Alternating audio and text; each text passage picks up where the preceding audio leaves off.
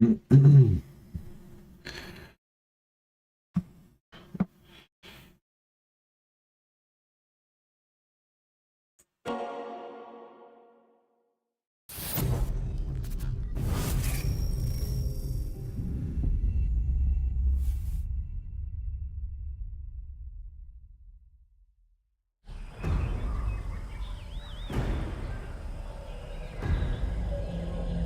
guys,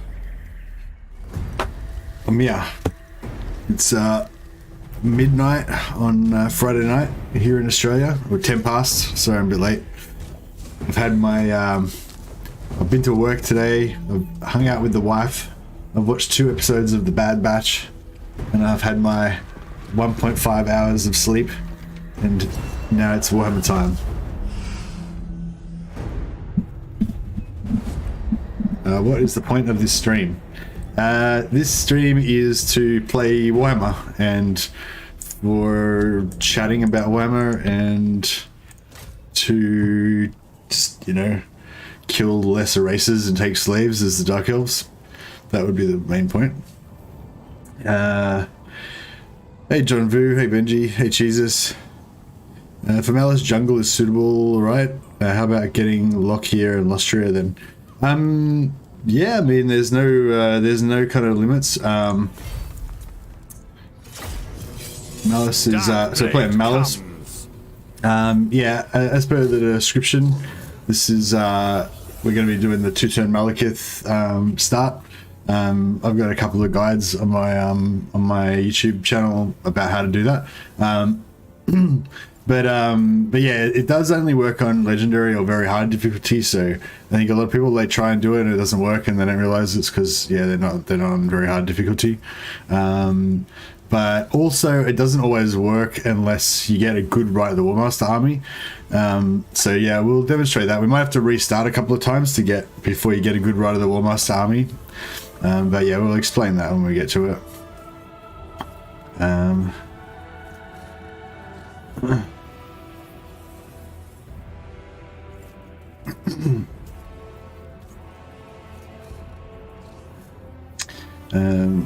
Hey Merkuba, hey Vink, or Vince, hey Robert Train, hey Simone Mancini, Robert Train, Amiral, hey Aldi. Just want to enjoy your stream, bro. Yeah, well, that's the point of the stream, is for us to enjoy. So yeah, welcome Adley. Hey Cooper Heifer, hey Jesper. Have you thought about combining the current method with loyalty cheese farming? You can easily get another 10 to 15k from extra loot on turn 2 to bribe Malekith. Ah, yeah, good point. Jesus, got some stomach problems. But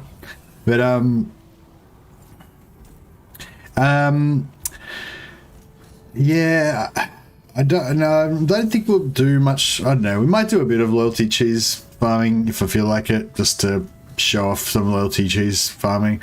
But I don't know, I think most people think that loyalty cheese farming is a bit tiresome. If you haven't done it before, it's really powerful and pretty cool. Get lots of levels and items and all that.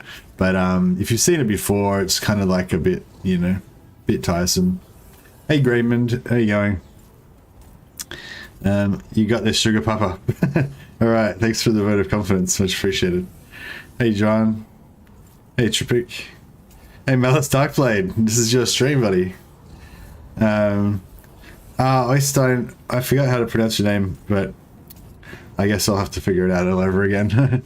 Oystein, I forget. Erstein, that's how you say it, Erstein. There you go, Erstein. Mick Jacker, how's it going? Does confederating with Malekith make the cost of the potion free? No, it doesn't, unfortunately. You've got to conquer, you've got to have 10 provinces, I think, controlled before you can get it made free. You can, the game will automatically give you 1 lord. When you disband a unit, then lord loyalty equals 2. Yeah, we definitely could do the loyalty cheese, but we probably won't, just because it's a bit boring. yeah, like, you know, once you've done it a few times, it's kind of not as exciting. Don't in any of my games anymore. Yeah, I don't really use it anymore. Super keen to see this. Hey, Nick and Derek, glad you're here. Hey, Andrew Tobias. Hey, Hubert. Hey, Simon Pierre. I'm going good, thanks. I'm not feeling too good actually, but hopefully that'll calm down once I have a coffee. Got a bit of like heartburn. I ate too much before and didn't sleep long enough. Can't watch right now, but hopefully I can rewatch the thing with the thing working. Have fun, Missy. No worries, Brave Man. You have fun too. Hopefully you're not doing anything too tiresome. Hey, Moen, how you going? Hey, Post-Tumor. Wolfric Wandering campaign over? Yeah, that was just a one-off. Oh, hey, Vince. Thanks for subscribing, man. Much appreciated. Yeah, the Wolfric campaign was just a one-off. Just wanted to see what it was like trying to migrate to the northwest and see if we could confederate the Hmong. Yeah, it was just like a little bit of a science exploratory type of thing. The saga of Wolfric, King of the Western Norskins. He died gloriously at the end of the episode, so that was the end of that.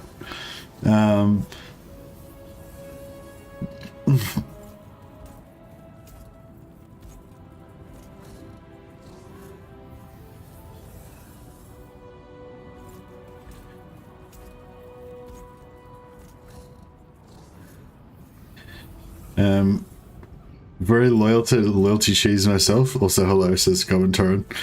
Nice. But Mercy, why don't you do it on the Vortex? I don't really like the Vortex, Benji. you know this about me. No, I do want to play the Vortex like one day. I just never quite get around to it because I like the Mortal Empires campaign more better, you know. But yeah, so playing Mortal Empires, Malus start. And we're going to do a migrate. We're going to do a confederate with Malekith and migration. And we might need to restart a few times to get the right start that you like. But yeah, even if you don't like to restart like during the campaign, a lot of people I think like have that like it's okay to restart at the start, you know, before you kind of get started. So we're going to go by that. We're going to go by that theory of restarting. Yeah, welcome everyone. Thanks for turning up. Got a really good turnout today, so that's cool.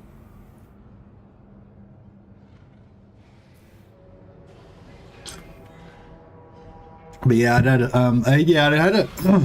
had a few people tell me that that this didn't work anymore and stuff, but then I had a few other people tell me that it does still work, and I tested it myself just before the stream, and it does still work. But I haven't played Malus for a while. So I just kind of wanted to play it anyway, so I thought it'd be a good time to show it off again. I don't think I've ever played on Vortex campaign, to be honest. Just seems so meh to me. Yeah, so I'm the same. Like I played it when Warhammer 2 first came out, but when there was no Mortal Empires. But as soon as Mortal Empires came out, I pretty much never looked back. Of Hag Graef. Though you are far from home.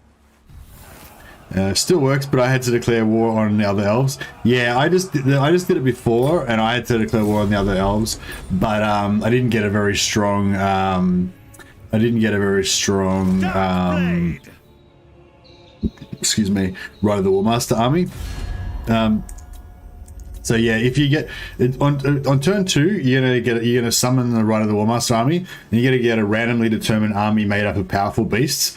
If that randomly determined army of powerful beasts includes lots of black dragons and high ranked, powerful units, then you'll be able to confederate.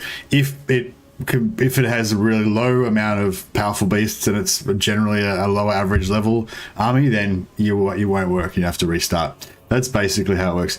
But yeah, the first important part that you got to do is declare war on everybody. There is a bit of an order to this that you can do. So the Mambalite tribe, they won't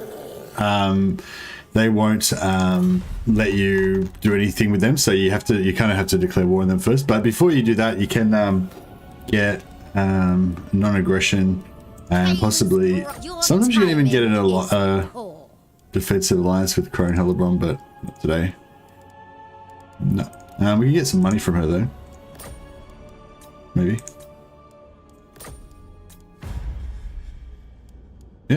non-aggression and 200 gold. Don't mind if I do. And then like the Clark around. So the original version of this, you wanted to kind of get non-aggression packs with the Dark Elf factions around you. But for this particular one, I think I'm gonna actually we would make more how-to tutorial videos. Yeah, I'll make more of everything eventually. It's just now that I'm back at work, I don't really have any time, you know. I gotta work 8 hours and then got to sleep a little bit, at least gotta hang out with the wife a little bit, you know. So there's not really much time to make videos. So yeah, I tend to only be able to pop out a video every like 3 or 4 weeks when I'm at work. So, but next time I have holidays, I'll just make as many videos as I can as fast as I can, basically. But yeah. But yeah, so the normal way you do the 2-turn Malekith is that you basically, at this point now, you get a non-aggression pact with these red guys, Clark Harond. You can also maybe get a non-aggression with Hellebron, and maybe with the Forgebound as well. So all of the Dark Elf factions immediately neighboring you, except for Grond, then you're allied with. So you've got, you know, it's a bit safer to kind of conquer this area. But for this particular campaign, I'm actually gonna abandon this whole area anyway. So I don't really want to be friends with anybody here. So I might actually not do that this time. Yeah, I might just only ally with Hellebron. A couple of people said in my big test one that I did before, I made a non-aggression pact with Clark Harond and with the Forgebound, and it still worked. But a few people did say they had to actually declare war on all of them because they obviously didn't have a strong enough the Warmaster army. But anyway, for this one I might actually declare war on them. So yeah, so basically you get non-aggression pacts with whoever you want to get a non-aggression pact for with, if you want. So if we wanted to, we could actually get a non-aggression pact with these guys, and you know, eventually possibly get a trade agreement.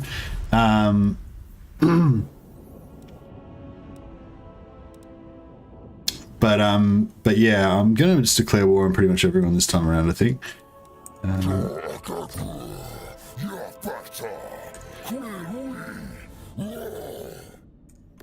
Put war on those guys,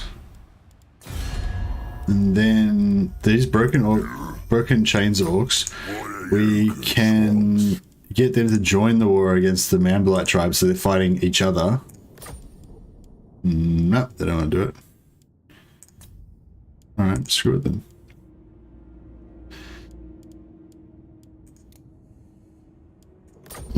We'll just declare one then as well. Dreadlord, awaiting command. Welcome. And yeah, I'm pretty much just going to declare war on everyone, I think.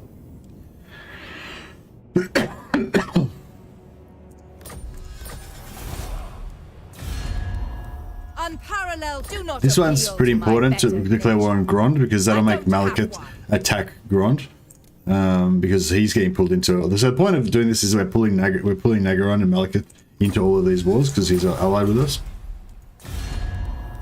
And that's going to make him more like, hopefully that's going to make him feel more threatened, so that as far as like the calculation for Confederation goes, he's going to be more likely to want to confederate with us. Plus he's also going to attack Great Arena on turn 1, and he's going to lose some of his forces, which is going to put him down a little bit in strength rating. Libaris an audience. Very well. Have you spoken to my...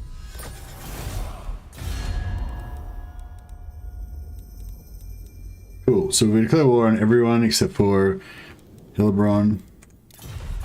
Done. I like to take greenskin settlements so that the right army spawns in Nagaroth. Yeah, that's what you gotta do, yeah. Really cool, you know this game so well. Thanks, Robert Trent. Yeah, I'm gonna definitely want to make more videos. I feel like there's just so much interesting stuff to talk about with this game. And like, for those of us who have played it for a long time, hey Wolfgang, how you going? For those that have been playing it for a long time, you know, you just you kind of just know so much stuff. You don't really realize like all of the little things that you just kind of know. Like you know what I mean. You just accrue all this sort of knowledge. This is real military might. So yeah, it's kind of cool. The din of war. Yeah, so we're gonna attack this now. Just auto resolve this. This battle is actually really pretty tough to fight if you try and fight it manually. But yeah, just auto resolve it. You won't take too much casualties. Now, just sack it. Make sure you don't occupy it, and make sure you don't raise it.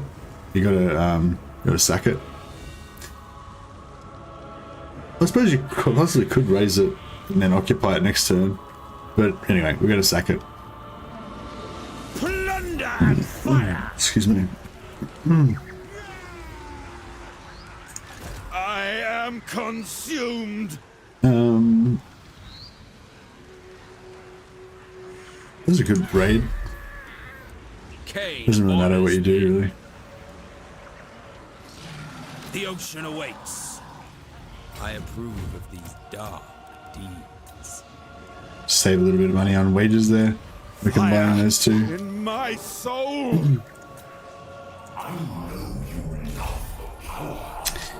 Yeah, so when you do the Ride the Warmaster Army, it's going to spawn at your capital. And we're gonna. So currently our capital is in Hag Graef, but we're going to sell Hag Graef next turn, so that won't be our capital anymore. So yeah, what you do is since we want to migrate to, so you can do this without migrating up here, but for this particular example, we're going to migrate up here and abandon the starting area of Dragon Isles. High Beastmaster. So yeah, so we're just going to take Kregoth Deep, and that's going to become our new capital. And this also when we sell this, it's going to get like knocked down a level to tier 1. Yeah, obviously it's got too many buildings at the moment. So if we sell this one, then it'll only have 2 buildings, and then it'll be okay. So we won't lose this. We want to keep this because this is the one that gives us the upkeep reduction for all units, and also gives us the money. And I think we've done everything. Click that. So yeah, there's like a checklist of things you got to go through to like do all these things by turn 1. I think we're gonna I might actually save it before the end of the turn, because I think you can actually save scum to get a different result without having to redo the whole thing. So we'll check that out. I'm pretty sure I've tested that before and it works. So You are nothing but a slave. yeah, that's one of the coolest things about the Malus campaign. Just the Zarkan just saying evil shit all the time and just like sounding really badass. But yeah, all right.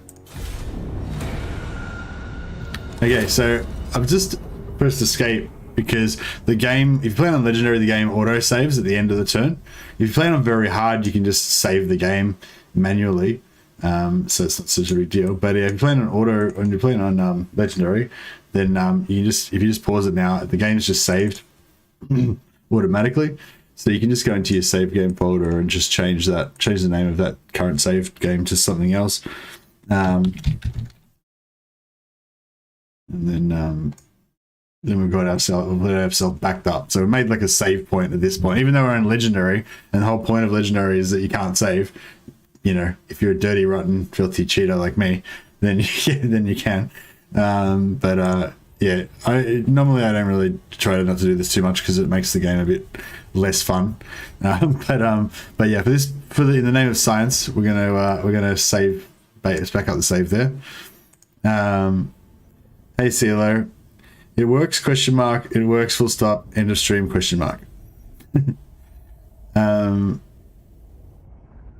friend of Yoda, how's it going, man? Yeah, I think it's going okay.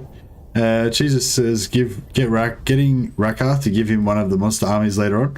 I don't know, I don't really care about Rakath. But yeah, I mean, I guess he'll figure into our plan somehow. I haven't really thought about it too much. Alright, so backed up the save at the end of the turn. Malekith, as expected, has attacked Great Arena and has taken a bit of damage.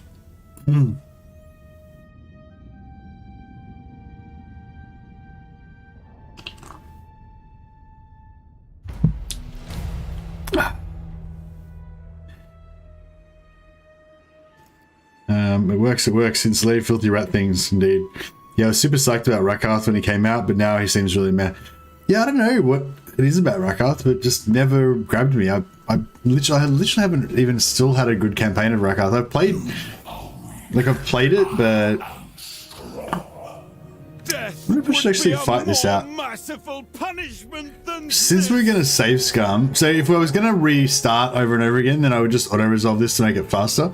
But what I might do is actually fight this battle and then save scum again after that, like back up my save again, and then that can be our save point kind of thing. And that means we can fight a little battle now, so we can stop theorizing about stuff and get our hands dirty a little bit. Get some greenskin blood on our serrated Druki blades. Thoughts on Marathi's unique line? I've always found the tenacious line much better than Insidious. You can stack slaves like crazy fast that way, plus upkeep reduction for early game. I can't really remember exactly what's on there, but yeah, I know that I kind of like both of them. I think they're kind of like, yeah, like one of them gives you like more magic find, but the other one gives you like buffs to your like hero stack. Yeah, I don't know if I care too much about the like macroeconomic stuff, like with Malekith, you really want that tyrant side of things, the one that gives you the reduction in slave loss and increased slave income and all that kind of stuff. Like that's going to really make your whole campaign better, you know. But I feel like with Marathi it's not really like that big of a deal. It's more about what kind of army you want Marathi to have. And whether you want the magic find, I guess. But yeah, I can't really clearly remember what skills she gets exactly, so I can't really comment on that one too well. I feel like Rakarth would be more fun if his monster was faction wide, not just his army. Also, the monster pins having more monsters. Rakarth, like most other Dark Elves, only one path to follow. On top of that, his faction mechanics not high impact, like Marathi's or Malus's, for example, and use it for the first part of the game. Yeah. The merciless host. Yeah, I mean, I guess Rakarth's main thing is that. Oh, hey, Fernando, thanks for subscribing, man. Much appreciated. I guess Rakarth's thing is that you can get like a powerful stack of monsters pretty early in the game. But yeah, I don't know. On to slaughter. Oh, we can actually waste ammo on this, can't we? Yeah. Wonder if it's actually worth wasting ammo or not. He's going to take a bit of damage, but yeah, I guess we may as well do it. So it shouldn't really matter like that much. Like I said, the main deciding factor is how good the Ride the Warmaster army is, but every little bit of like faction strength that you've got helps as well. I'm not sure whether it actually, with Confederations, I'm not sure if it actually cares whether the boards have full health or not, but yeah, I mean, I know for auto resolve it does, but it's not the same. Like the Confederation faction strength calculation is not the same as the auto resolve like strength of your armies. It's like a separate thing, apparently. It's like just an arbitrary value that the units have. But yeah, so I don't know whether their health affects it or how that affects it or whatever. I assume that the health gives you like a percentage of their strength or whatever, but We sense battle. not 100% sure. Following orders.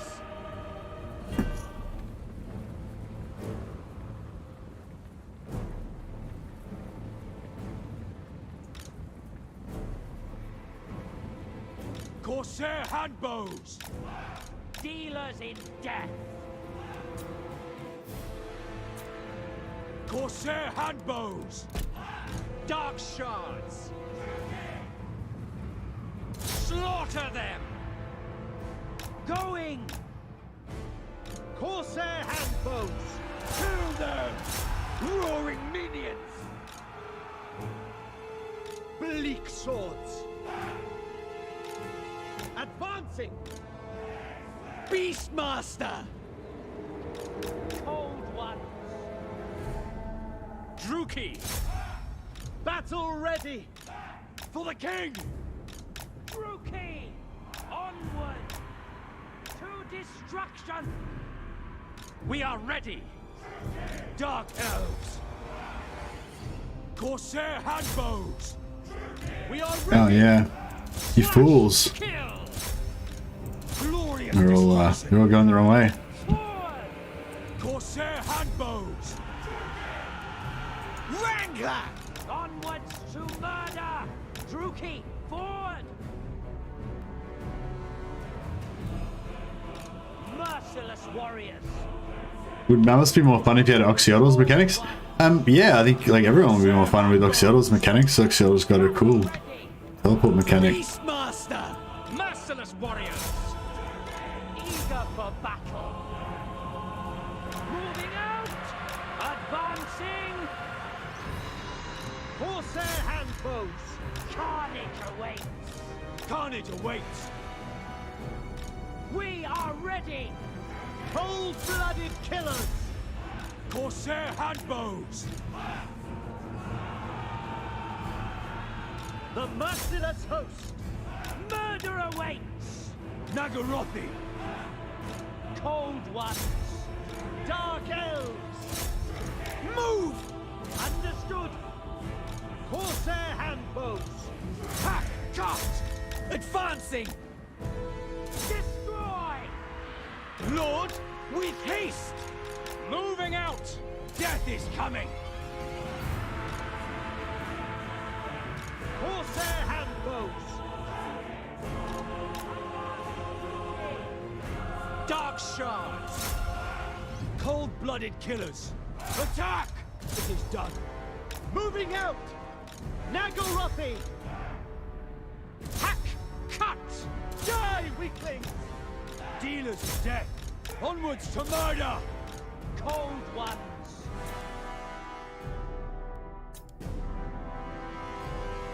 Merciless warriors!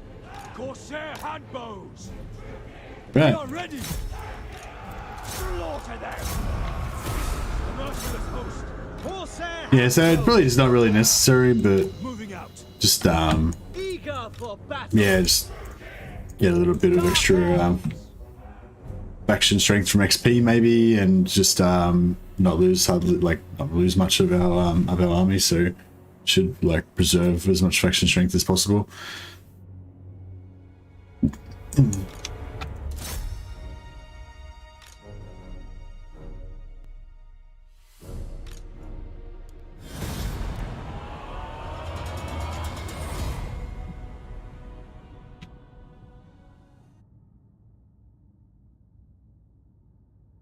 Yeah, hey Emilo. Yeah, I haven't really tried out Oxyotl that much. I played one session of him when during the pre-order, like during the pre-release, sorry, when I had the early access.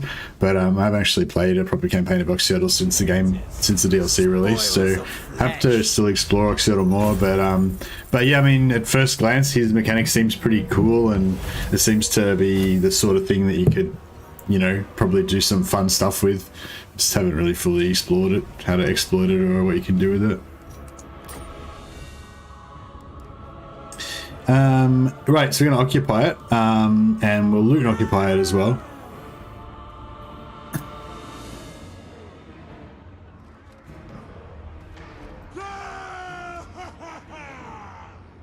Take all you can carry. Get a little bit extra money. High Beastmaster. Doesn't really matter what we get there. Yeah. Diplomacy wise. Mother of despair. Actions speak louder than words.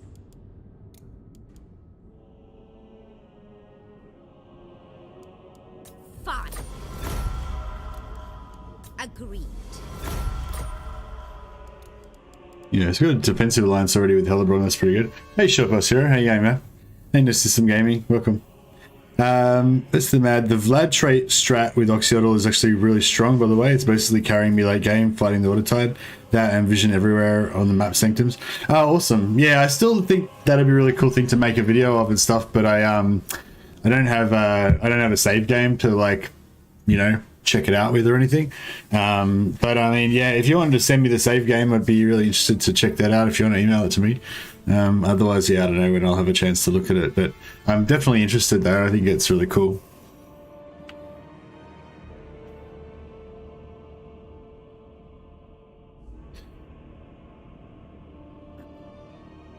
Why are you fighting Autotide as lizards is not rule friendly?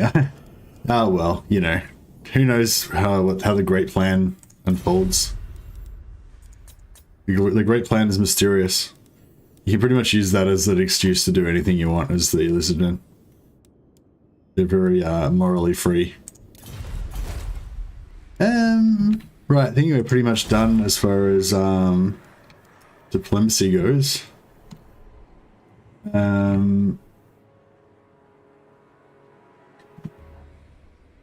So we can Darkblade!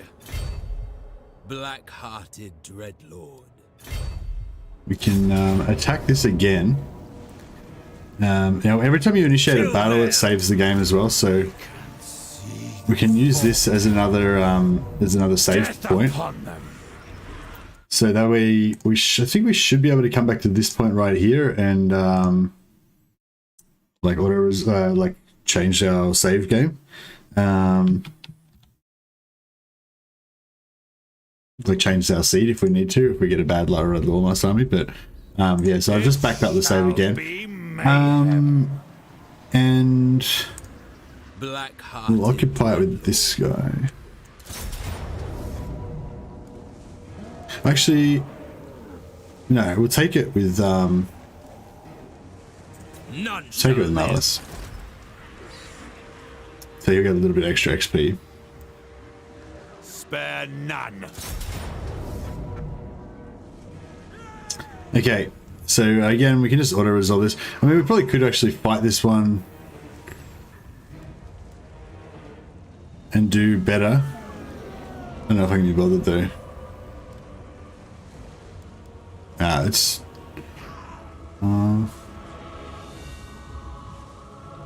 nah, it's fine. I'll just auto-resolve this one.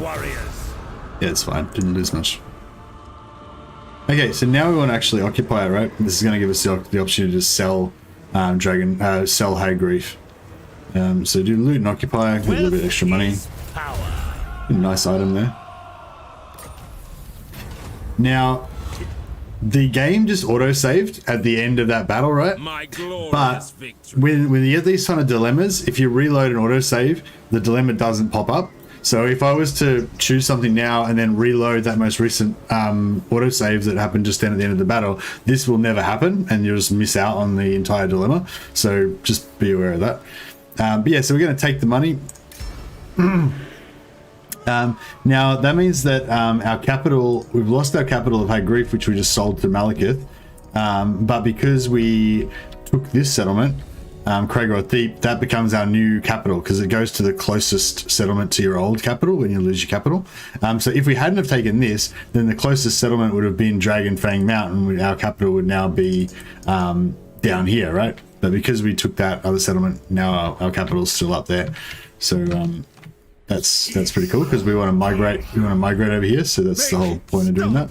Make it stop. Now.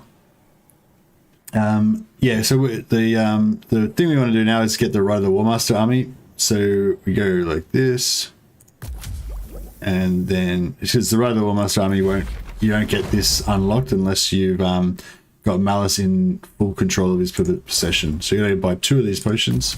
Now in full control, unlock Ride of the Warmaster. Then go in here, choose Ride of the Warmaster. And now see what army we get. If we get a good army, then we're good. If we get a shit army, then we're screwed. We got a pretty bad army, I guess I would say. I don't know. It's kind of medium. It's not great. not like, you know, it's not really what I'm after, but I'm kind of liking the look of the 2 War Hydras. Like for in terms of like units that we could keep in the late game.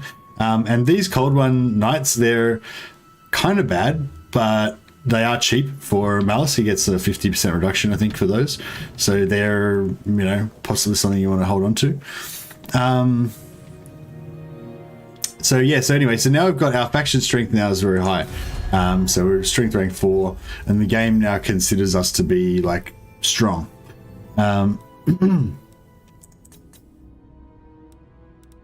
Speak. Malekith likes us quite a lot because he's in all his wars with us, and we're probably his best friend in the game, which gives you a bonus. Plus the fact you're over 75 means that you're like friendly, gives you a bonus, and plus hopefully he feels threatened because he's at war with all these factions all around him. So then the Confederation says no, right? But then you offer him like heaps of money. Like if you're lucky, some people have been saying that they sometimes they get it with like 9,000 or whatever. They get it quite cheap, but as you can see, he's not going to do it for me for that.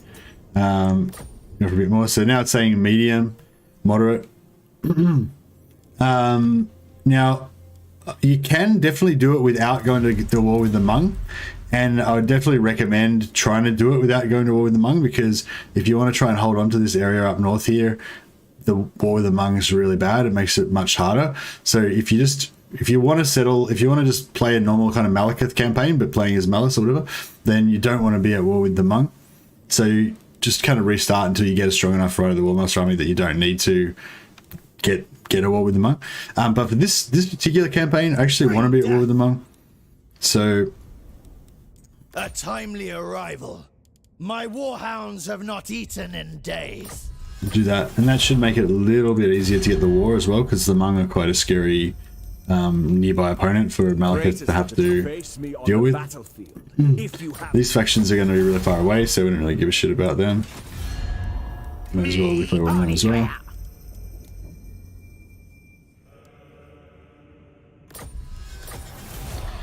And the Clan Septic is already at war with Naggaroth, so there's no point declaring war on him because he won't be pulled into a war with him because Naggaroth's already at war with him anyway. So now we've got him at war with like everyone we can possibly get him to be at war with. What foolish errand brings Malekith. Yeah, it's pretty much nothing else we can do. The only other thing you can do is you can hire more lords as well. So every settlement, every province that you've got, like Kragoth Deep here, we could summon a lord here. That would give us a bit more faction strength. We could summon another lord at Dragonfang Mount back over in the east as well. I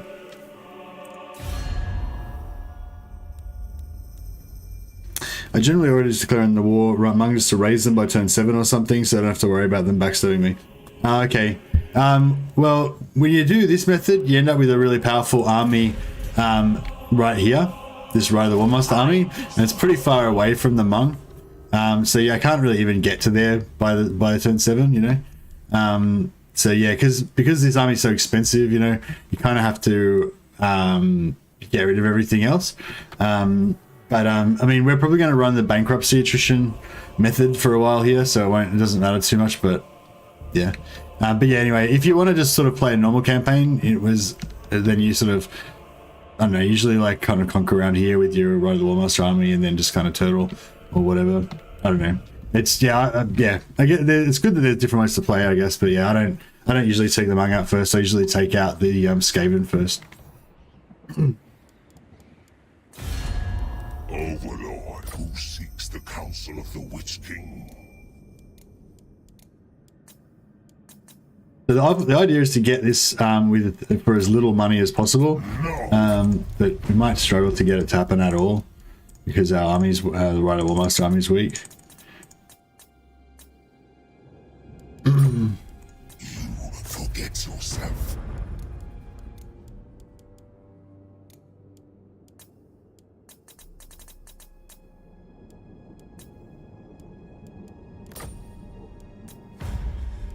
No, so that when they offer you something alternative, that means you're very close. So they're like really close, but not quite. So we might have to actually restart this one.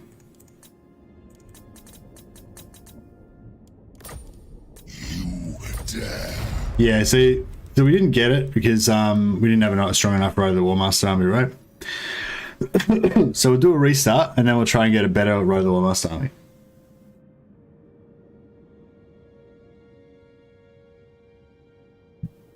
Hey, Vasily. Chaos, Dark Elves benefit from having great many enemies. Yeah, I guess so, because they can enslave them, and like more enemies just makes them have more slaves. So that's pretty good.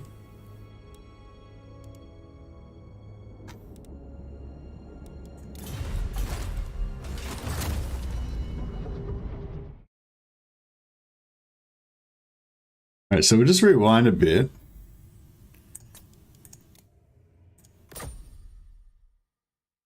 Yeah, exactly, Inca.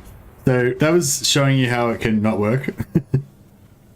Is there a good way to confederate Malus as Malekith? I usually don't find it's too hard to confederate Malus as Malekith. You just, you know, basically just get good relations with him and then wait till he gets wrecked. Usually he doesn't usually dominate like in the east, so excuse me. So as long as he For the Hag!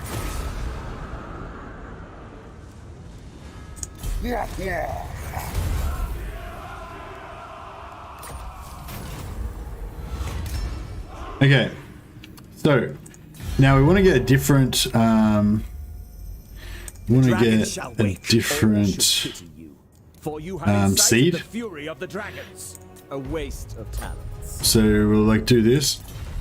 I think, yeah, that should be enough. I think.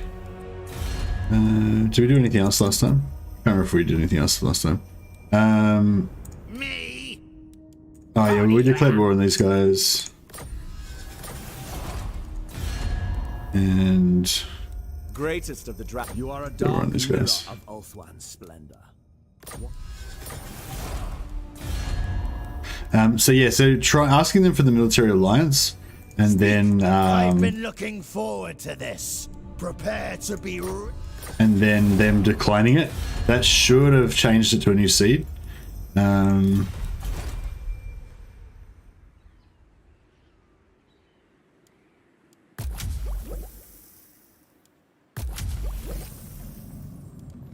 we'll see if we get the same row that War Master Army.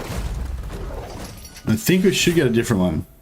Otherwise we might have to restart the whole thing. Oh yeah. So this is totally different. Now we got 4 Black Dragons instead of 2, and we got 4 War Hydras instead of 2. And we got the same amount of Dreadnoughts and everything. So this is basically a much better Ride of the War Master Army that we got right now. This is probably like as close as you just. I mean, sometimes you get like 5 Black Dragons. I think 5 is the most I've seen. Maybe some of you guys have seen even more, like more powerful ones, but this one's a pretty good one. So if we can't get it with this, that really sucks. We should definitely be able to get it with this.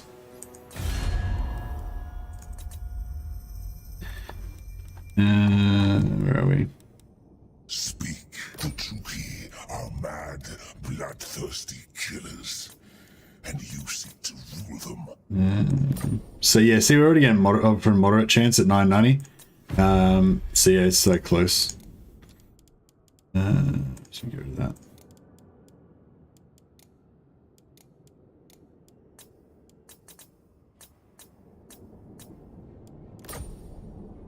No!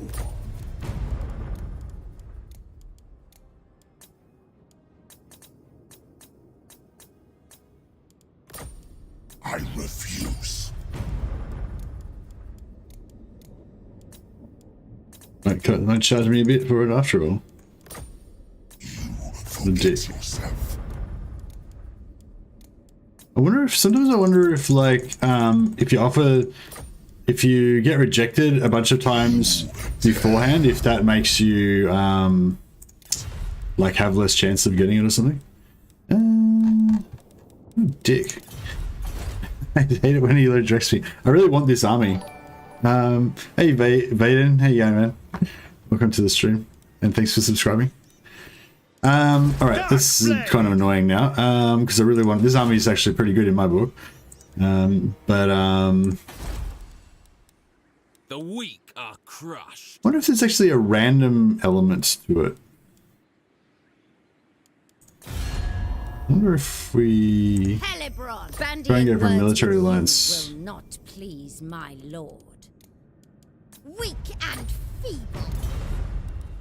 Yes, what brings you before the Lord of the Black I don't think that would do Tower? anything.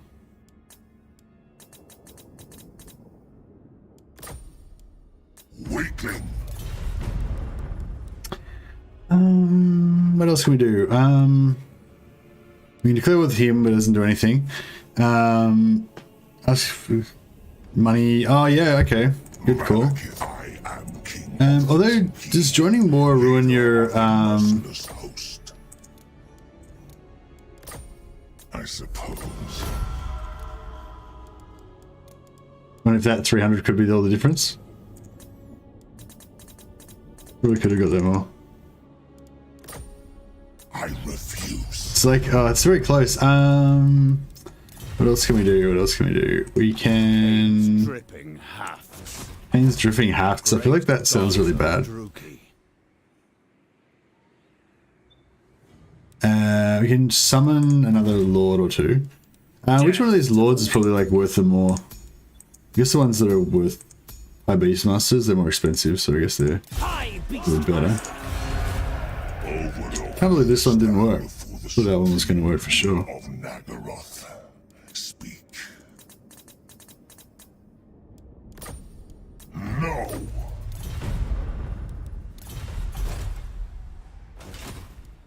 By the Lord of Murder.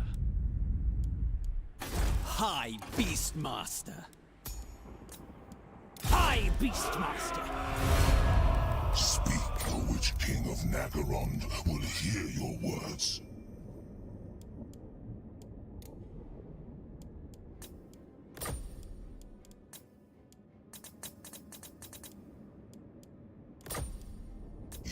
No, doesn't want to do it. How does it feel to lose your throne on Ulthuan for 10,000 years? Are you talking to me or are you talking to Malekith?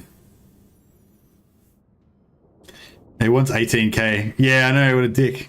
He did it last time with a weaker army and for like less money. So it's, I guess, I don't know. I guess there's like, I don't think it's random, but I guess there's like other elements that we don't know about, the mysterious other elements, you know?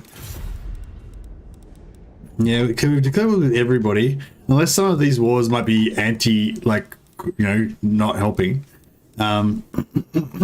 Excuse me.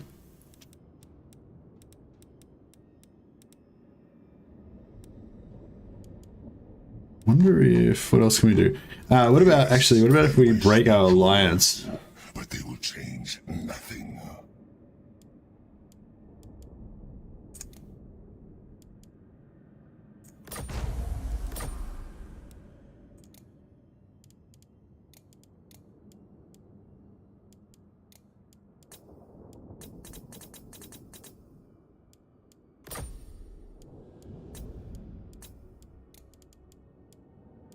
Yeah, if I do a non-aggression pact... Actually, no. If I do... Military alliance...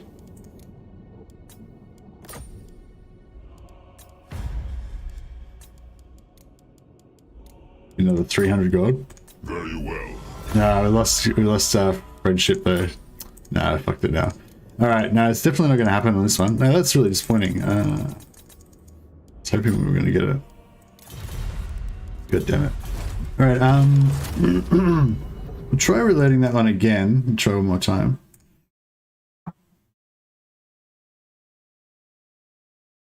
Would getting extra gold by joining wars and asking for gold to do so help out? Yeah, there's a lot of things that might help out, but yeah, if you just redo the right and get like a better army, that's sort of like the best thing you can do. But I thought that army was actually pretty good. And last time I did it earlier today, like I'm pretty sure I had a weaker army than that, and I got it for less money as well. So yeah, I don't know. There's a bit of a mysterious element to it as well.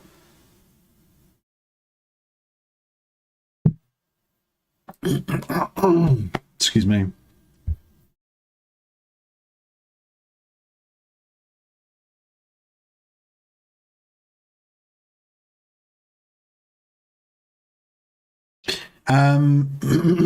Yes, actually, John Vu, you can transfer the units to Black Ark to get the extra money, and I usually do that. I couldn't remember why, I was wanting to attack with the Black Ark instead of Malus, but then yeah, that's why you save extra money.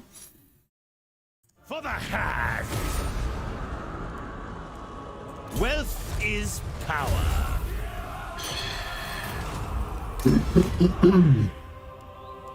All right, we'll just do a couple more. Do military alliance. No way! And we'll do Greatest as to well. face me on the battlefield, if that is beneath me. And we'll do I've two, why been not? looking forward to this. Impossible!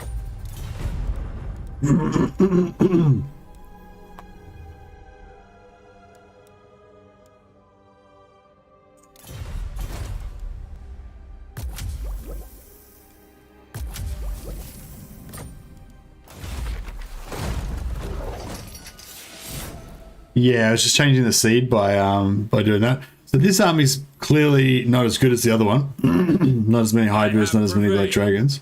So that sucks. Won't bother declare. I don't think actually declaring war on these guys or these guys actually does anything. And declaring war on this guy doesn't do anything either. So we'll just do mine. My warhounds have not eaten in days.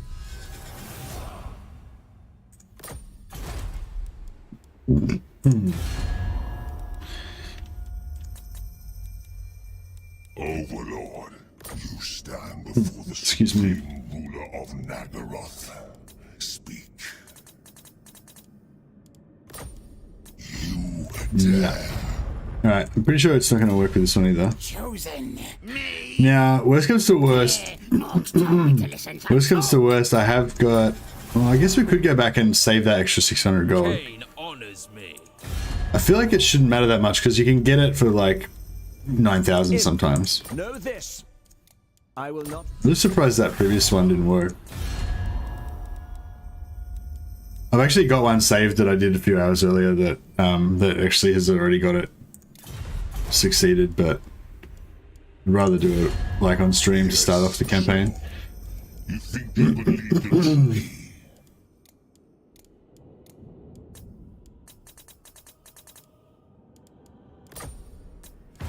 Nah, yeah. Yeah, the other one was heaps closer.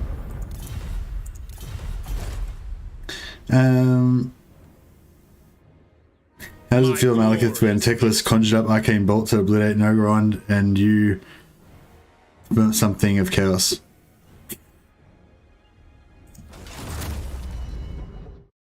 Not sure how that works, but yeah.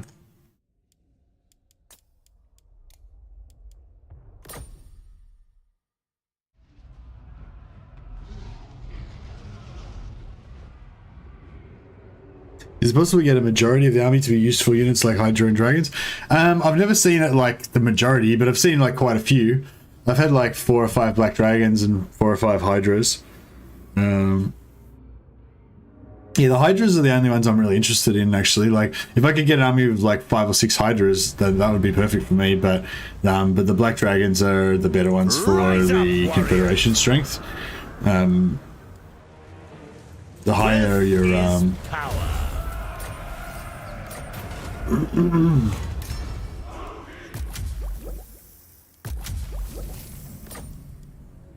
let's see what we got.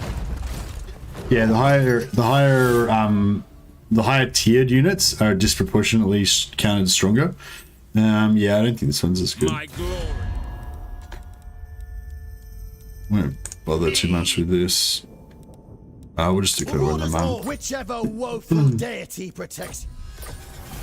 It might be also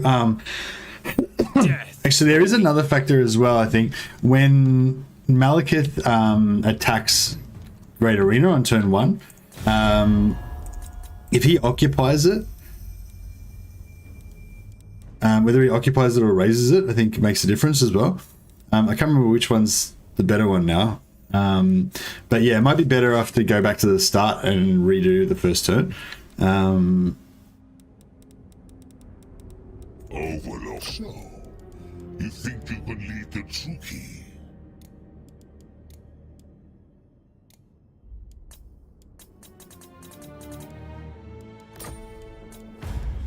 Yeah, close to this guy. Yeah, see, Malekith's like strength rank 53 here. I think sometimes he can be like lower than that, which is more helpful. Yeah, I don't think this one's gonna work. Maybe I'll try one more time.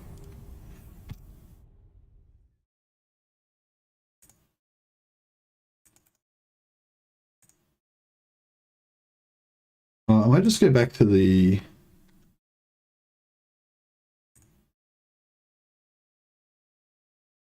We go back to the previous one. Turn 1.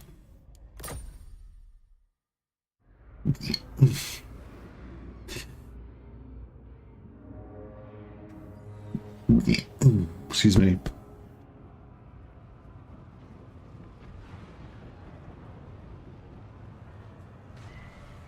Join the war on Skaven. Yeah, joining the war with the Skaven doesn't really do anything in terms of threatening Malekith, I don't think. Doesn't seem to make much difference. The money might make a bit of a difference, but it's like, yeah, sometimes when you get it, like, it's much cheaper. Like, sometimes you only want like 9,000 gold. So, you know, like, yeah, like the few hundred gold definitely could matter, but... Do you know who I am? Dreadlord of Nagaroth. I admire your darkness. Rest for the wicked. You can get back on there, that's right. Lord of the Black Court. And what else do we need to do? Do we do all our stuff here? Malekith, King of Nagaroth. Yeah, I think we're done. All the diplomacy's done. Yep.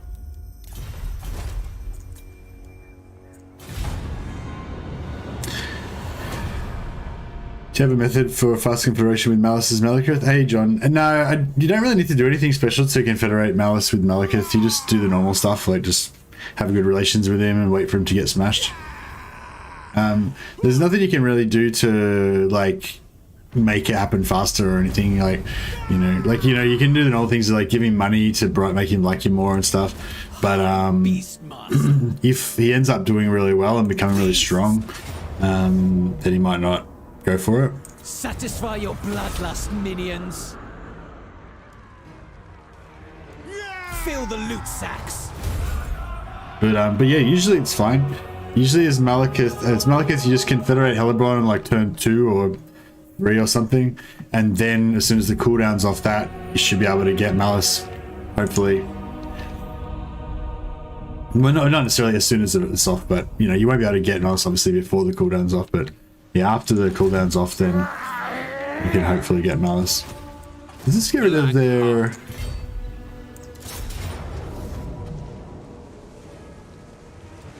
By Cain! Losing my grip. I tire of this. Vicious Dreadlord. Slaughter calls us.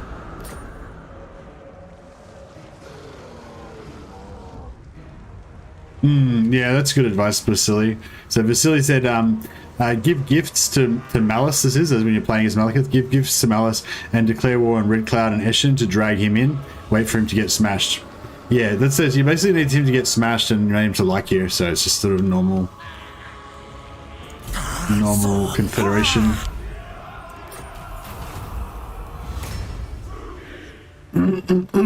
Alright, so we've got a bit more money this time. I shall savor this triumph.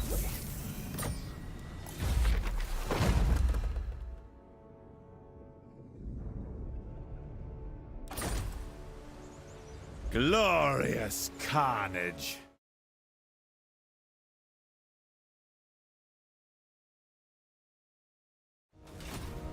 What plot? What do we get?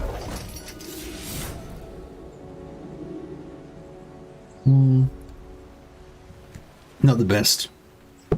Elation in victory.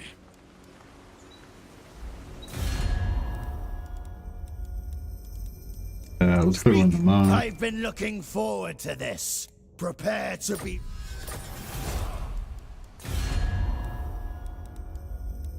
Cain's priestess.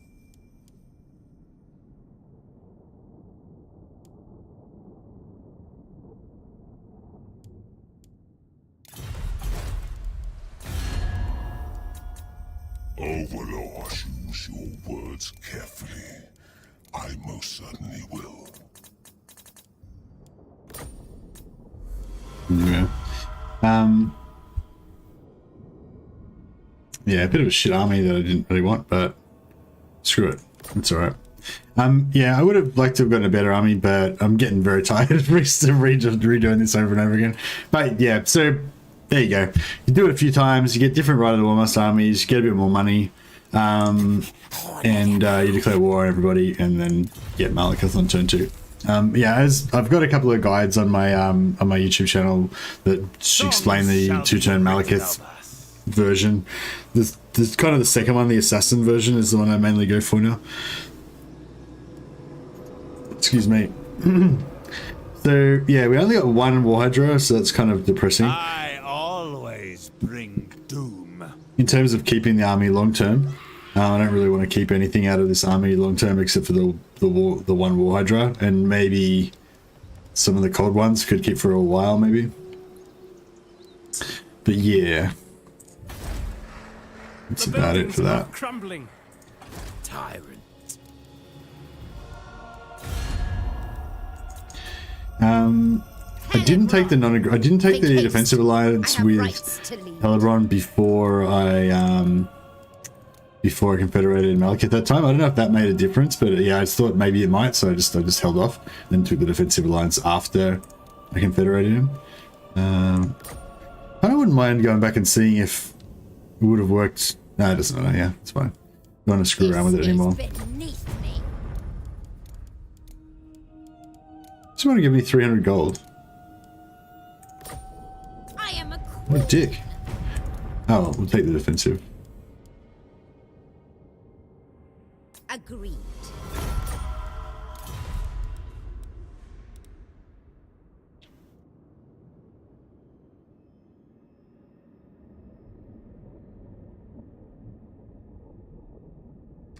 Too many carry this. Just confed Rakath in 5 turns and they'll be useful to him.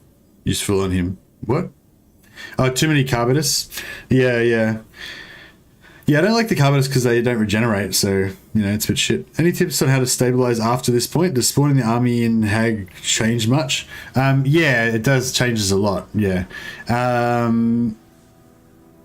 So, basically, yeah, so...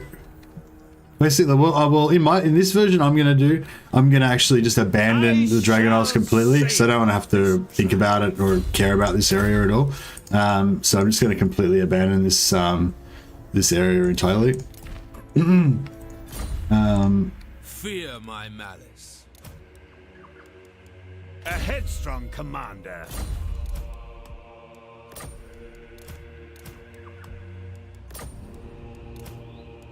Glorious carnage. Fear me. Oh shit, I forgot we don't have any money to actually get rid of Malekith instead. Oh, actually... No, I won't do that actually. Sorry, I'll just... Since we're on a safe scumming run, I'll just safe scum some more.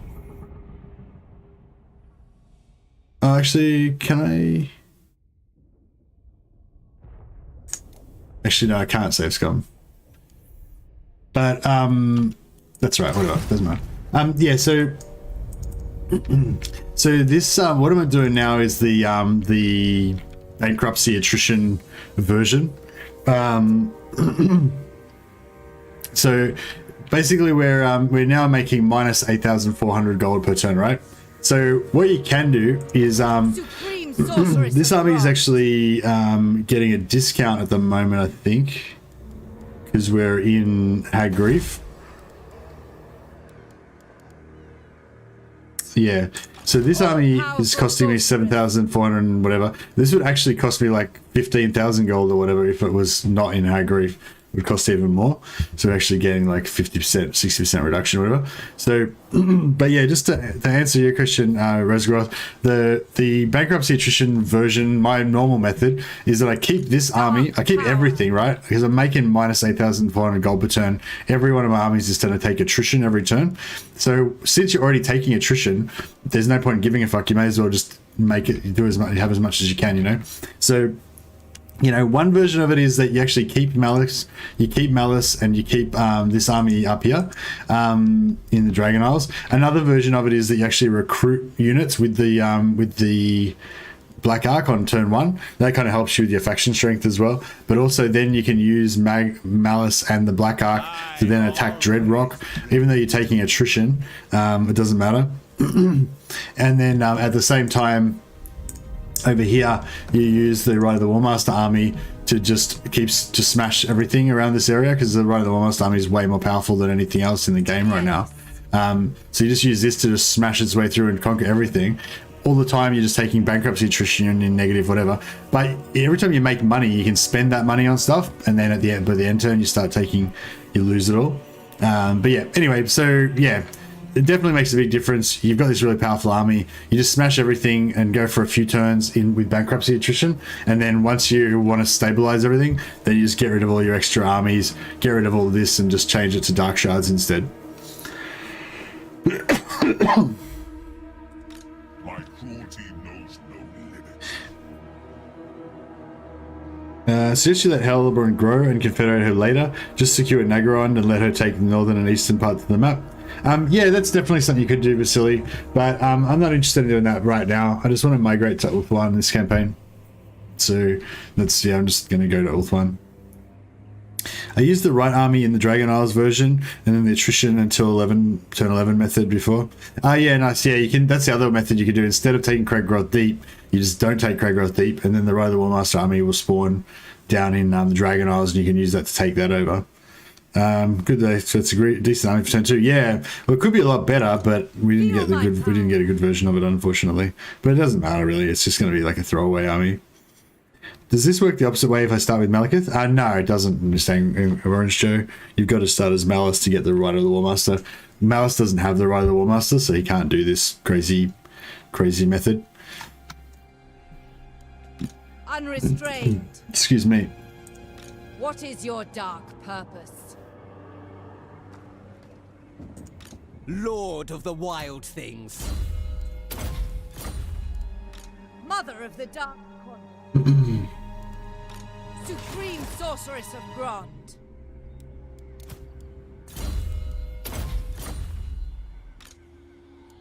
Setting forth. Gathering my yeah, the other good thing about this is that we get this fire sorceress from Malekiths. Having a wizard like early in the game is really powerful. And if we didn't do this, then we wouldn't be able to get the wizard until we go to tier 3, which takes quite a while. You can open a zoo with that stack. Yeah, I know. It's pretty crazy. Speak. limitless power. We could sack Great Arena one more time.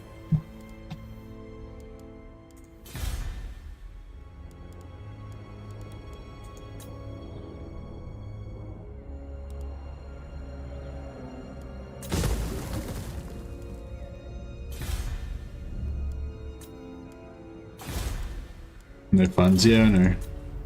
Alright, and yeah, I think that's about it. Alright, let's get underway.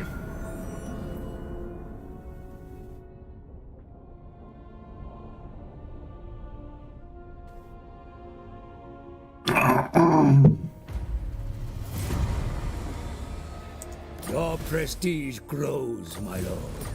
Alright, so because we're making minus 8,400, we went into negatives over the end turn, but then we get zeros as low as you can go, so we went to 0.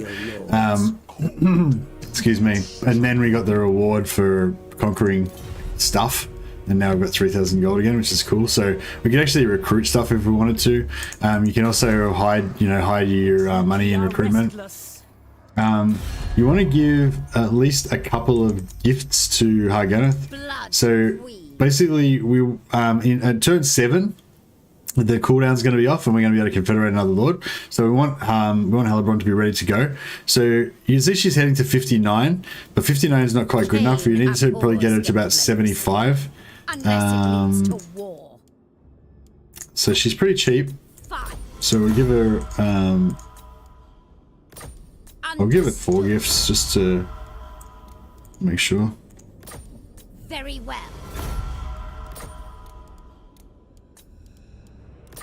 All right. Might be a bit of a waste of money, but it's cool. Sorceress of the Dark Convent. Be ready. Ever onward. Reign secure. So yeah, we don't really need this guy. But Commander. like, yeah, we don't really need half this stuff, but Yes. I accept. Chosen of Hecate. My dark but since we're getting bankruptcy attrition anyway, we may as well just keep them all. I could sack Great Arena. King of the Druki. dark magic. So if I sack Great Arena, it's going to delay the amount of time it takes for Malekith to get down here. That's the only thing. So yeah, I might just skip it. Rest.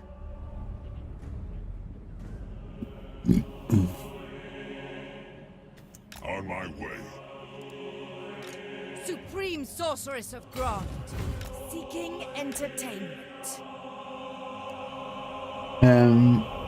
Did see a change in Mountains of Overall Dark Elf terrain, or is that a Malus thing? Haven't played Malekith this patch yet, and this is different from my last Dark Elf. I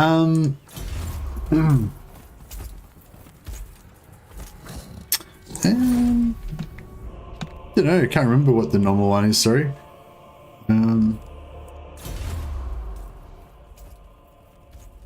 Oh yeah, no, there you go. You can see there, Malus's things are suitable climate, jungle, and mountain. So yeah, I wouldn't say that if mountain was the default one for Dark Elves. So yeah, it is Malus.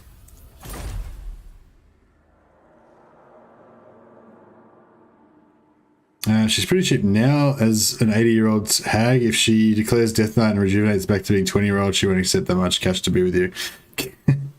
Yeah, I want the hot version of Halbrand. Damn it. All powerful.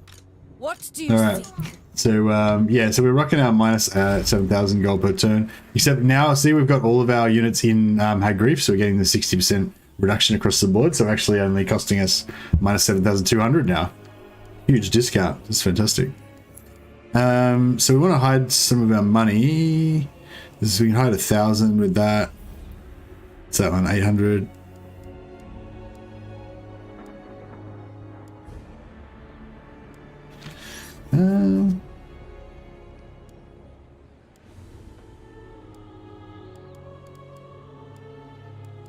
The winds are changing.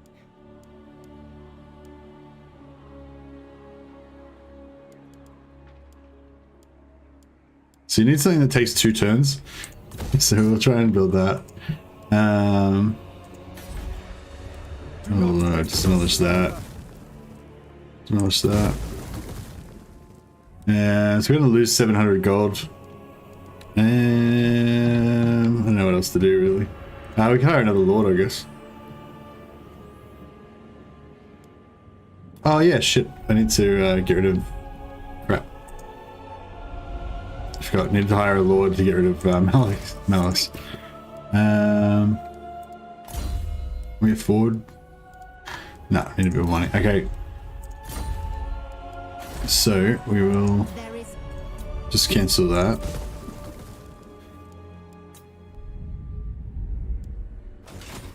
Great gods of Druki. Just want one that's 5 to 10, so less chance of rebelling. Supreme Sorceress of Grond.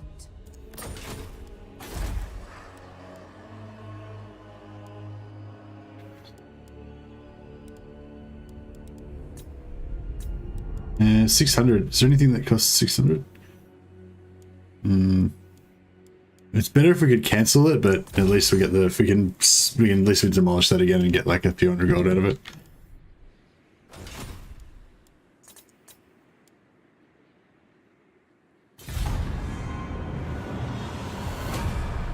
Don't forget to arrange your slave zones before attacking everyone. Yeah, I haven't actually got a... I'm going to abandon everything here, so we're going to lose all the slaves anyway. It might be good to get some slaves temporarily, though, so we can unlock Sacrifice to Cain. Oh, I've already got that unlocked, I think. We just have to wait for 3 turns.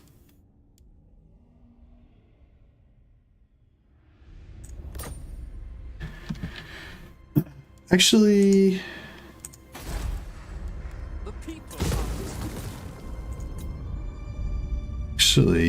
if we build this,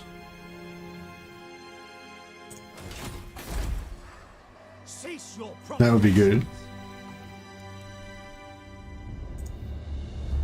I am the Witch King.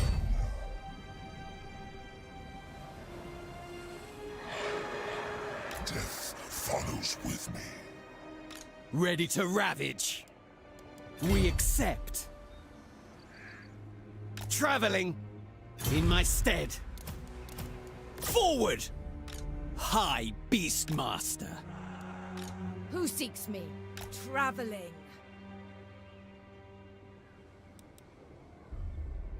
Moving on. I tame the untamable. Behold true power. Right. This world will be mine. So, I don't know where we want our slave to go. I guess Black Blood.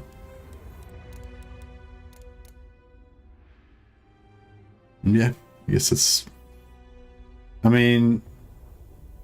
Well, actually, maybe Iron Mountains is better because that's where there's Nagarond. Bow before your true master. I could have fought those rebels as well, but that's alright. Hush, beasts. No feeding today. Might just fight this one, that way we can regenerate our Hydra.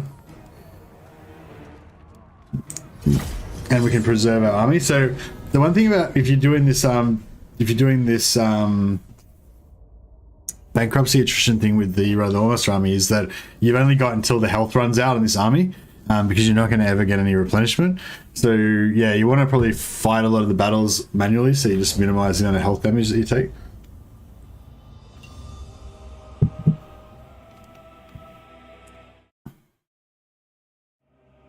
Beastmaster!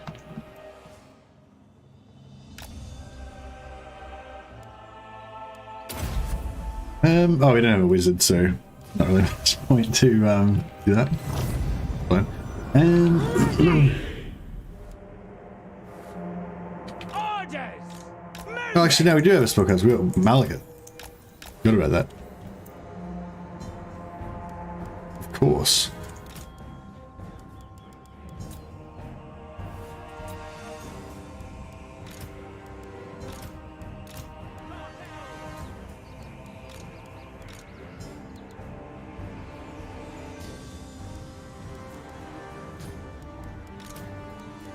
Cold ones!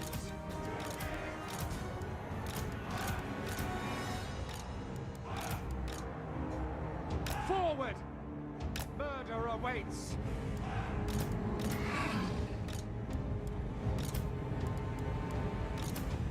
Oh yeah, we've got artillery. Fantastic. What about that?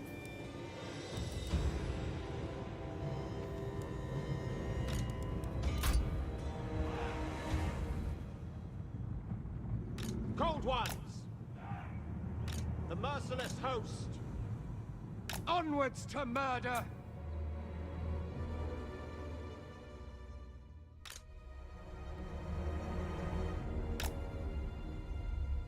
Malekith could take them on by himself? Yeah, probably. Give it a crack anyway.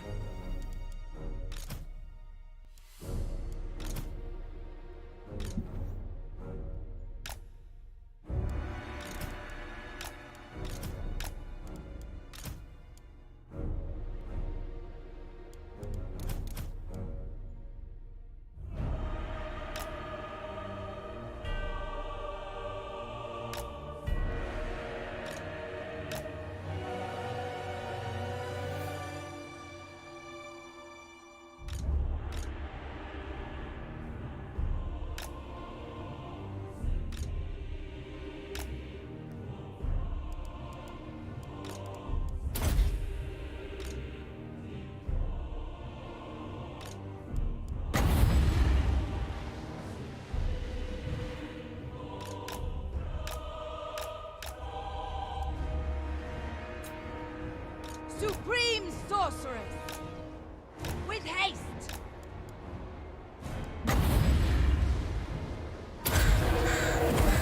Summoning destruction. Seeking entertainment. Oh no, she got wrecked. Power unleashed. Enchantress. I summon thee. Supreme sorceress. Onto battle. Limitless power. Forward. Sorceress. Dark power. Supreme sorceress. Advancing! Is this now a live campaign? Sure is, as per the thumbnail. Live naked girls or something. Cold ones. Destroy! Supreme sorceress.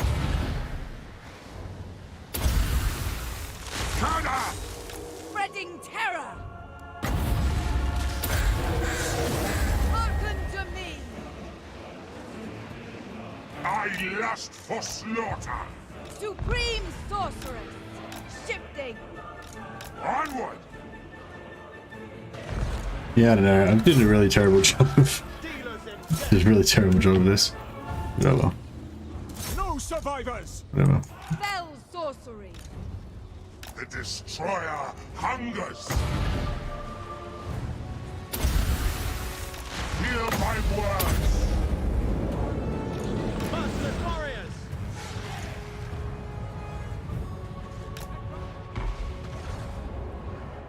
Eager for battle! Bloody murder! Well, yeah. You know, you just do what I say and not what I do, you know. The idea is to not take casualties on this, but we actually just took heaps of casualties, so whatever. You get the gist of it, though. For the king! Moving out! Blood will flow! Advance, Dookie! Dread knights! Supreme sorceress. The dark convent. Moving out! The merciless host! Cold ones! As you say, onward! Moving out! Win is good enough. Yeah, win's good enough, but yeah. I didn't take any casualties on me in my Ride of the Warmaster stuff, but hey Mercy, since they announced some changes to the higher difficulties, are there any other changes you'd like? Currently then they're really dealing with melee troop effectiveness. Yeah, the only things that I've heard is that they're going to reduce the buffs that the AI gets on very hard and legendary, like in battle. And also they're changing the balance between the different size categories for like spells and stuff like that, so that, you know, when you're doing very small unit sizes and versus ultra, it's not so out of whack. This is, oh sorry, this is for Warhammer 3 that he's talking about, Amadeus. So yeah, not for a few months yet, not till Warhammer 3 comes out. You never know though, they might do like a beta. Sometimes they'll do like a beta where they Search this place. sometimes they'll do like a beta where they'll like release the changes to for us to try out beforehand. Look on me and cower.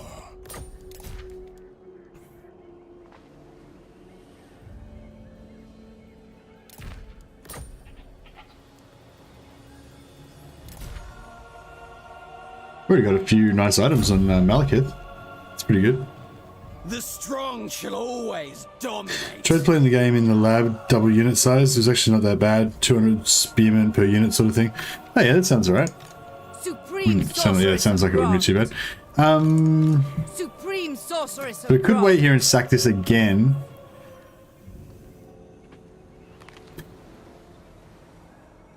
See, now we've got 3,000 gold, but we don't really have anything to do with it.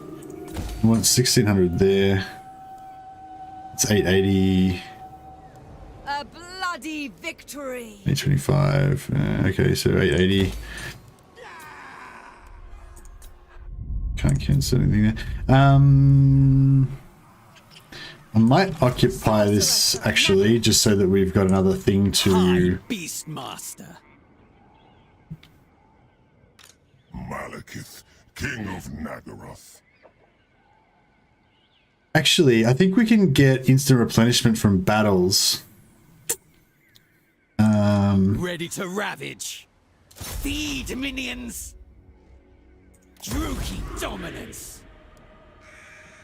Baying for blood.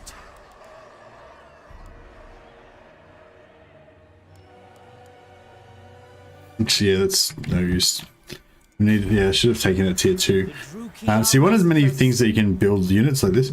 That's okay. We can, at least we can recruit. We can recruit some units.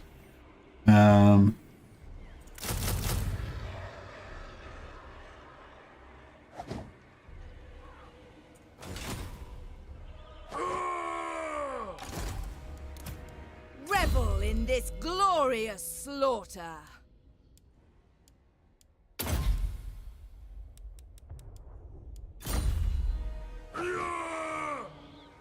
Levy's pretty interesting. Yeah, you can try out lots of crazy stuff. Death. Yeah, I don't think they need to buff missiles anymore, obviously. They're pretty good. If Millie's bad now, then we come out right unusable, yeah. It's, I don't know, I mean, it's, yeah.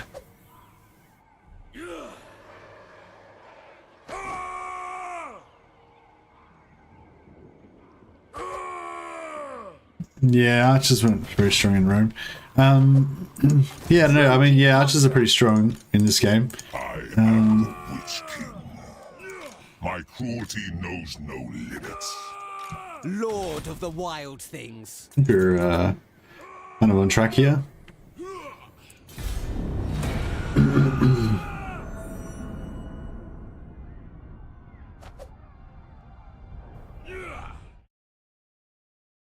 Oh yeah, I probably should have mentioned this earlier, but just a bit of channel business. If anyone's new to this channel, if you haven't subscribed to this my channel already and you would like to, then yeah, please do.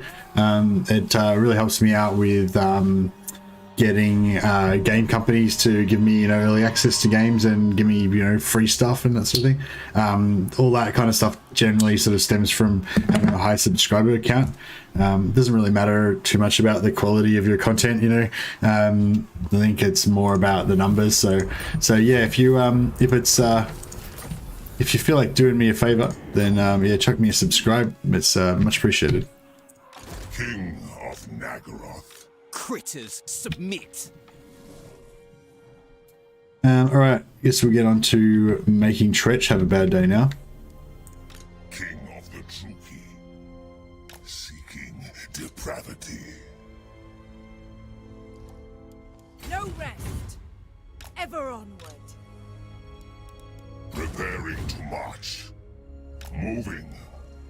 Foul sorceries. Be ready. Setting forth. Heal, beasts of Druki.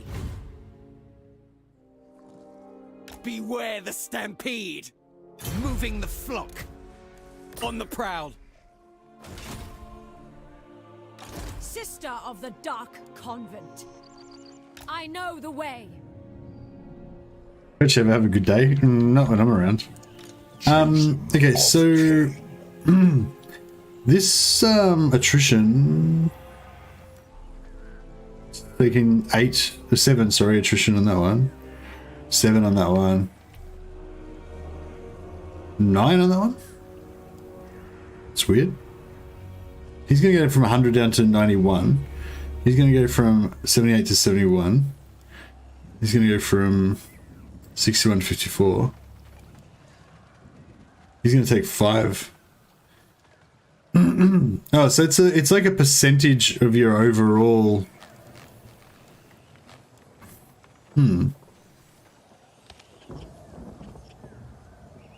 So I was gonna say maybe you'd take less if you merged them, but Lord of the Black Tower. it seems like you don't. Just the same, pretty much. The true king. Malekith, King of Nagaroth. unrestrained. Oh, well, yeah, but yeah, we might be able to get some good replenishment from slaves after this next battle, so I'll have a look at doing that.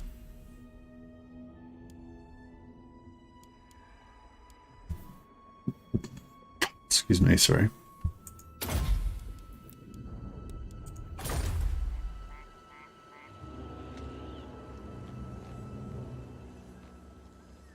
I feel like there's almost too much chat going on, I can't keep track of it all.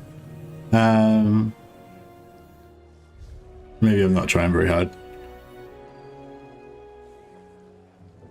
Yeah, I really like Attila as well. I really like the vibe of it. I really liked how it was a big upgrade on Rome 1. But the campaign of Rome 1 was just way more engaging for some reason. I feel like just, you know, being Rome and like building up and expanding and upgrading your troops and getting more advanced legionaries and all that stuff, it's really really engaging. Whereas, yeah, I feel like the Attila campaign's not as, doesn't suck you in as much.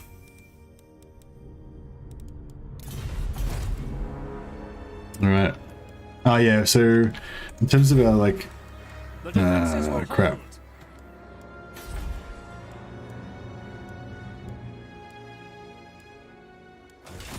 Yeah, we probably, Goddess forbids it.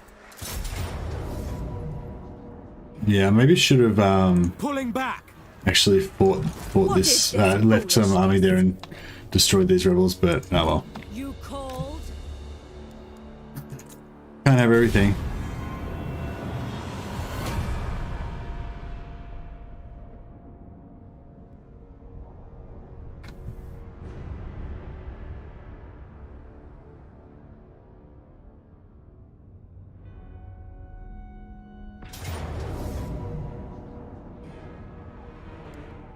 We will make them bleed. Yeah, the heroes do have a few different uses, kind of. Like, there's also a lot of ancillaries that you can put onto your heroes, and depending on which, Yeah,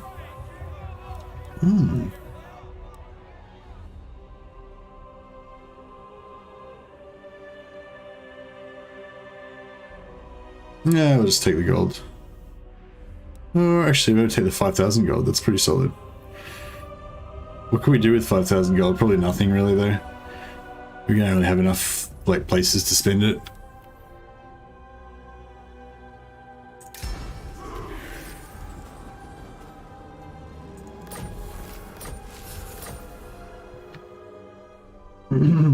All right. So, which army is going to be the best? So we could heal this army with slaves, but most of the units are single entity, so they don't really get much advantage out of it. Fell sorcery. However, Sorceress. if we Traveling. give all this...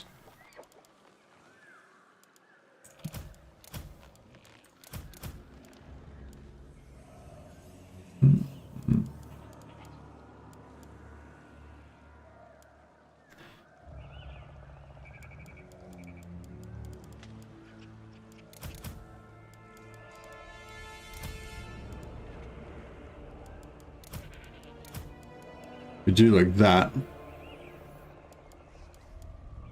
Moving on. Might work out alright. King of the Druki. On my way.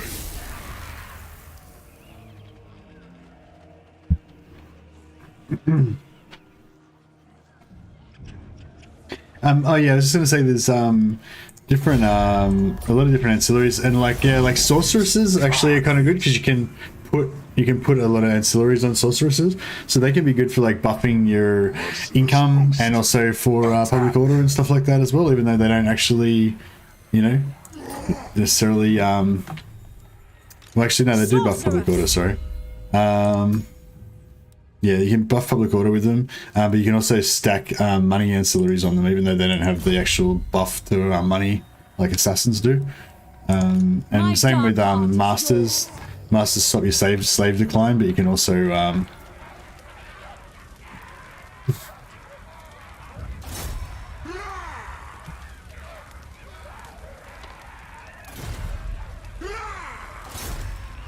can feel their power. No mercy. I not wait through scat. We accept. What is your dark purpose?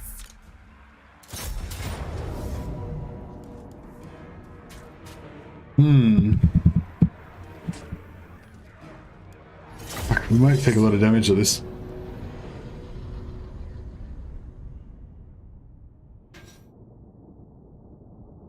Hey Bestian, I don't know if I said hello to everybody. Sorry if I missed you. There's like a fair few people joined, so I was a bit, yeah, got a bit lost there.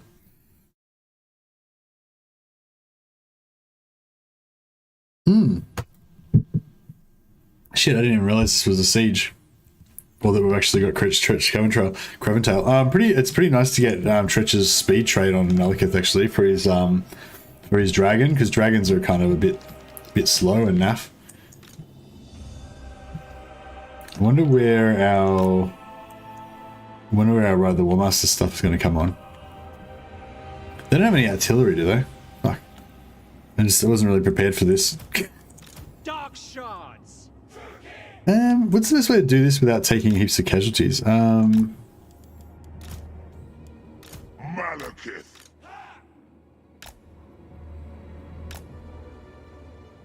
You can use a bit of magic, but Chariots.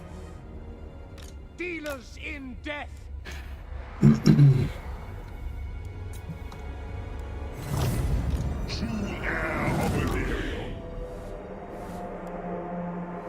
nah, crap. Dark power, seeking entertainment. Supreme sorceress. Carnage awaits. Oh, they got no. That's cool. All right. Got no defenses over there anyway.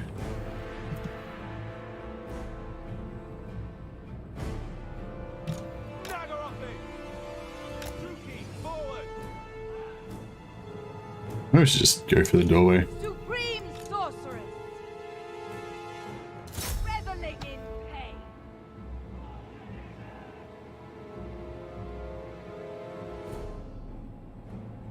Hey, Bestian.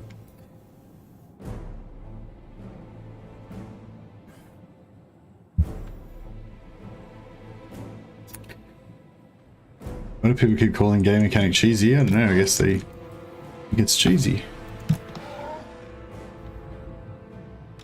To destruction. Kill everything. Cold one. Slay them.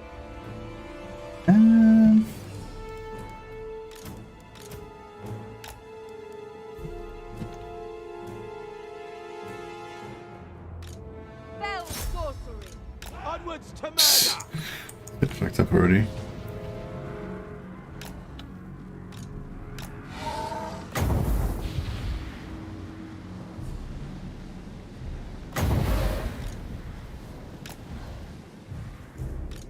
Dark sorceress.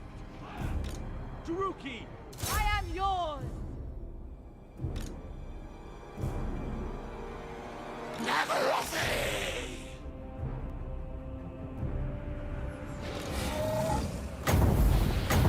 Ah, crap. We're losing health on our dragon.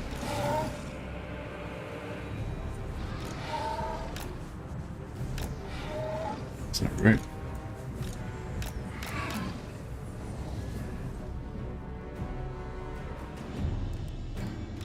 Supreme sorceress. Plead for me. Urith. Limitless power. Hearken to me. Hear my words.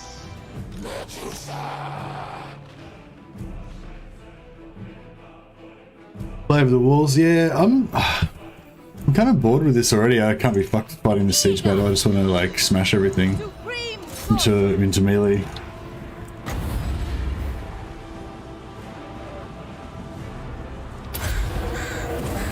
Summoning destruction. bleak swords. Yeah, fuck it. We just make a big blob and just to take lots of casualties. Fuck it. Yeah, I'm kind of over this whole like Ride the Warmaster army business already. Supreme sorceress. Bloody Are murder. they shooting us through the doorway? Oh, fuck, they are too. Supreme sorceress. Foul sorceress.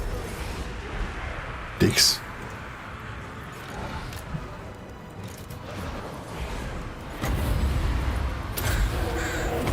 I summon thee.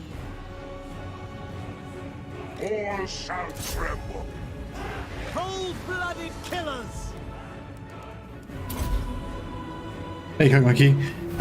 Short stream. Yeah, I was intending to only do like 4 to 6 hours, because I didn't get much sleep and stuff. But I don't know. It sort of depends how it goes, how I feel, I guess.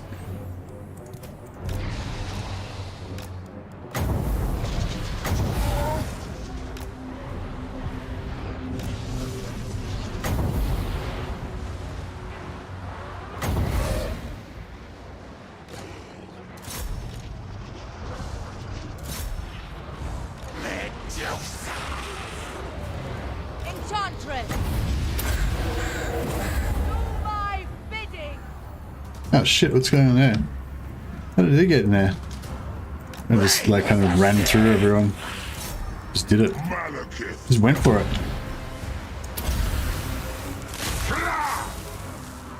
The true king. Annihilate them. Blob. It's just sending archers, everything into the blob. Doesn't matter.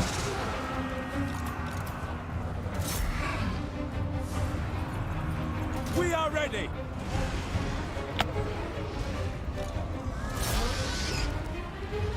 Attack!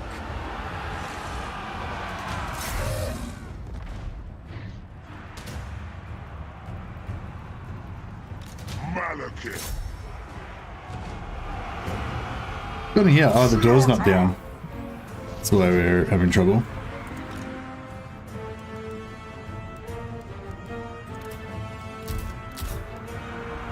What's going on here? Does it not have any line of sight?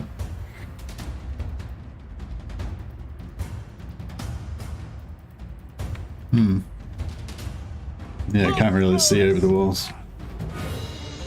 Make them bleed. Supreme. How are we going here? Dealers in death.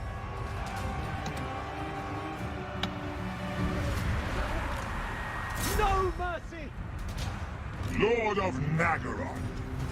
Okay, doors down. Malekith. All shall die. Chariot. Malekith.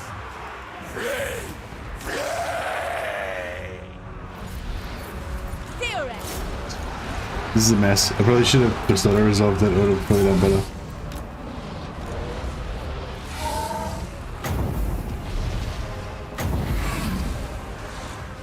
Attack! Come! Attack!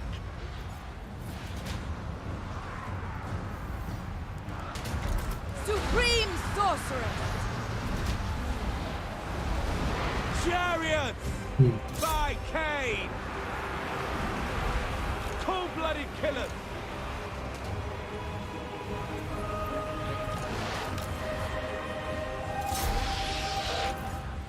Hatred burn.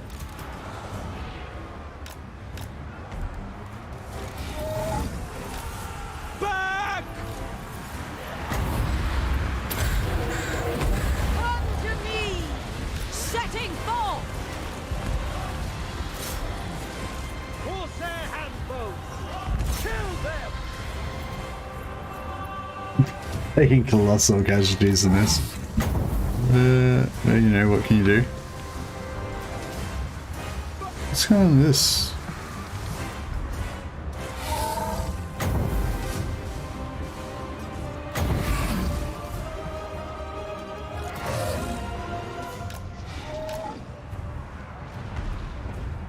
It's pretty good.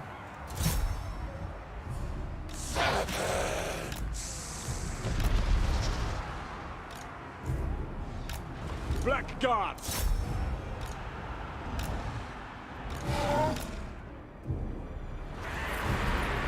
Rookie sorceress! Yeah, this is why you shouldn't get lazy and bored. Otherwise, you just destroy, just destroy it. Supreme sorceress! No, it's okay. I mean, I'll just carry on. This is pretty bad, but I'll admit that. But I'm happy to kind of just play it as it lays for now. I kind of like, I don't like this phase, like the whole like Ride of the War Master phase. I don't really enjoy it. I want this to be kind of over as soon as possible. But you get impatient. I get kind of impatient with it because these aren't going to be, you know, because you're not going to keep these units and stuff. So it's sort of like I don't know. Yeah, it's not really real. So you don't have that sort of, you know, like same attachment to the units and stuff.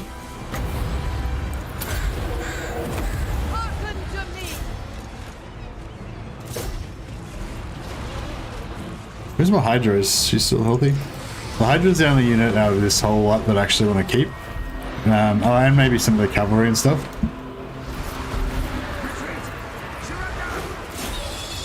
But yeah, that was pretty bad. We might need to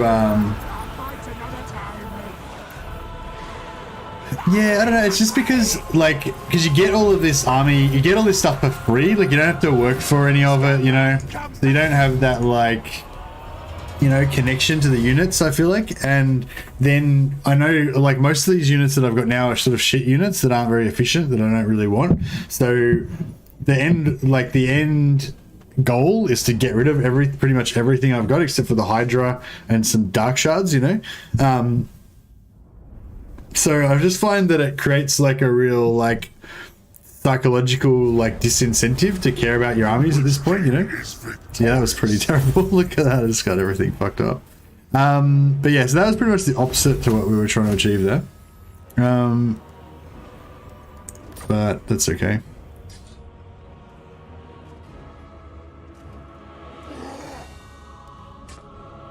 I want to sack or occupy. Maybe sack. Leave nothing behind. So yeah, 12% speed on Malekith is pretty nice.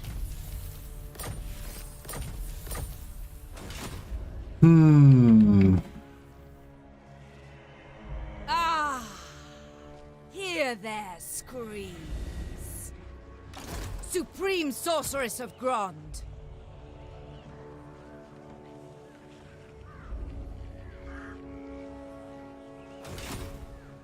Sorceress! The wind stir! Cirrus! High So, Beastmaster. what we can do is... This guy's loyalty. Loyalty 10, alright. This guy's a great guy to disband. So we can start winding down now. So we'll occupy this. Sure, why not? Oh, that was it. Clan Rictus, he only had one settlement. We just wiped him out. Alright, well, see you, buddy. All shall kneel before me. Eternal Servitude. That's pretty nice. My cruelty knows no limits. Supreme sorceress of Yeah, Grond. these guys aren't really adding anything to our strength, so we may as well get rid of them.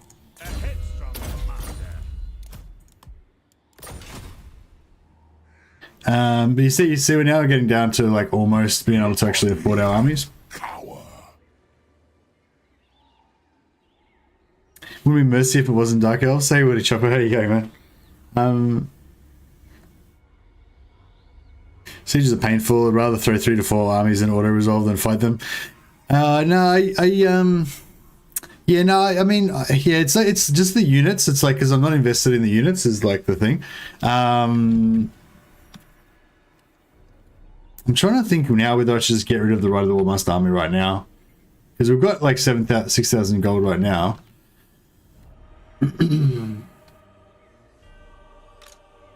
Victory is mine. So I could just merge everything into Malekith's army. How long till we get Malus? How long till we get Malus should be here in 2 turns. 2 turns, yeah.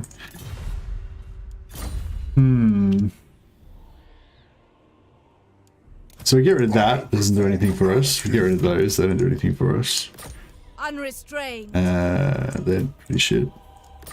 All-powerful sorceress. Everything here is kind of okay, but not very good value for money.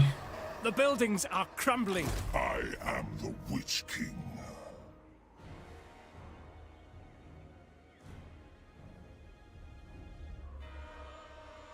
The Witch King is victorious. Yeah, we see we could almost go down right now.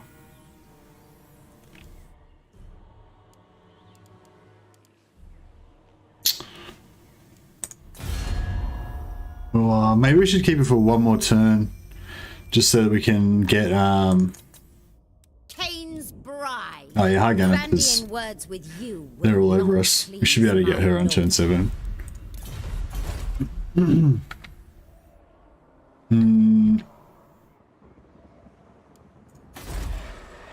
Everywhere ruin. King of the Druki.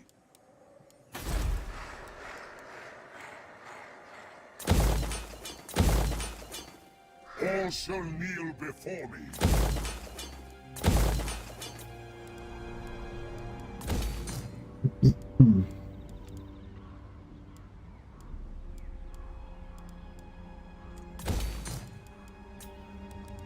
Yeah, alright, maybe we'll go for one more turn. And then we'll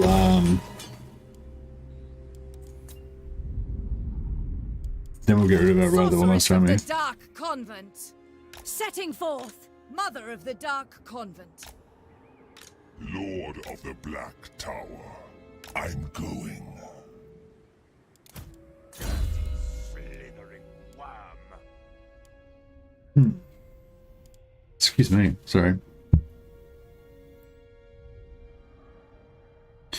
I like Malus's campaign from an efficiency standpoint, but it makes Malus so garbage because you can't get Zarkan without penalties. Yeah, I don't really care about that too much though. Like, I don't really, I don't really care about that too much because, like, I don't rely too much on Malus's like one-man army, Zarkan battlefield prowess type thing. I'd much rather just use Malekith as my main lord and just, you know, fly around a dragon and cast spells and all that kind of stuff. But I know that you're like quite into the one-man army thing, which is legit, which is pretty cool. Well, like, don't get me wrong, we will definitely one-man army Malus up a little bit in this campaign, but not like all the way. All right, cool. We've got 400 gold. What can we do with that? Can we give that to anyone? Don't think we can afford a gift. Or love for diplomacy. All right. Victory is mine. Oh, was there a somebody that? Oh yeah, she's needs a skill level.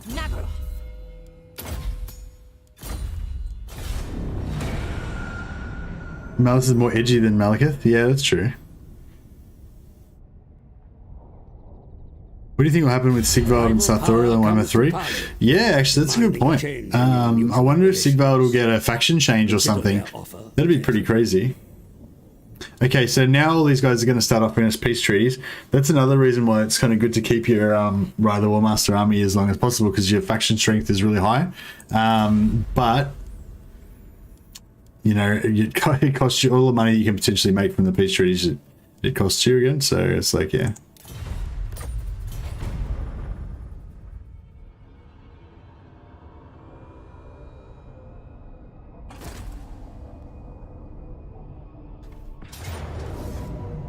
We will make them bleed.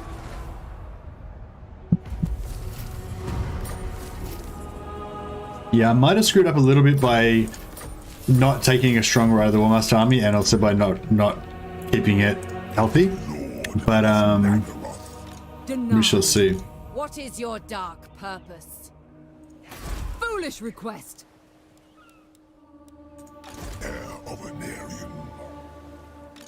dark power. Proven in combat and loyalty. Feel my power. Malekith, King of Nagaroth. No more. Pyrrhic victory, casualties high. Well, I wonder if I should just auto-resolve this. Maybe. And then we can just lose the extra units now. I wonder if I should keep the dragons or not. Spreading terror.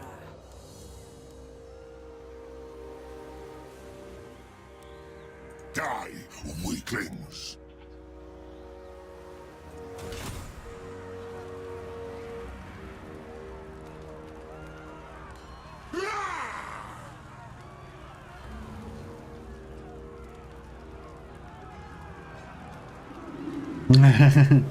Yeah, you're noticing that I'm getting sad because my key. Sorry. Yeah, I did this. It was just the whole like kind of yeah. I think hopefully I'm gonna perk up a bit now. Sorry, it's just like that whole all that save scumming at the start of the campaign. It just saps your energy. You know, like that's not how you want to start a campaign. You know, you want to start off with adventure on the high seas or glorious battle to get you pumped up. You don't want to be doing like shitty admin work. It's bad for the soul. Exactly.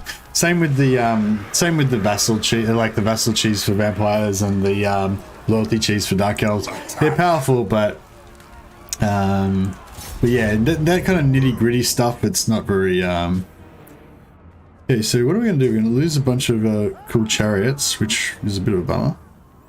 We don't lose our. We don't lose our Hydra, which is the only thing I really care about, and we don't lose our Hydra and our repeater bolt thrower, probably the two things that I mainly care about. Yeah, I can tend to dig that.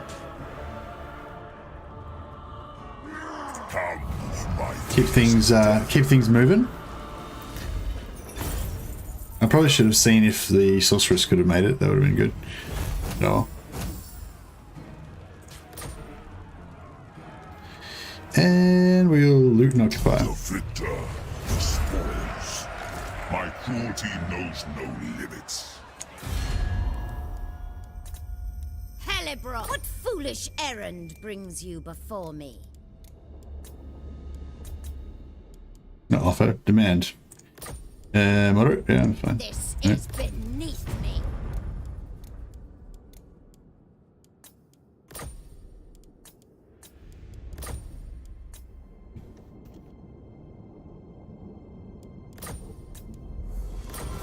Okay, so we got Hellebrand.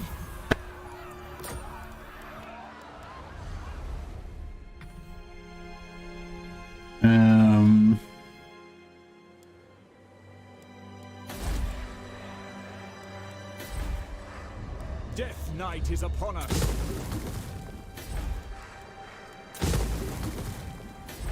This cold penetrates my bones.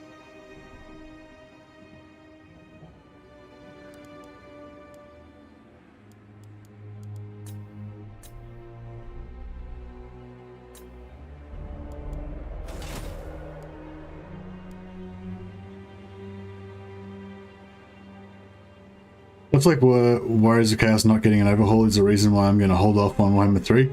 Hey Peter Keza.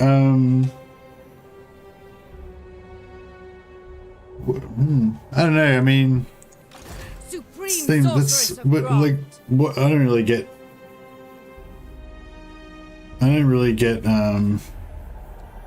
Why Warrior of Chaos not getting an update is a reason to hold off on Warhammer 3, but. Man, I really like how this campaign is going. Never tried this type of campaign. It looks a bit challenging. It is a bit challenging and it's a bit like dangerous, I guess. But it's like a high reward kind of, you know. It's like a high risk, high reward type of thing, I guess.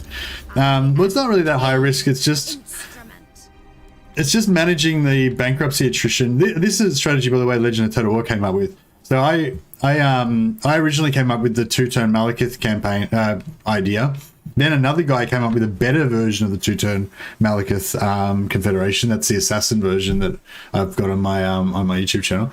And then Legend actually did a stream where he showcased the two-turn Malekith Confederation, which was really cool. And he linked my video and stuff, and threw a lot of people my way, which was really cool. But yeah, he came up with this whole bankruptcy attrition method, which was really awesome. And then once I saw him do the bankruptcy attrition method, then that made me think, oh, this could be another way that I could take over Ulthuan. If I could get that Warhydra army down to Ulthuan, then all my dreams could come true. But, you know, unfortunately it didn't really work out that way, but yeah. If we could get this army down to Ulthuan, that'd be pretty good too. But I don't think much of it would be left by the time we go down there. And I think now might be a good time for us to start... Now might be a good time for us to start saving money. Worse than useless. It's a really bad trait. Only a fool would vouch for this one.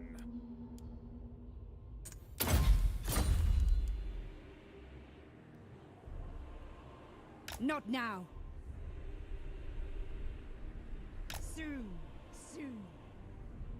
Later.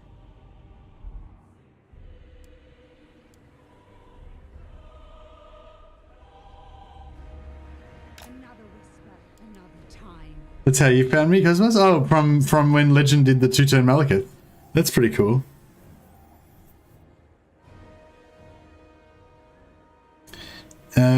It's not just Warrior of Chaos, it's the growing list of really stupid bugs and lazy gameplay.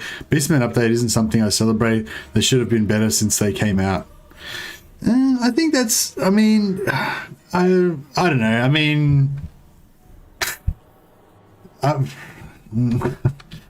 hesitant to engage with this conversation because it's sort of like Yet to show much worth. it's sort of like one of those things where it's not even like about the facts. It's just if you want to be unhappy with CA and the game, then you'll find stuff to be unhappy about, you know.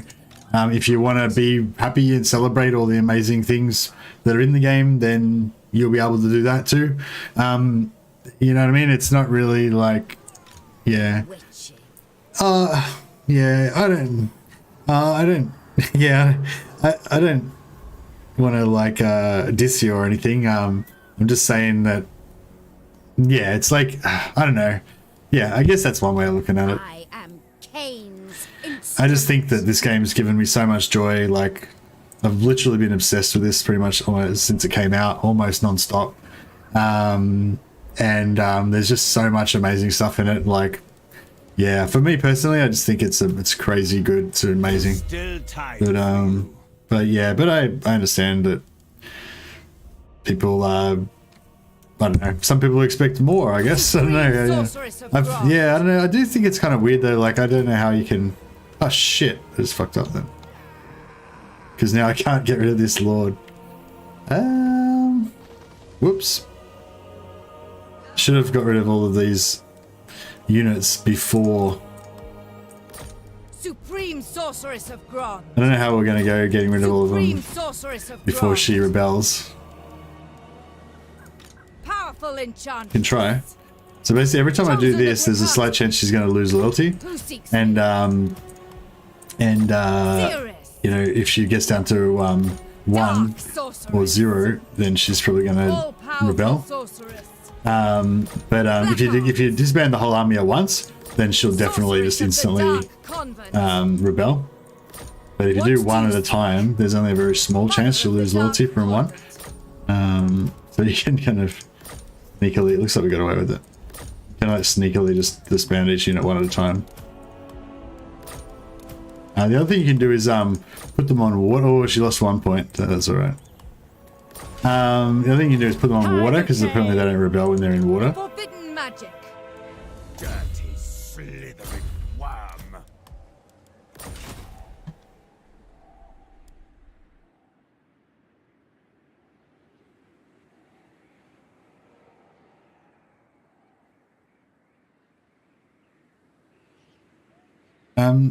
Yeah, I guess my thing about Beastmen in particular is that Beastmen was the very first DLC that came out.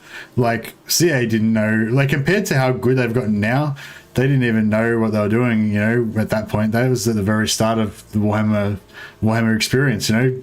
That was back when CA had never made a fantasy game before. This was all new ground. They'd never done all of, like, heaps of stuff that they've done in this game cycle, you know.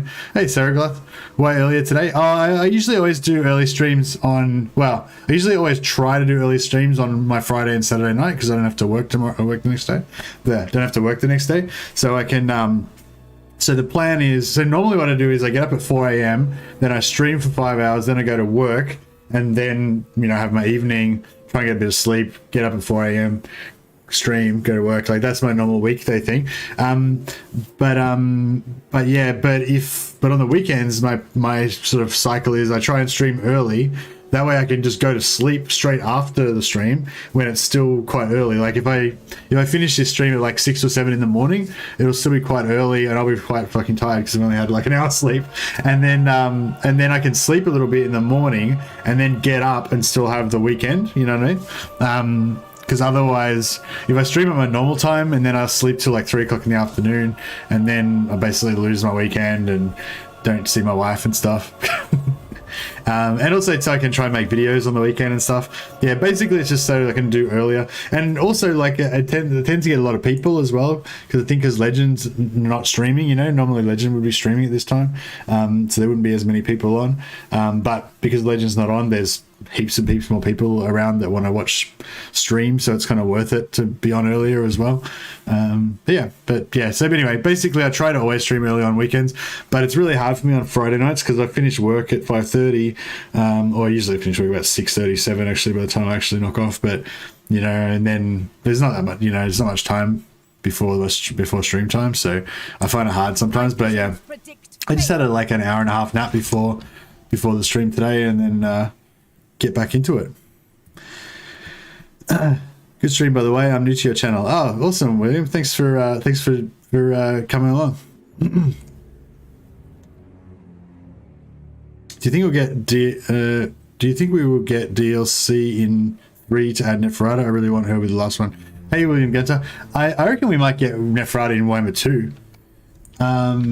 Because there's oh fuck yeah, we could have joined these guys into the army. Witch King. Oh, well. Your will? Relics, come forth! I am the Witch King. So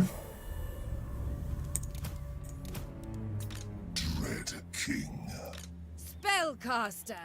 I'm gonna just get rid of all this shit. Unparalleled power! So right now we're not taking attrition next turn, but we'd still be losing a lot of money. So much death! Supreme sorceress of Grond! Black-hearted dread. Moving on! Faster now! Commander.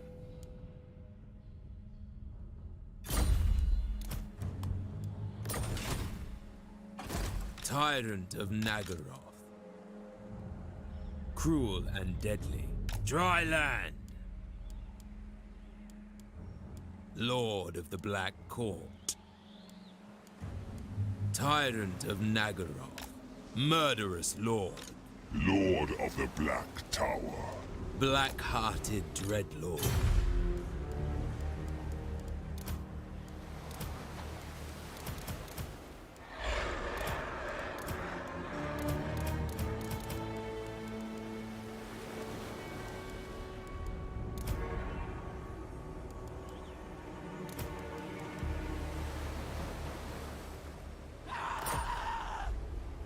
Dreadlord of Nagaroth. Wonder if they're actually going to get that replenishment or not. The true king. I kind of feel like they're not. Merciless.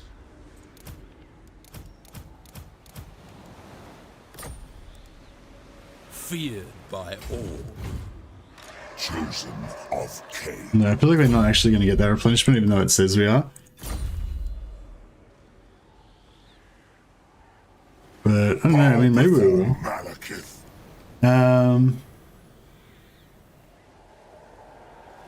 Neferata makes the most sense for FLC. The Lord has said above, she has all the preconditions laid out, and VC are pretty neglected. Yeah, well, I mean, like, one possible theory is that Chaos Dwarves are the pre-order race, and they're going to be in this section of the map down here. If you look, I don't know, if you look on the mini-map up here, you can kind of see this blank area there, and you can see it sort of on the big map here. There's a blank area here that doesn't have any factions in it yet. Yeah, Chaos Dwarves, if they're in the like lore-appropriate place, and this map's vaguely to scale, then the Chaos Dwarves would mainly be in this south region down here. And Neferata's already on the map somewhere around here. Mount Silverspear, I think it's around here. So, you know, so it would kind of make a lot of sense for then to do Chaos Dwarves as the pre-order race and do Neferata as the FLC Lord that comes out at the same time as the pre-order race is announced, which will probably be in September. So they've said there's going to be no Warhammer 3 related news in August, so for about a month. And then in September is when they're going to drop all the news and they're going to announce the pre-order race. So, yeah, so that's a theory. I don't know if that's necessarily true. I mean, they're definitely going to add Neferata. I think they're definitely going to add Neferata soon because they've added her lands, you know. So they normally add like lands for units. They normally add lands for factions 2 or 3 patches before, or like about 2 patches before they bring them out. So yeah, so I'm kind of thinking that, yeah.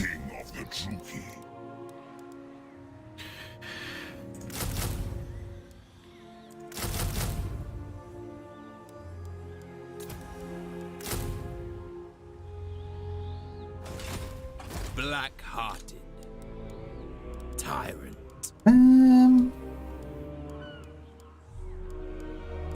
Do we want to get rid of these dragons? I don't know if the dragons are worth it. They're kind of cool, but they get fucked up pretty easily and they're pretty expensive. I don't know. Like, as long as they're in the Black Ark, they're not too expensive. And the Black Ark, the good thing about the Black Ark is because it gives you such good reduction in cost. Actually, we could probably spend some money on upgrading that. That'd be good. Malekith, King of Nagaroth, Lord of the Black Court. Yeah, maybe we should just upgrade that. Or maybe we should just build growth. Growth is cheaper.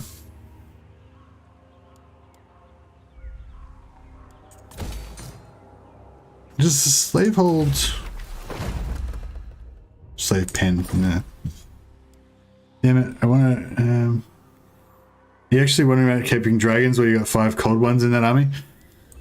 Yeah, you're right. The cold ones are really bad in battle.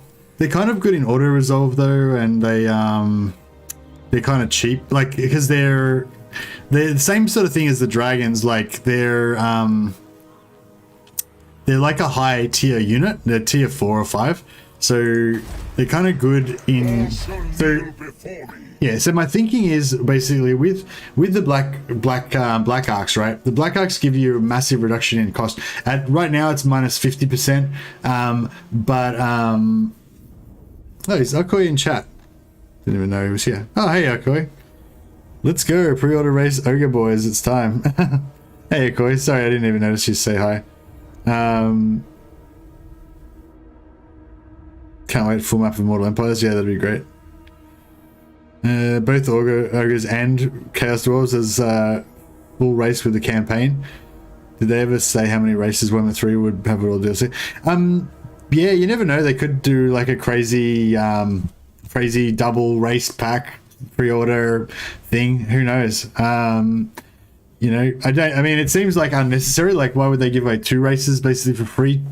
But I mean, I don't know how much percentage of the total sales of the, so whatever the pre-order is, like if it's Chaos Dwarves or Ogres, I wonder like over the lifetime of that DLC, like what percentage of the people who buy it will be buying it as part of the pre-order, and what percentage will be buying it later on at like full price or half price or whatever.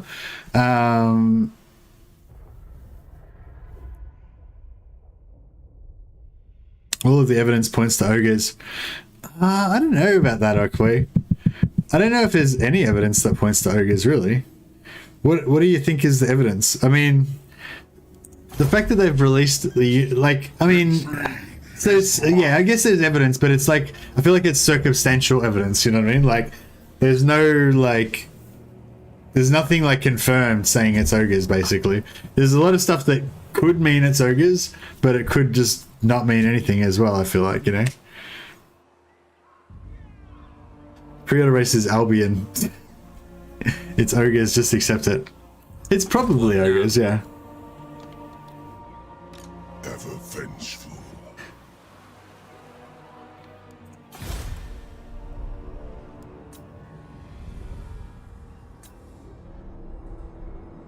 Pre-release assets, a number of pre-named animation assets in the mod files like lead belchers and rhinox. Okay, and there's no dwarf stuff that you're aware of. Okay, well that's pretty solid evidence, I guess. Also, they're going to be right in the middle of the map in Game 3.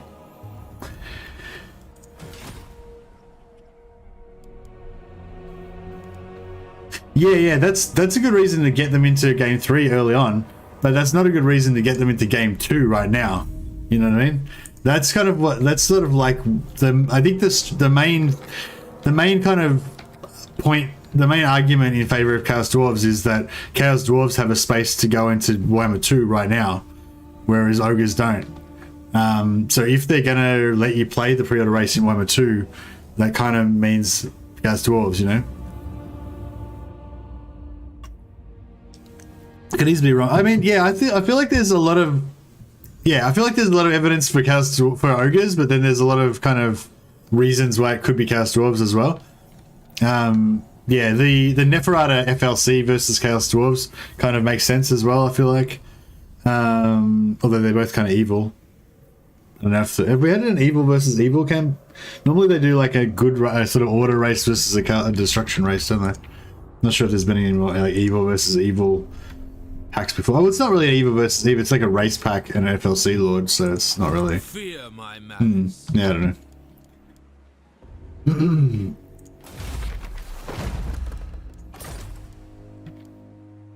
Black-hearted dreadlord. My cruelty knows no limits.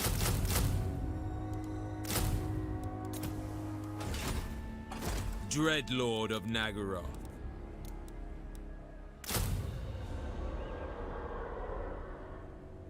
You're playing Malus right now. That's evil versus evil DLC.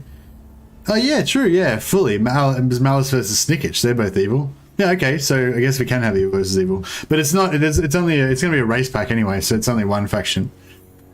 So it's just evil versus itself. Fuck. Oh, how good would Chaos Dwarves be? Oh, I guess that's the thing. I can't. I'm not really. I can't be. You know, I can't judge it fairly because I just want fucking Chaos Dwarves so bad. I don't care about ogres really, like Chaos Dwarves versus Chaos Dwarves exactly this time. I love ogres. I love ogres. Don't get me wrong, and I love them being in the Warhammer world. But I actually love them more as mercenaries, like as part of like human armies and stuff like that, than I do as their own faction. I don't know, just the idea of having like whole tribes of ogres roaming around. I don't know if I really dig it that much. I don't know. I'm sure it'll be pretty fun though. But Chaos Dwarves, like that, just that just excites me. The whole idea of it. King of Nagaroth. Here for the 84th like. Oh, thanks, Reza. Appreciate it, man. Dreadlord. All right. Anyway, yeah. So my theory on this is that the Black Ark reduces the cost of everything so much that basically it's kind of like one of those. It's like one of those things where, you know, when you get like a sale that's advertised and it's like says huge savings, you can save like $3,000, but you only save $3,000 if you buy something that's worth $10,000 that you didn't even want. It's kind of like that. I feel like, you know, the more expensive something is, the more you save. So you're kind of like getting more value out of the Black Ark, the more expensive the units are. So that's kind of why I like getting these expensive units in here. But yeah, whether they're actually ever gonna be worth their value is another thing entirely. Look on me and cower.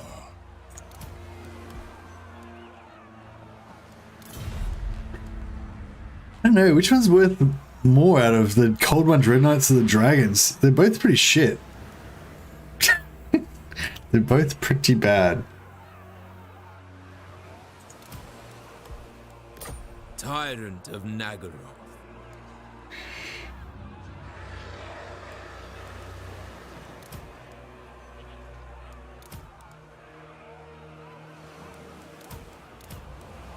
Yes.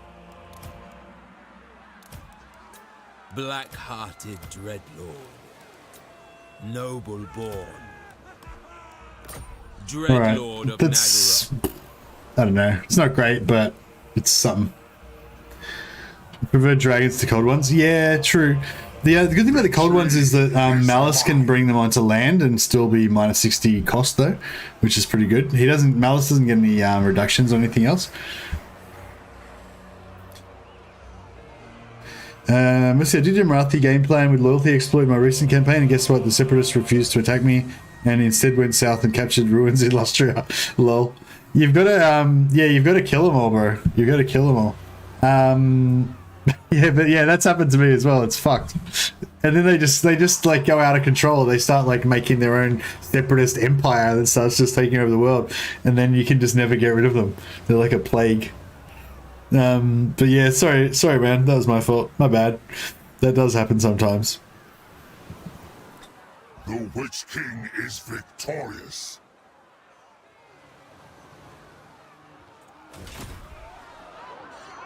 Yeah, I don't know. Black Court, Tyrant of Nagaroth. We kind of want to.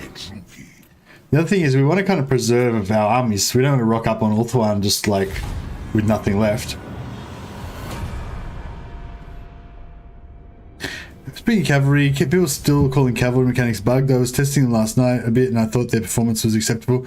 Hey Peter, so have you seen Indie Pride's video on his Milk and Cookies Total War channel? That kind of explains what the deal is with it.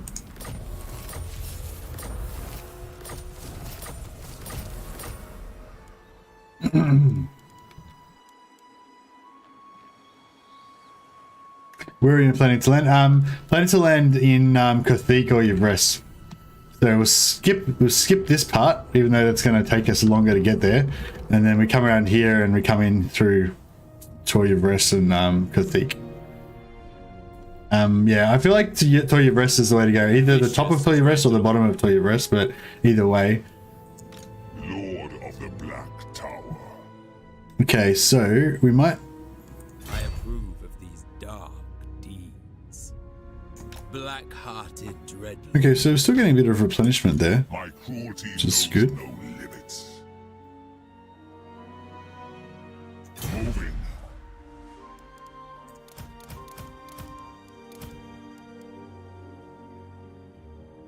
Not now, but later. Not now, Dreadlord of but later.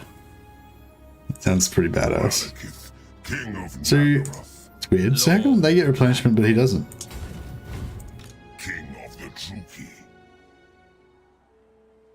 Oh, because he's taking attrition. I rule the waves. Shit. That's bullshit. I am the Witch King. Set all sails. Whatever. Oh shit. Traveling. Tyrant of Nagaroth. King Malekith. Setting out. That was Black-hearted dreadlord. Double time. My cruelty knows Alright, we'll just no fuck it. We won't worry about limits. replenishment. No one's going to attack us anyway. Hopefully we'll just cruise over there and we'll start recruiting a bit when we get closer. Across the sea.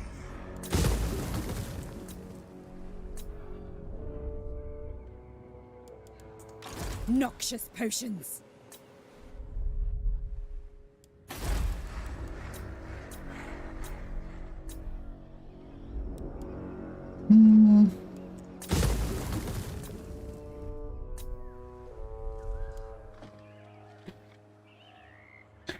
Wayland away all it in there. Is your no, I just felt it's easier to attack there.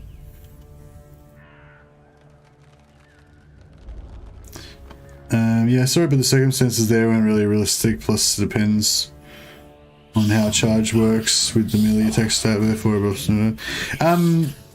yeah, I mean, yeah, I mean, I mean, I still use Cav if I've got him.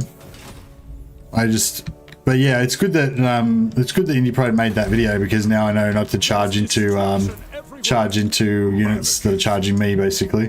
But I never really used to do that anyway, because yeah, I kind of, it's weird. Like, I was kind of already aware that something was going on, but I just didn't really understand exactly how it worked. But yeah, my experience for a while now, for the last few patches really, has been that cavalry only really works well if it's attacking like scattered infantry that doesn't attack them back.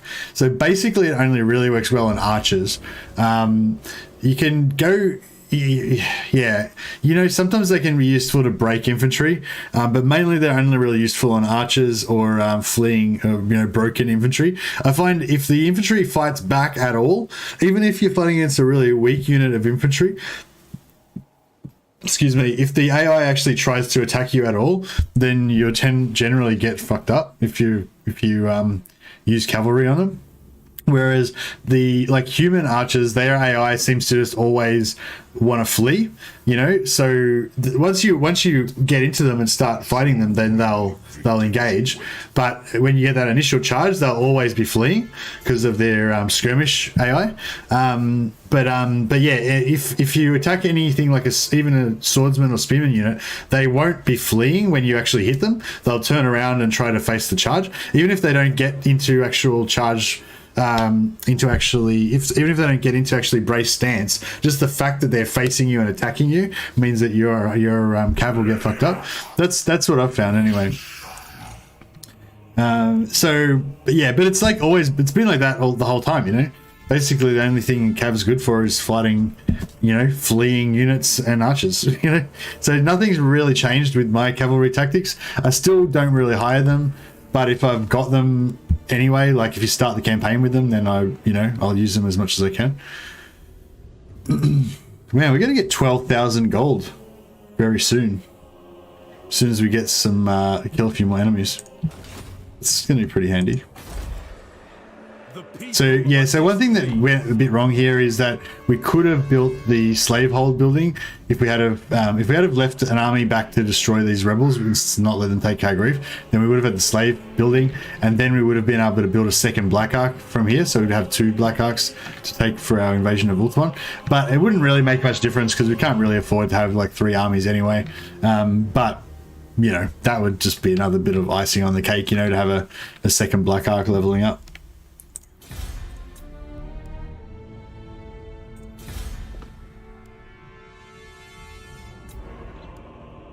If we can get rid of that. How much money would it get? Not really worth it. Hunting down routing units and archers is what light and regular cav was used for historically. Heavy cav charging into infantry was the exception, not the rule.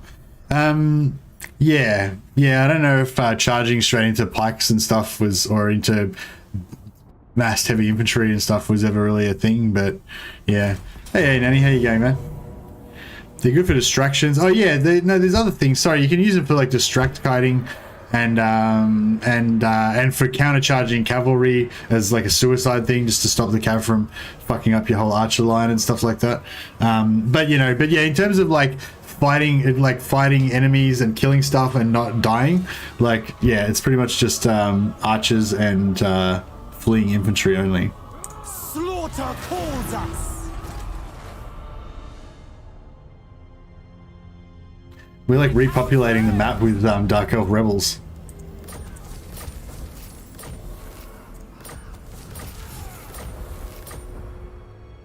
Priestess to the Druki. I don't know if we're going to actually use her. By the time she catches up with the rest of the armies, we'll probably just have a better... Actually, might just get rid of her. Okay. Exactly. Worse than useless. Now, if she was with my armies right now, I would keep her, but by the time she catches up, she's going to cost us like thousands of gold just in her wages. So I think I'll just get rid of that. think I prefer cavalry league like it was in Attila Total War, where it just smashes everything. And he said, did the 2-turn Confed work? Yeah, it worked. Just curious when it happened. It happened on turn 2, as per the name. How does reducing enemy MD by 24? How does reducing enemy MD by 24 feel useless? Oh, I'm not sure what you mean, Peter Cassis. Sorry.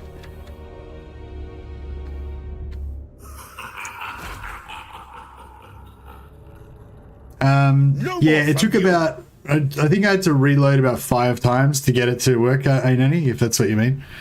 Lord of the Black Court. And yeah, it was weird because I ended up getting it on a Ride of the Warmaster army that was actually not as powerful.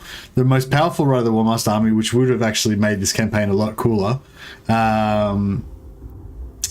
would have actually made this the game a lot cooler. I had a really powerful Ride of the Warmaster army, and it didn't work on that one. But I tried it again. The only thing I noticed, the only thing that was really heaps different was that I didn't take the defensive alliance with Hellebron until after I got the Confederation with Malekith. I wonder if that makes a big difference. On the successful run, I confederated Malekith when I didn't have a defensive alliance with Hellebron. On all of the unsuccessful ones, I did have a defensive alliance with Hellebron. So I don't know if that was the thing that made it not work or not, or if it was just something else.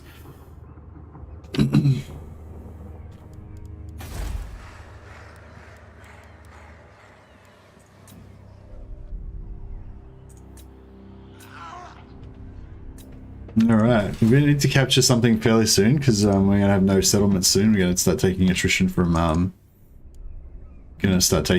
having no settlements. But yeah, so I like, this area I like to come in here because, well, no, not in Crace, but yeah, in here, because we can either attack, because we can attack Cathik, or if that doesn't work out, we can just keep cruising down and attack Yevres directly. But yeah, the good thing about all these areas here is because they're all coastal. There's a lot of coastal settlements, so our Black Arcs can just cruise around and wreck everything. And if we settle in here as well, we've also got all of the Bretonnian coastline to sack and raid and enslave. You know, so yeah, it's pretty cool. Oh, you're talking to somebody else, right? That's why I was confused. How old is your beard? Hey Arta, this particular beard is just about as old as my YouTube channel, because I usually like grow it and like have it for a few months and I shave it off, then I usually grow it back again fairly quickly. I usually have the beard most of the time, but I shave it every now and again and then just regrow it again from nothing. But yeah, I decided that, you know, because of my avatar in YouTube has got a beard, I felt like I need to keep the beard because it's like part of my brand, you know. So normally I would have shaved it probably a couple of times by now, just out of boredom. But yeah, I've actually kept it the whole time I've been doing YouTube, and I had it for about I think I had it for a month or two before I started. Like this current beard, I'd had already growing it for a while before I started as well. I have a challenge for you. How about a 2-turn confederation with Malekith as Rakarth? Hey Larissa. No, not interested. Sorry, I don't really care about challenges. I only care about stuff that's fun.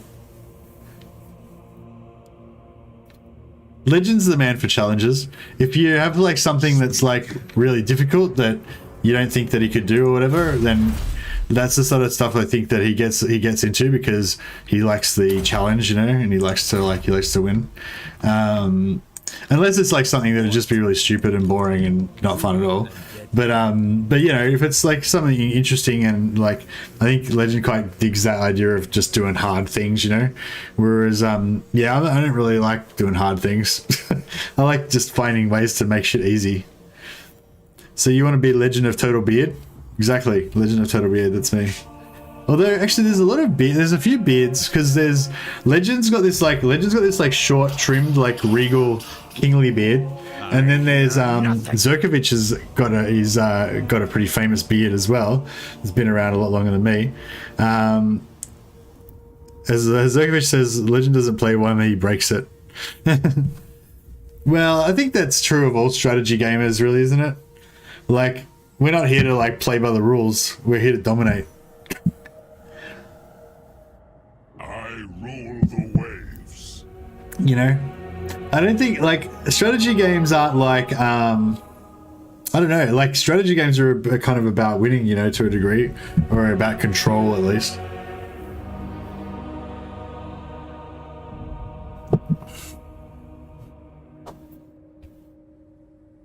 But yeah, but no, I mean, I think that's probably a fair it's probably a fair comment. Victims await. But I wouldn't say that's a criticism though.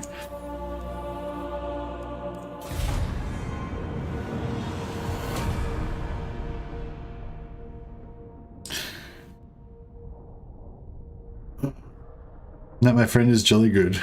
Just another kind. Yeah, well, I don't know. It'd be interesting to know like what it'd be interesting to know what all Legends like private campaigns are that he plays for fun. Although I don't know if he would actually get time to play many campaigns for fun anymore. I get the idea that he's pretty busy. Like, I think he has fun playing the game, but I don't know if he gets the chance to just play campaigns just for fun. I don't get the chance to play campaigns just for fun anymore. Only get to really stream, or like if I'm trying to play a campaign to get footage for a video. What now? So this is my fun time. I was a Legend of Turtle mustache myself for a while. My family forced me to shave it because they said I'm like a monster with that.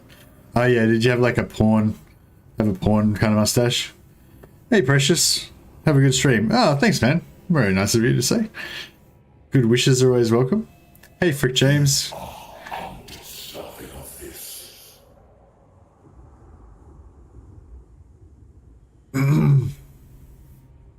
If you can do something effectively, isn't it a good strategy to use every advantage? It's a bad strategic decision not to use cheese.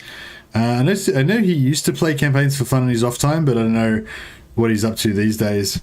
Yeah, that's it. I don't know. I don't know either. Lord of the Black Court. Like I know he's mentioned like having fun playing around with some mechanic or other. Damn you. Ooh. Merchant Shipwreck. Okay, Merchant Shipwreck is the one where there's no battle, right? Treasure Ship, there's two different shipwrecks. This confused me for a while. I thought it was like random whether there was a battle or not, but it's not random. There's all like there's battle type ones and there's non-battle type ones. So as far as I remember, the Treasure Shipwreck is the one that has the battle. The Merchant Ship is the one that does not have the battle. Excuse me. Does anyone remember if that is correct? King Malekith.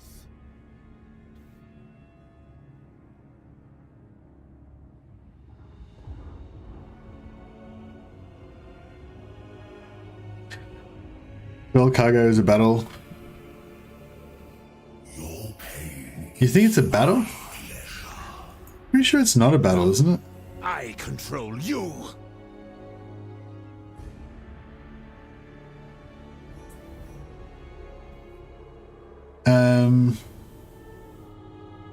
Shipwreck is definitely a battle. What? I was sure that somebody told me that the Merchant Shipwreck was not a battle. Maybe we should do a poll. Who thinks it's going to be a battle? And then everyone can be like, all right, I'm doing a poll. Is the Fell Cargo Merchant Shipwreck a battle or no battle? Battle. No battle.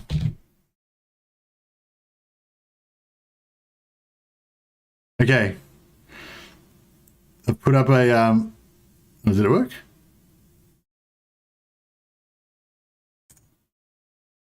Oh, I said, did it work? Oh yeah, there it is. Yeah, so this is, see, it says Fell Cargo is the top thing, and then in the description it says a Merchant Shipwreck. This can be searched with a Lord. They're not the same. No, I'm saying look at the description. Fell cargo, a merchant shipwreck. Oh, are you saying there's one that's got the heading of merchant shipwreck at the top? So there's fell cargo, a merchant shipwreck, and then there's just normal a merchant shipwreck. Is that what you're saying? Merchant shipwreck is different from fell cargo. Oh shit. Miss Morn says, I just watched your first Warhammer stream on YouTube. Vintage Mercy right there. Oh wow, that's cool, Morn. Yeah, I've still got some of the older ones on there. What was the first ever stream? Was that the easy mode Malekith campaign? Was that the first one I did? Can't remember now. So is there a way to know if it's a battle encounter or not? No, I don't think there is. The only way to know is by memory. But yeah, each type of battling, each one of these has a, like, each one of these is either a battle or not a battle. Like, it's a set, apparently it's a set thing. It's not like it varies randomly or anything. I think you played Wolfric. It's the earliest one I can see. Oh, okay, cool. Yes. The ocean awakes. All right, well, this is going to delay our conquests of Ulthuan because I don't know if it's a battle or not. So, oh shit. That does not fucking help. I'll pretend I didn't hear that. It is a battle. So, the 61% of people that said it was a battle were correct. It was in fact a battle. So, okay, so we're saying fell cargo. If it says fell cargo at the top, then it's always a battle. Vindication says Aidani. Yes, you are right. Everyone who said, the 37% of people that said no battle were wrong. You can wait and there's no battle. That's right, actually, yeah, if we do wait, then there's no battle. So then we were right. There was no battle. No, I was wrong. Oh no. Why am I even trying to give advice? Good advice. Fuck my life. What did you say, Resgareth? You can't trigger a battle with force march on. Oh yeah, sorry, I didn't read that until it was too late. But anyway, no, it's good because if we had have gone there with just Malekith, then we would have had to wait. Whereas now, because we've got both armies there, we can sail to the wreck and fight the battle. Hopefully our army is actually strong enough to actually win the battle. Casualty is low. Oh, should I just auto it maybe?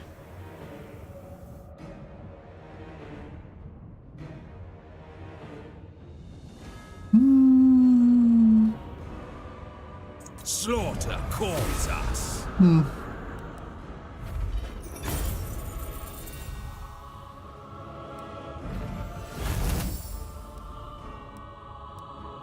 I require slaves.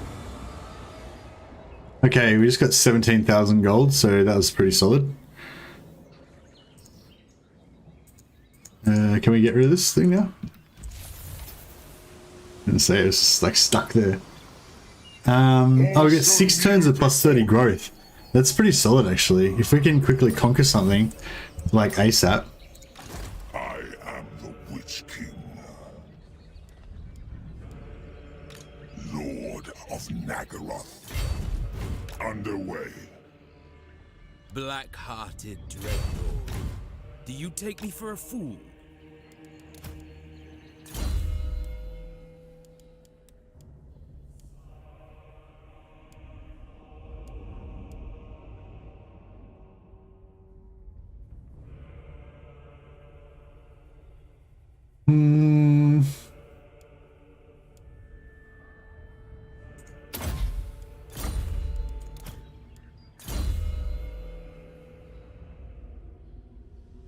There's a chance. There's 6 different possible outcomes on Felcabo.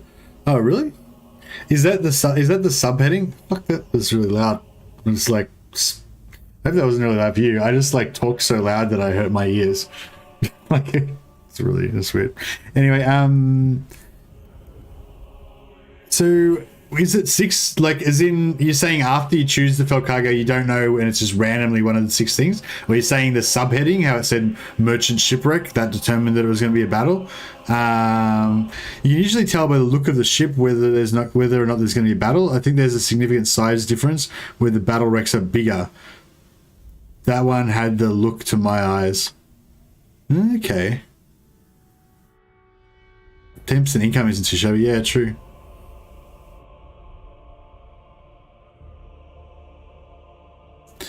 Resgroth, seems that you forgot how mercy works. When you give good advice, he neglects it. When you give bad, he says that's interesting. You have to conquer something quickly, swiftly. Exactly. All right, get to it. The true king.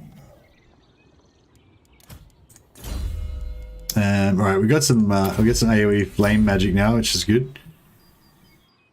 What's the do Dark Elves have a good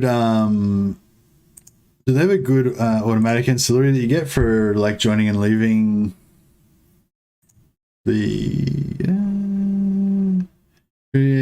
organ merchant plus 5% trade? Yeah, it's not really that useful. Gravedigger post battle income. That's pretty solid. Okay, so so a lot of factions have ancillaries that you can get by just leaving and rejoining. I didn't get it then, but yeah, so sometimes you'll see me just exiting and joining again with heroes. It's to try and trigger certain ancillaries.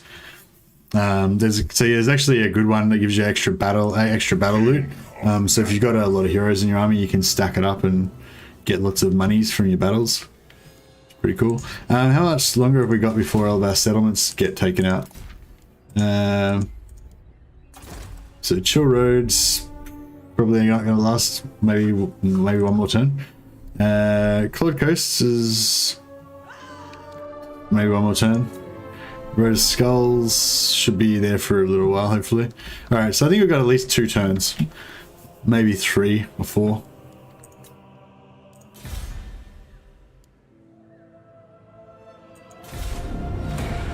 Alright, and we've got our war chest is nicely stocked up. We've got 17,000 gold. We will make them bleed.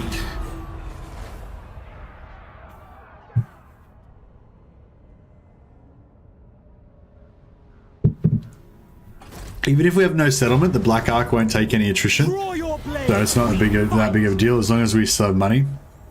I believe Slaver, a follower that gives more slave income, and post-battle Slaver comes...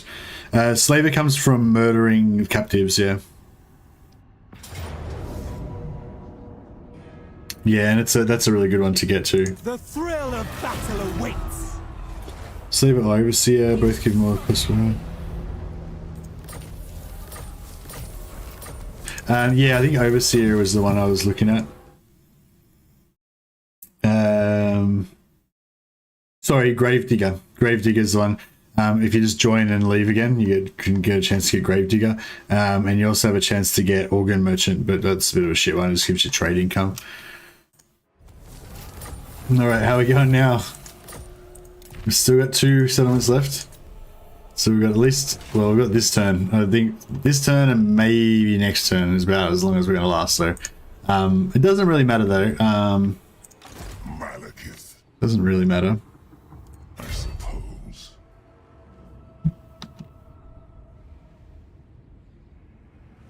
Sailing off. Lord of the Black Court. Set the sails. Overlord. Give me control. Tyrant of Nagaroth. Oh yeah, so we're in no replenishment zone again now. Dreadlord.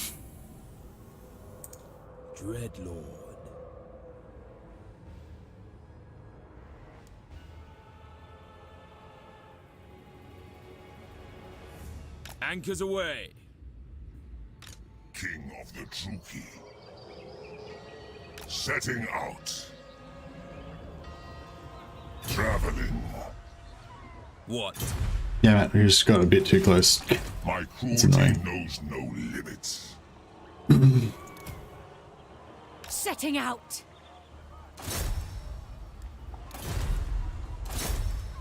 I can feel their power. I admire your darkness.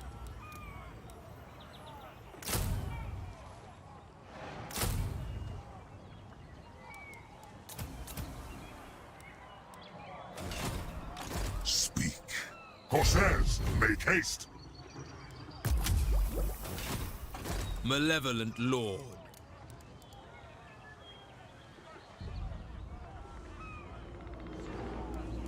We have a deal. Merciless.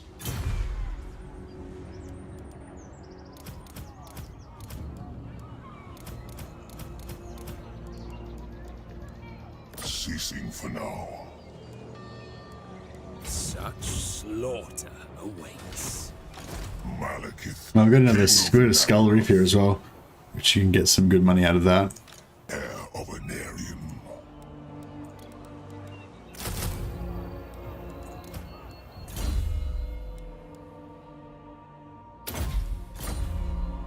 Right. A world of carnage awaits. Gladly. Yeah, I don't know which one we should go for here. We probably go for.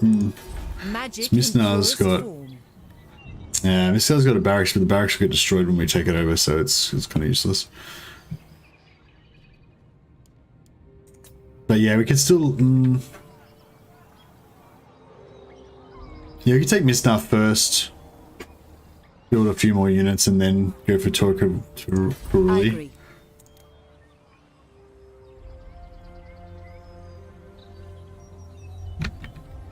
Do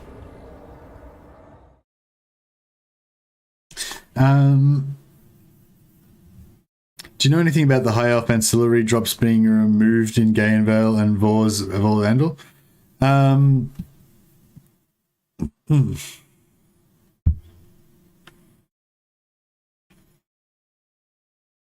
High Elf ancillary drops being removed from Gainvale and Vors Anvil. Which one are you trying to get, Amadeus?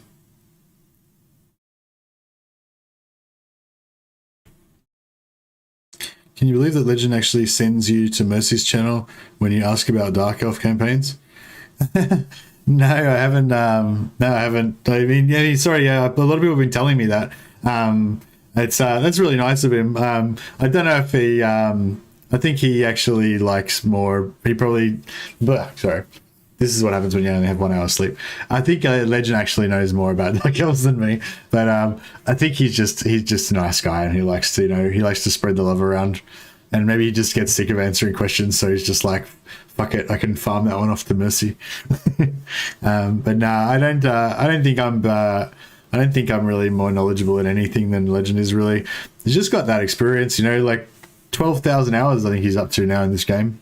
And he spends a lot of time like trying to work stuff out, I don't get that much time to play, as well.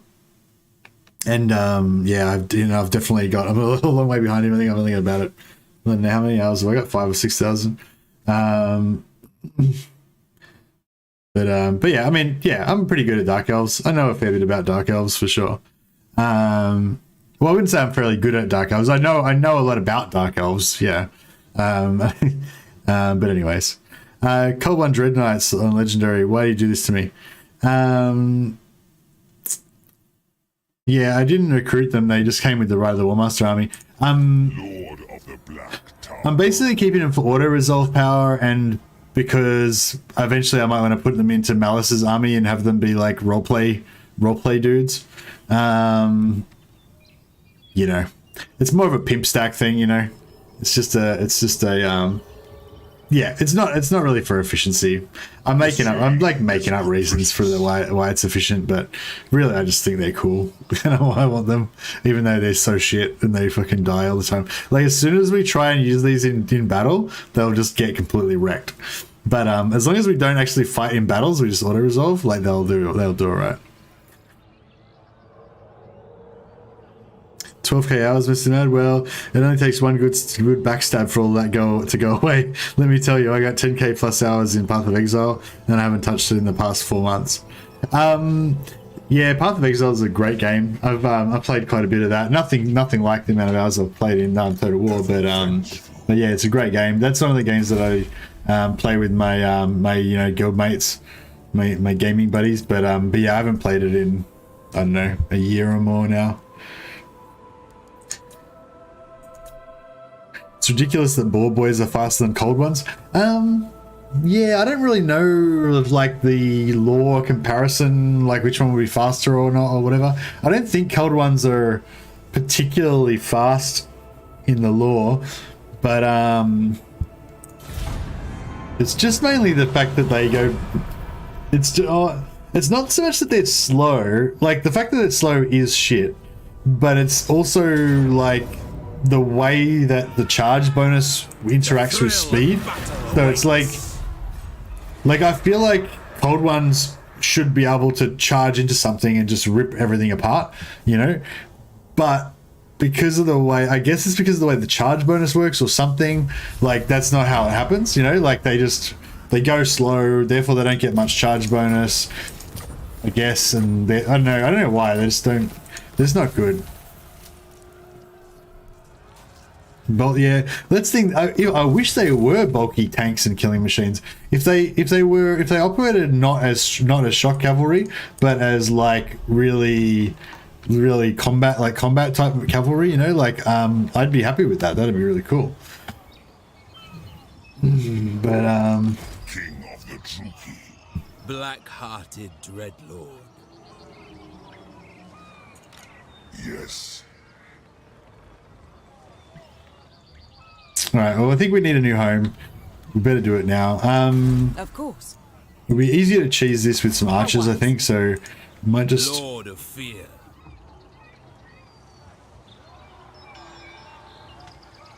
A world of carnage awaits. Should have built that last turn. I forgot. Dreadlord of Nagaroth. Actually, just make sure they haven't got any allies, or we screw ourselves. I'm waiting. Nah, don't have any allies. It's fine. Cold ones only have fear as that update. Oh, that's true. Cold ones do cause fear. So that's pretty cool. I hadn't thought about that. But it's hard to get the fear where you need it to be because their speed's only 66. I suppose 66 isn't that slow for heavy cavalry. Like most heavy cavalry is pretty slow. Lord of the Black Court. But yeah, I just feel like, I don't know, I just feel like they're not as impactful as I feel like they should be. None shall live. I am the Witch King. Voyaging. Murderous lord. No mercy.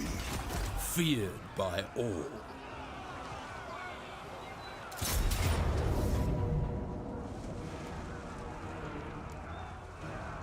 I'm just auto-resolve that one. Alright, maybe I'm ready to fight a battle. I've been a little bit low energy because I didn't get enough sleep, I guess. And it's made me like, yeah, it's like, it's bad to play Total War when you don't really want to play. It's like kind of, well, not so you don't want to play, but like, it's like you want to play, but your body's not ready to commit to that, you know, like, so you end up just like flicking turns, but you don't actually like try hard. And then it's not as good. It's so much better when you're actually trying to be really good. Like test, like it's, I guess it's, I don't know, it's like testing yourself, I guess, or whatever, and feels good. Whereas like just doing a shit job and then getting mediocre results doesn't feel that good. So anyway, long story short, how about I try a bit harder? Bolt throwers!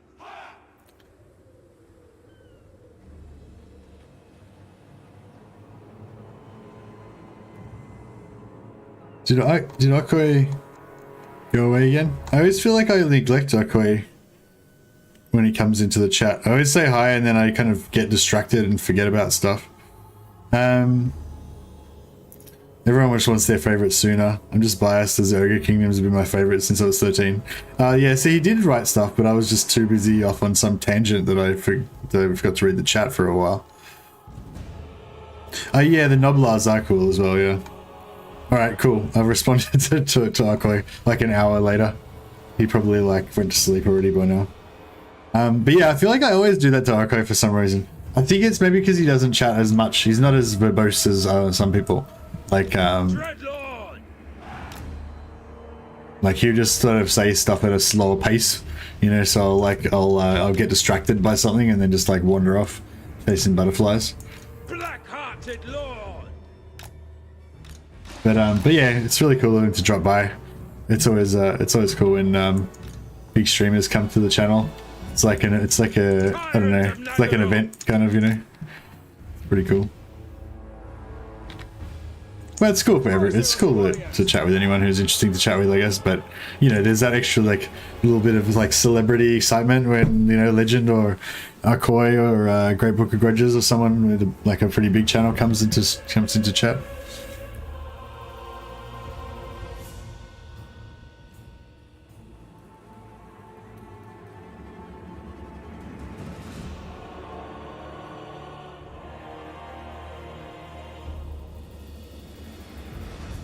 All right, I'll try and use the cold one cav in battle a little bit here and see what happens.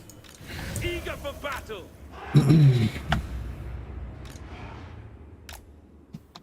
Yeah, let's make him stealth cav. They'll come out of this. At least says hide. No.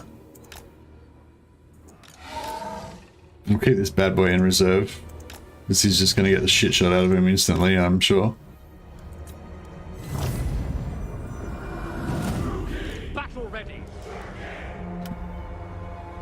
What are they doing? Are they just repositioning, or are they attacking, or... Not sure what's going on there. Malekith, I depart. Dark sorceress. They're deploying defensively, cool.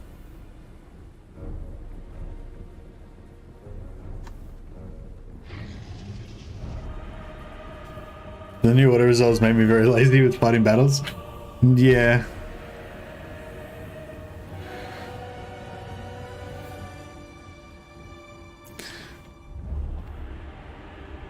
Bleak swords. Murder awaits. Yeah, I'm kind of into lighter cavalry because they're more maneuverable. Because like I said, like they're only really good against stuff that isn't going to attack them back.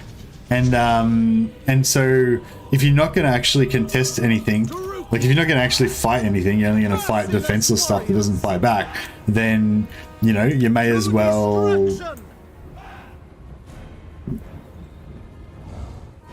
You may as well, On to slaughter! Understood! We understand! Dealers in death!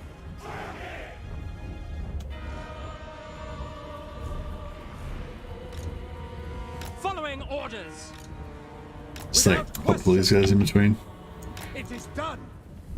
Following orders! Onwards to murder! Druki, forward! Something like that. Nagarothi! Dark elves! Just make a pretty little, just arrange a pretty little, formation. Is my Hydra regenerating? Yeah, he's regenerating.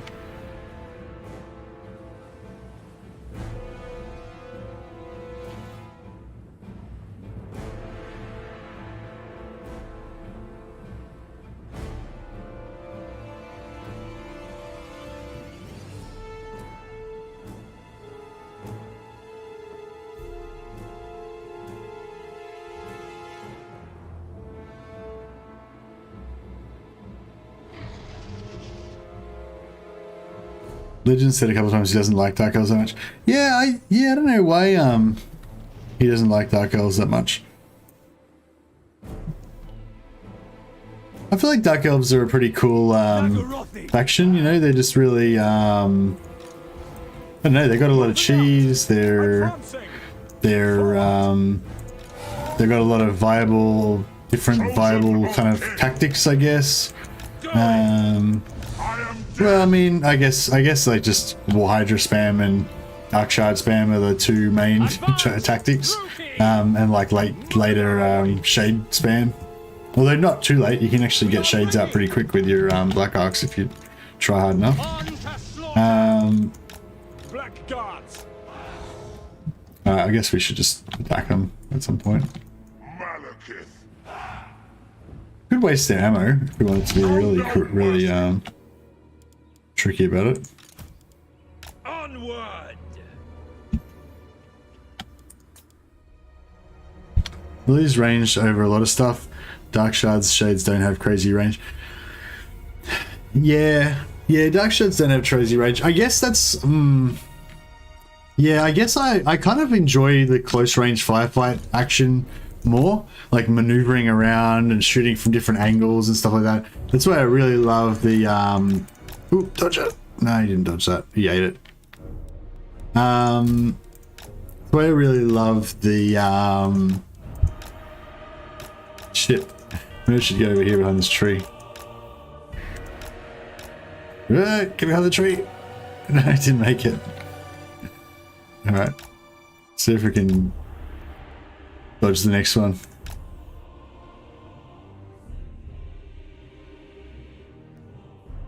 Come on. Are you gonna shoot me? No.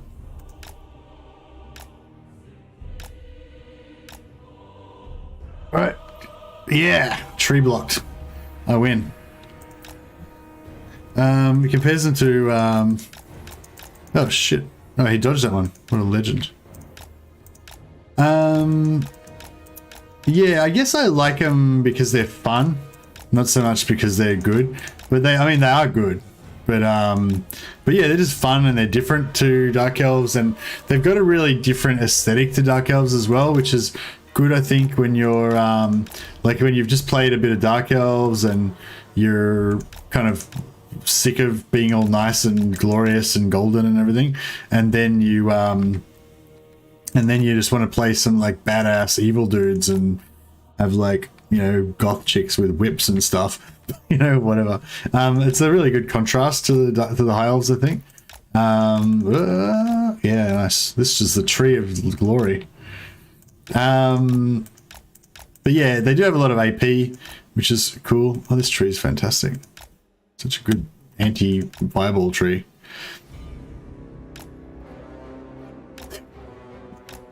Gonna get by ice cream or any suggestions on which kind? Ice cream wise, I'm a bit of a purist. I like vanilla is my favorite ice cream. Chocolate is my second favorite, or maybe chocolate's my first favorite. I know, it's like, yeah, I like vanilla or like Belgian chocolate, like strong chocolate, not like dark chocolate, but like strong milk chocolate flavor. And yeah, and then after vanilla and chocolate, I actually like banana and strawberry. Like, so just like the most basic kind of flavors are the ones I like. And I fucking hate ice cream with bits of shit in it. I hate ice cream with like bits of M&Ms and nuts and fucking crap like that in it. Like, ice cream should be smooth and silky and delicious. Shouldn't have all like crunchy bits of shit in it.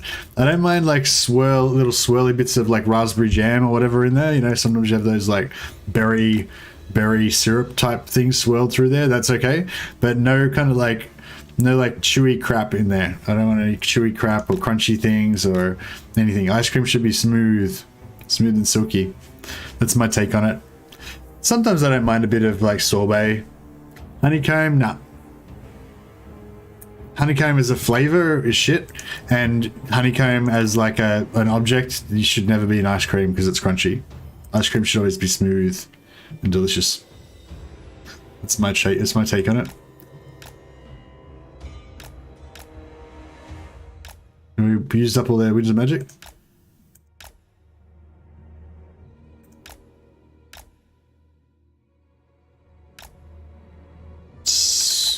I feel like one more. There must be one more fireball in them. It's gonna come like when I least expect it. Any more? No, no more. I don't think the AI play doesn't like save its magic, so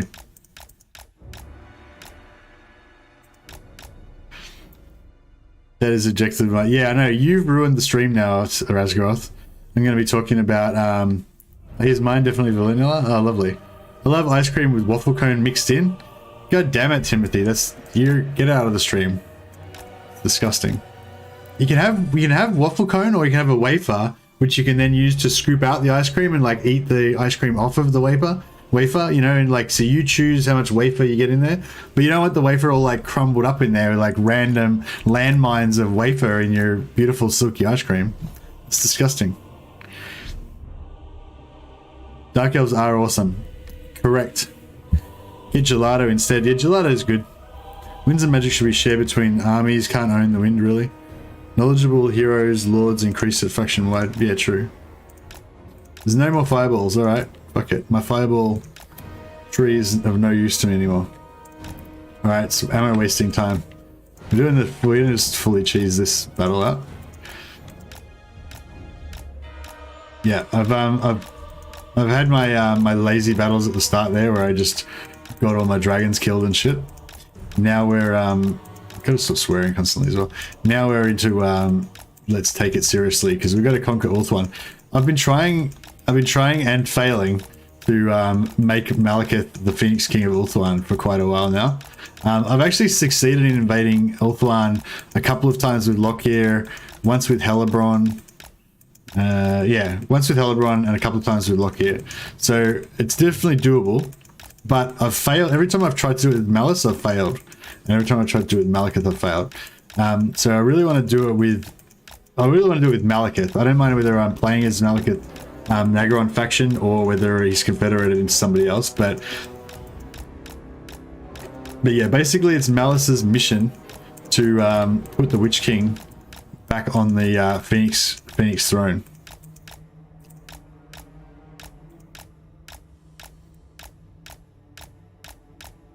So hopefully this is it. Today's the day. Well, maybe not today, but tomorrow. Tomorrow's the day. Today's the first landing of Ulthuan. Today was like testing of the 2-turn Malekith, demonstrating how that works, how it's actually a bit of a pain in the ass now. But it still works, but you just got to restart and reload a few times to get it to work. And then tomorrow, well, we should make good inroads today. I'm still going to be streaming for another, I don't know, 1 to 3 hours. So we should be able to make some pretty good inroads into Ulthuan. Yeah, if we don't conquer Lothern today, then it'll be tomorrow. Is it unacceptable for Dark Elves to have access to life magic? Yeah, I kind of feel like it is. I mean, what do you mean lore-wise? I mean, I don't know. I mean, yeah, I mean, I guess so. I guess so. If they didn't have Lore of Life in the tabletop, then they can't have Lore of Life in the game, I guess. That's pretty much how it works.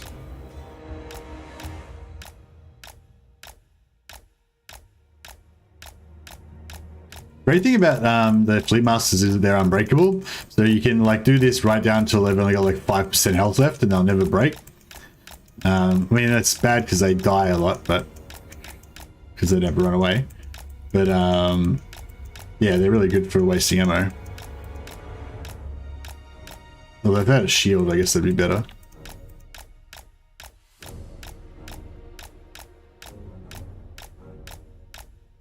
Wish they had one that drained the blood out of soldiers to heal dragons.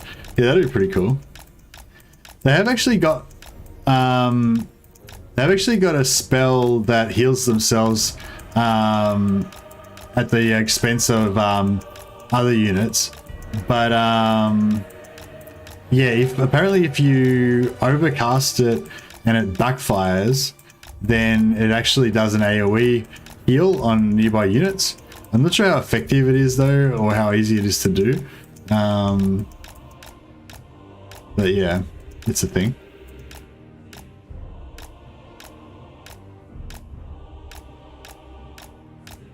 Nearly wasted all their ammo.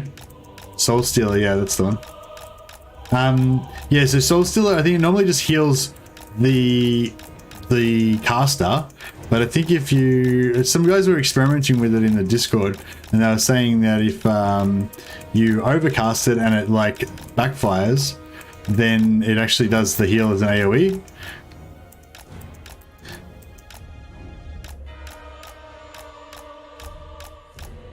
But it doesn't heal your friendly targets unless you overcast it and it backfires you.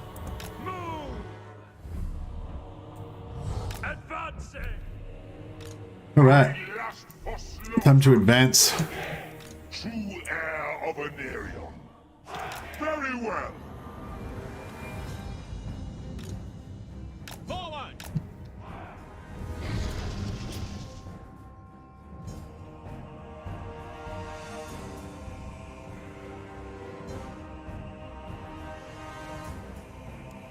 How are my stealth knights going?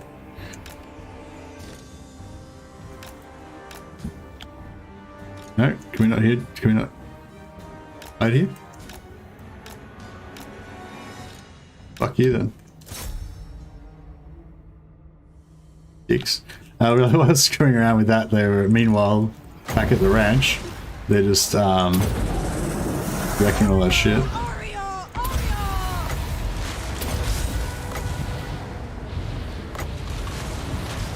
We have some of that, some of them apples. Yeah, fuck that up. Come, Malekith!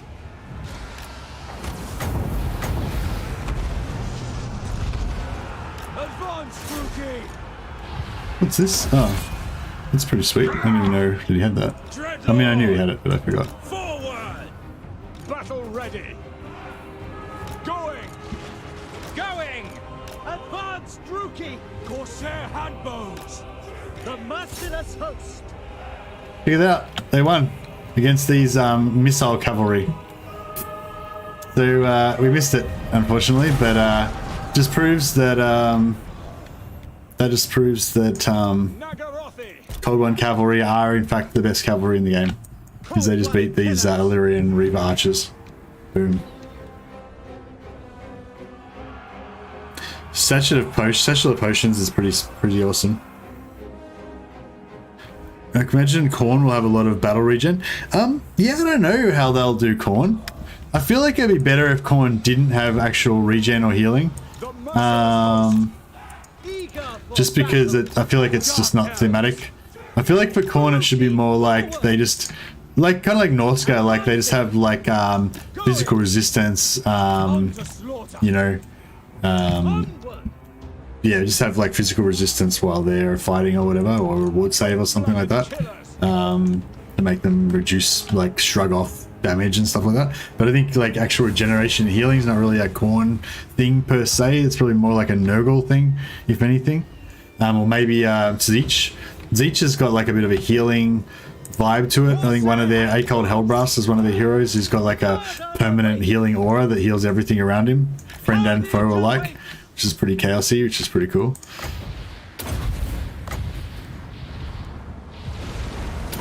Do we have to actually, I wonder if, like, does killing these guys actually give us more slaves or not?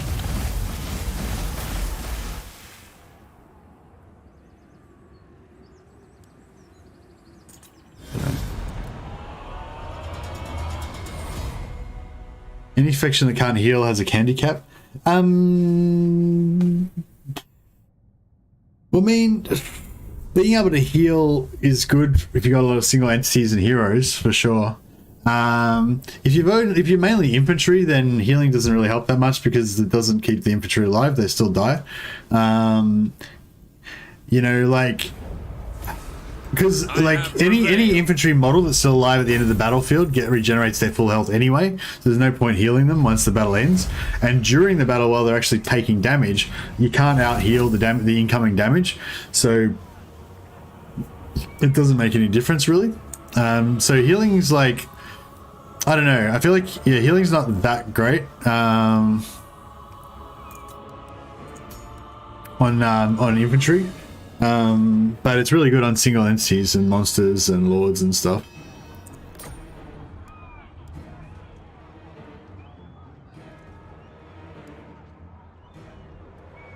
Bring me their treasure.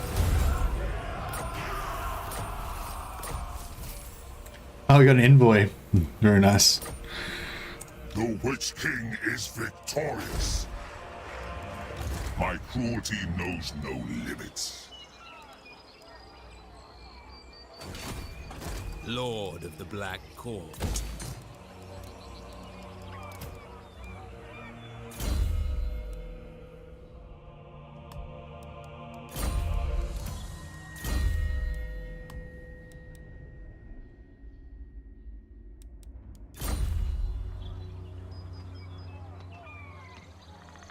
Look on me and cower.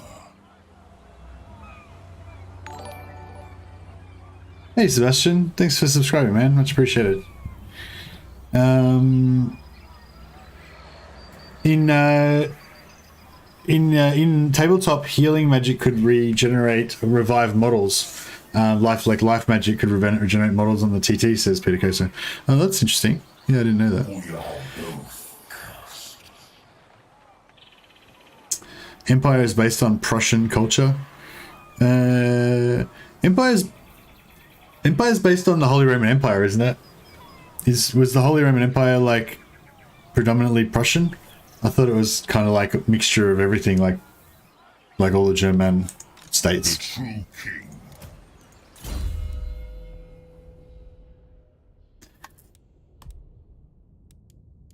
Where was the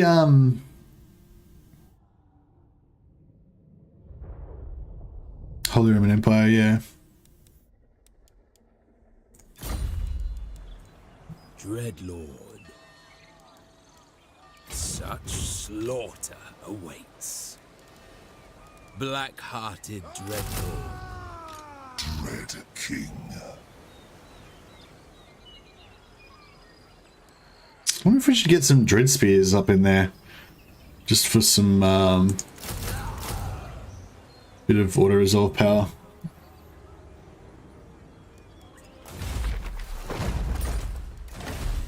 And Karthik is our new home. We'll put our slaves in there for now. Victory is mine.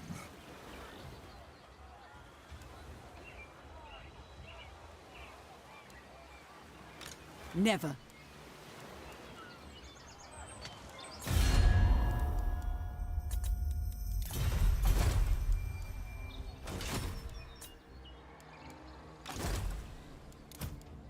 Bow before Malekith.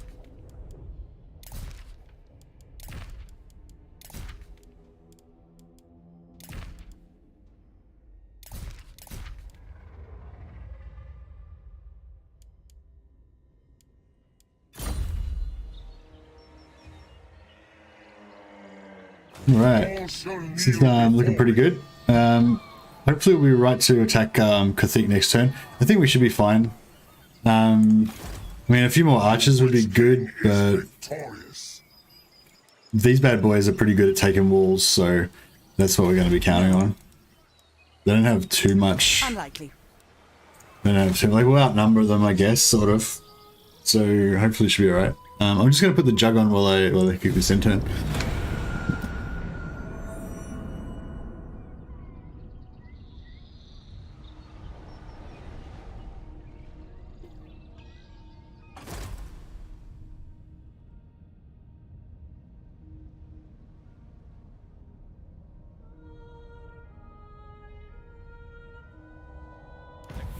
At last.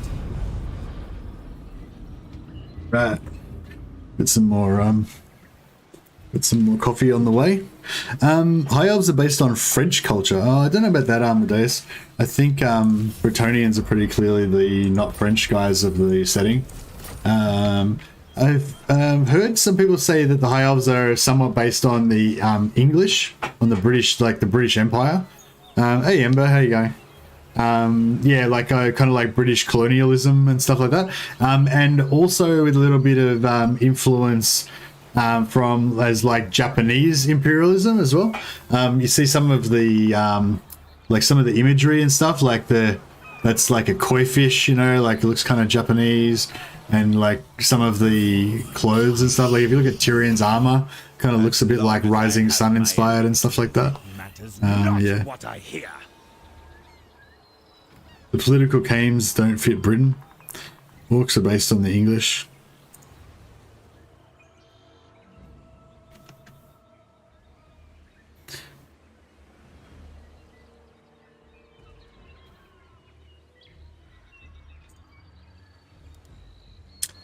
All right. We should be able to take this out, shouldn't we? Murderous law. Ever vengeful. Tyrant of Nagaroth. I'll just queue this up so that whenever we actually we can get a master. That'd be good. I'd like more than one, but if we can get at least one to start with, that'd be alright.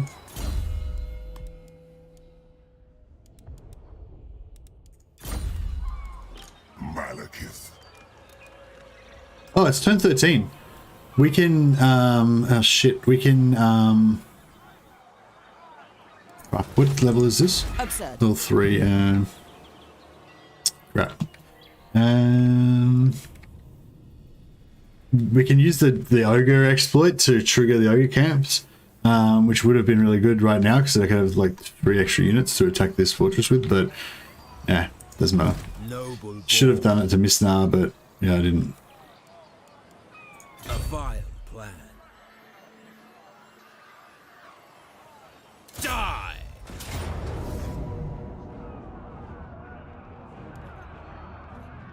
None shall live. Witch King.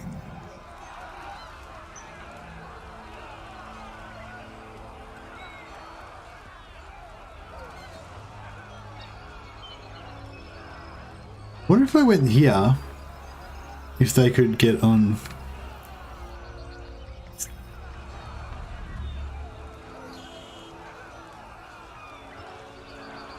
So I was thinking if I come on here, they might be able to attack this guy and get another level before we attack the settlement.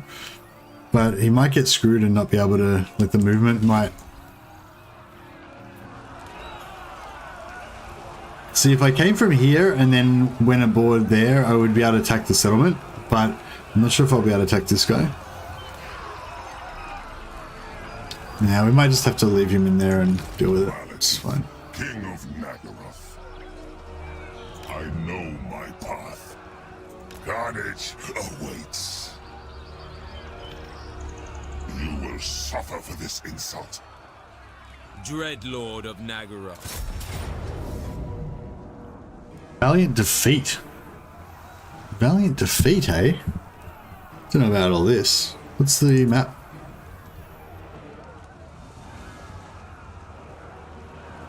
Yeah, that is a pretty shit map.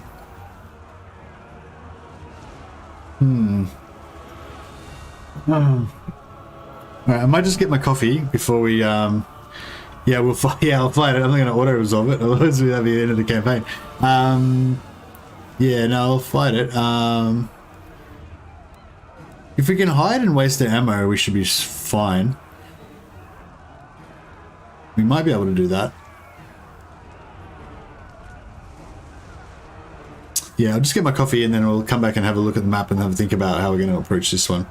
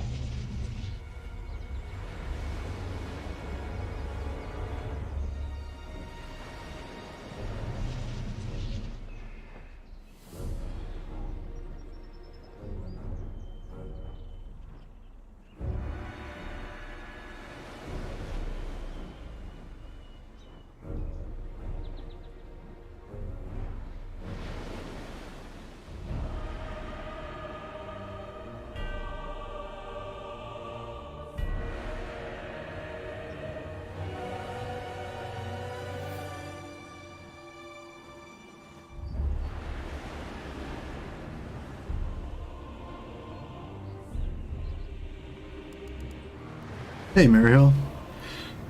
Hey, everyone. Yeah, coffee does sound good. Tastes good too.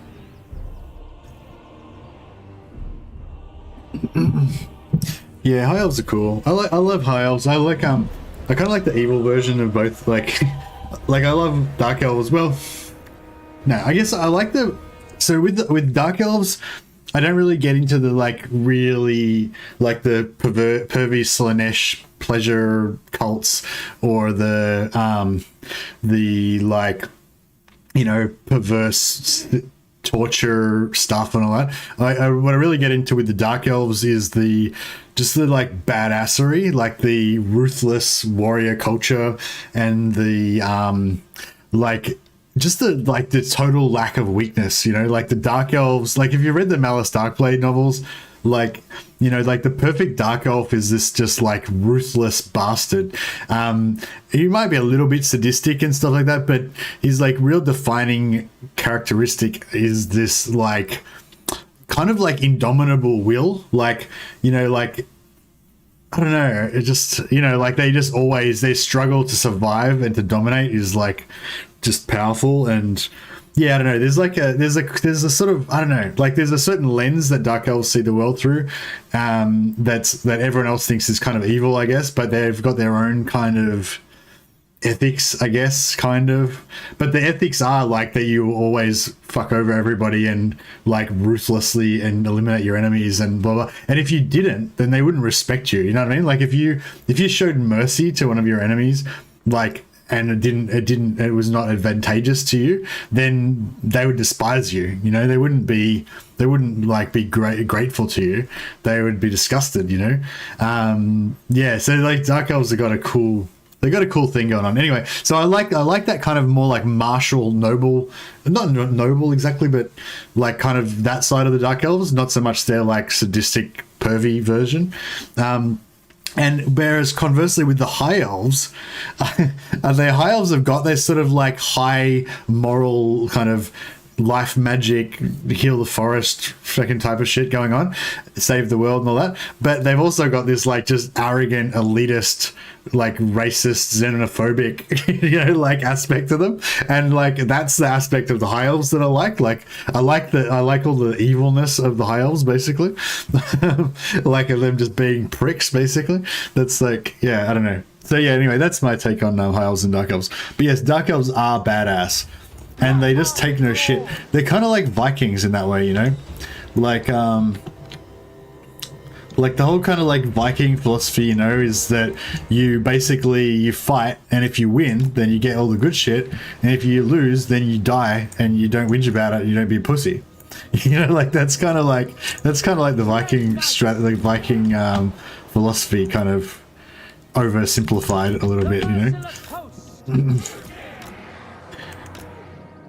But you know, you don't like beg for forgiveness or anything. You just kill your enemies and take the plunder, you know? That's like the Viking way. Battle ready. Fucking, these trees are in a bit of an inconvenient spot. I wonder if I can like shoot, like get outside the range of that thing and shoot from the side or something. Yeah. How are we gonna do this? Shit, all these guys are gonna come on from there. Norse mythology. I think the dwarves might have been a joke about grognards who played board games, preferred things not to change, like magic rules, etc. But I don't even get that. Sorry.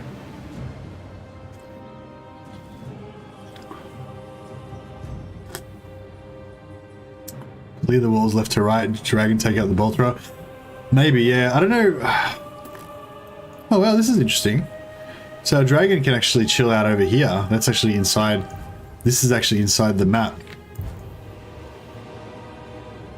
So these guys here are all safe, right? They can just sit there, but these guys here can't hide. So... Oh, the bolt thrower can hide. That's cool.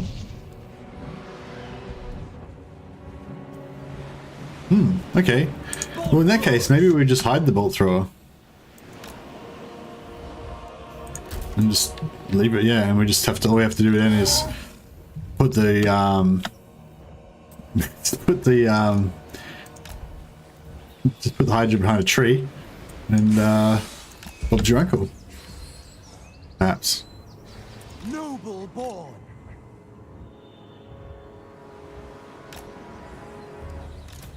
Don't know about the dragon. The dragon might have trouble. Is the dragon... Oh yeah, the dragon can hide behind these tall trees. That's cool. We're all good. I think that, I wonder if the towers will actually shoot the trees. See how we go. Oh wait, we need somebody to waste the ammo. Alright, let's see if we can waste some ammo with this guy. Let's see what happens. Actually, we better just hide him behind this tree for a bit first.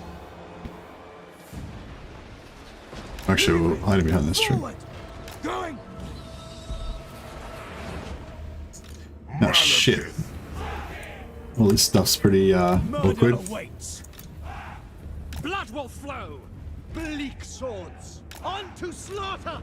Forward. I don't know if that's gonna work, but no. How are we going with this dragon? We got 4642. Rookie Lord, moving out. He seems to be okay behind the tree there. Look out, they've got tents. Never underestimate the power of a tent that's got high ground. Oh. Yeah, well, some of the things are hitting the tree. I don't know. I'm pretty sure nothing's hitting this guy. He's just chilling behind this tree, just tanking it. Alright, this guy is not hiding. Moving out. It is done. Carnage awaits. Onwards to murder. Daruki, forward. Merciless warriors. Oh yeah, right. So we've got some. What's their most expensive unit? Oh. No, I totally missed that. Oh well. We find the I was thinking about flying the dragon and hiding over here. That's a good idea. Eager for battle.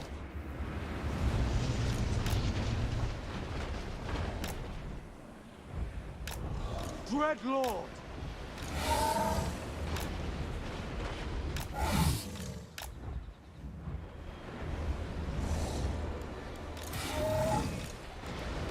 Dread Lord. Onward. Striking out! I go forth!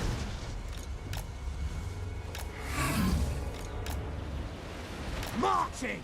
Forward! Onward! Moving out! Move!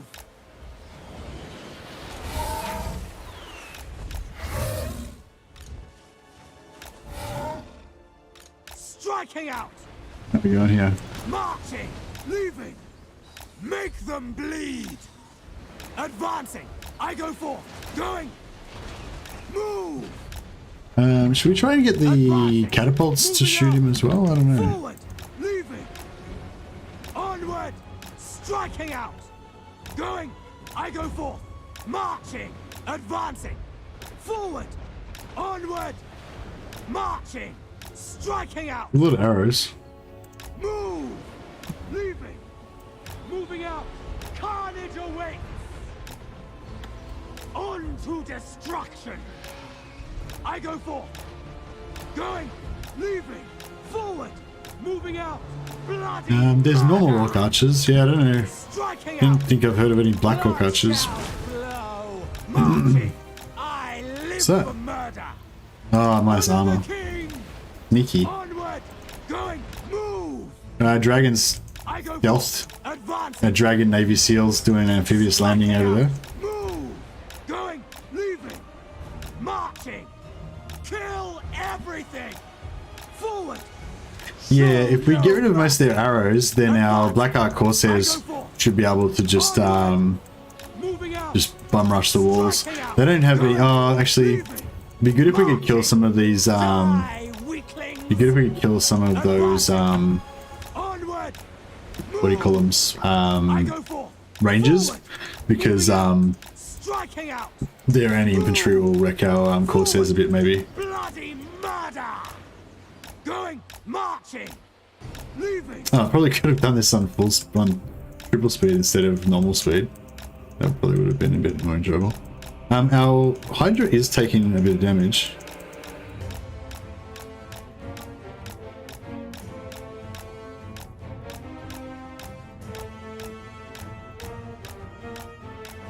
Hydra is getting hit, yeah, I know. Dreadlord. I'm kind of a bit busy dodging arrows right now, though. Advancing. I go forth. We could put the Hydra behind the big tree, maybe. Maybe that'll stop him getting hit. Onward.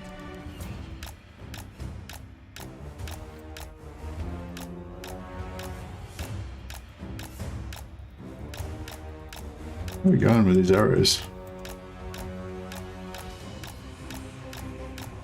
Yeah, the fat tree seems to be blocking the Hydra a bit better.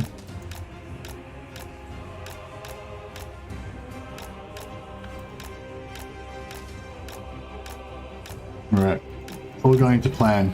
All going according to plan.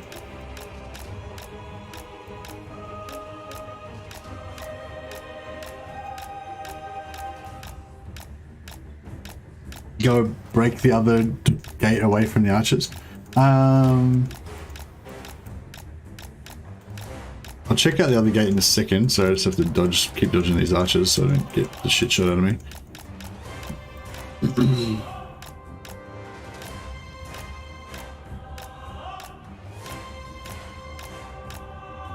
Just because we're not in the middle of their field of fire, so their ammo is getting wasted slowly. Oh, here we go, that's better.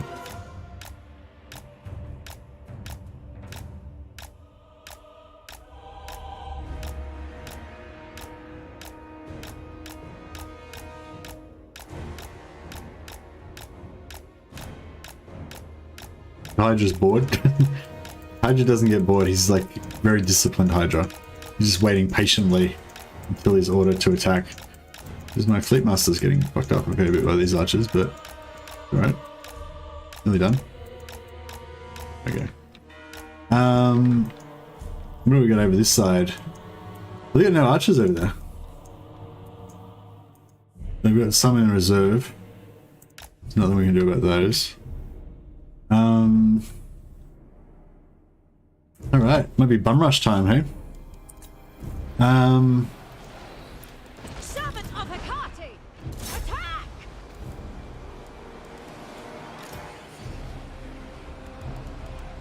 Very well. Sorceress of Grund! Going! Setting forth! Dark Sorceress! Striking out!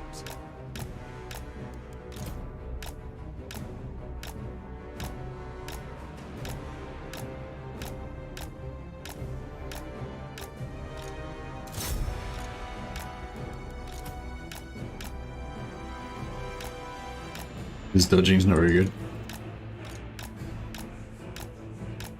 Use Burning Head? That sounds like an excellent idea. I plan to.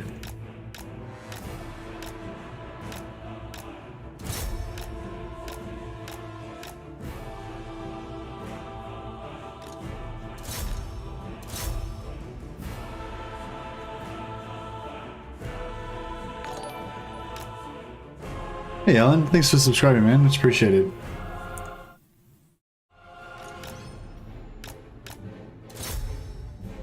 Alright.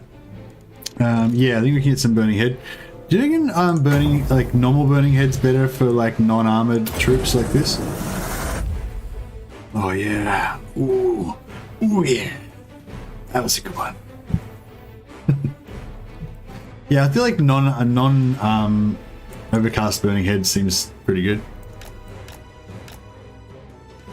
Alright, you guys all get out here.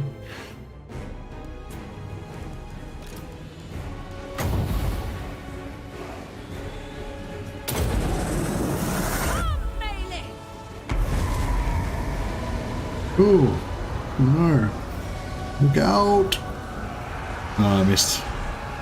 Missed a bit anyway. Oh, bounce back into them.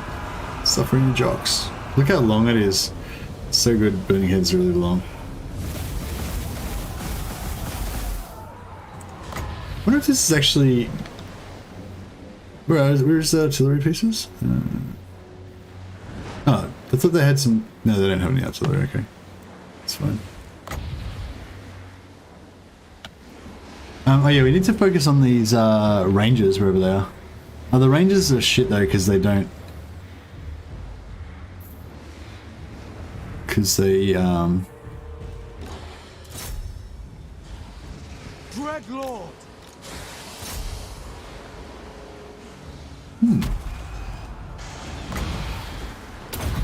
They don't bunch up unless they're in melee combat. Glory of the Phoenix King! So it's not a bad matchup because they have anti-infantry and the Hydra's not infantry obviously. Does the Hydra lose a head when it procs the healing skill?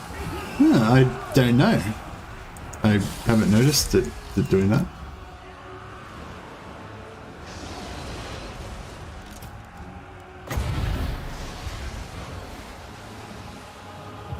Wait, how much? 5 versus Sorceress of Grund! 10. I feel like 10 gets you more value for money.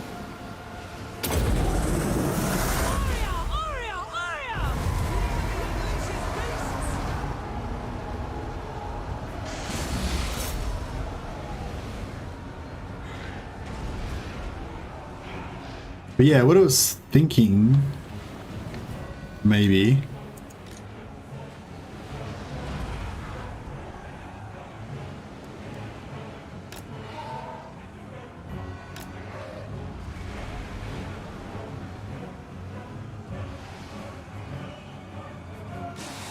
I'm just not really killing them very effectively.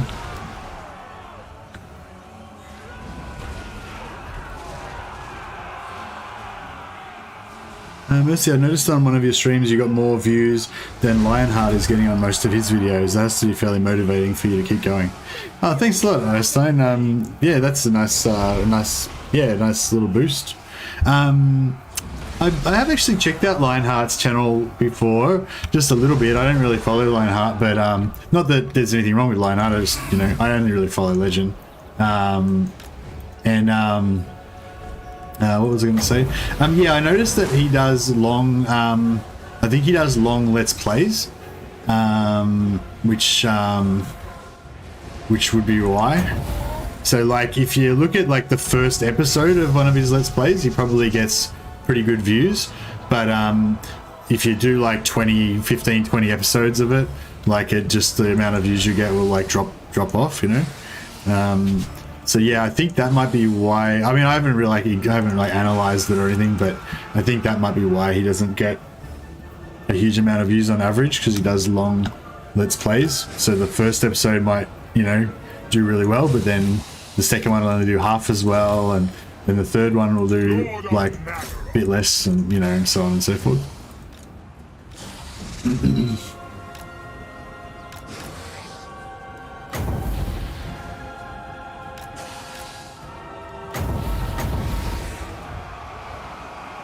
Chosen of Cain.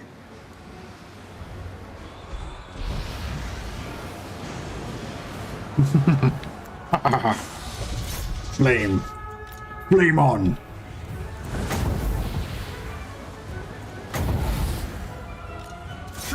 Oh shit. No. Stop it. Stop attacking my guys with your anti-infantry. Okay, these guys are coming over now. This is good. We might get some more good blob action. And this will be a great time for these guys to bum rush the walls over here where there's no... Well, there's no, yeah, fuck it. Let's move things along a bit, shall we?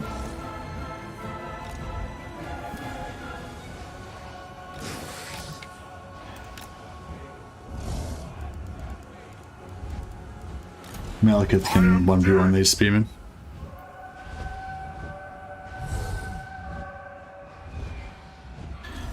Yeah, that's what I was saying before. Maybe not before. I've said it before though. Like, I don't think subscribers really matters very much. Oh, I thought these guys were shattered, but no, they're not. They're just doing their thing. So this is gonna.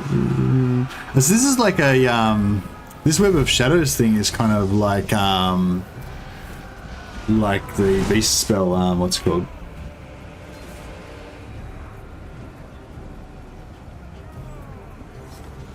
Yeah, get a nice blob around him, and then we'll pop this bad boy, and that's doing like a oh look at that, it's hitting everything. Nice. Tyrant of Nagaroth. Sorceress of Grun!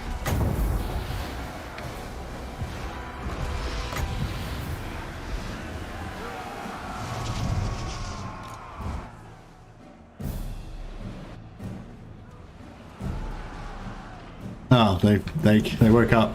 Dark Damn it. elves. At once. Understood. By your command. Suffering for all. Dark shards. To destruction. Nagarothi. Druki forward. Battle ready. Druki. The merciless host. Following orders. Oh wow, what happened to him? Shit. It's not what I wanted to happen. The Witch King.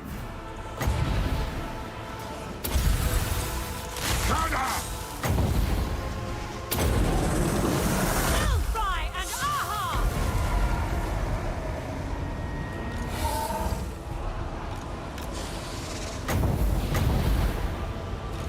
A little bit of a waste, but that's fine.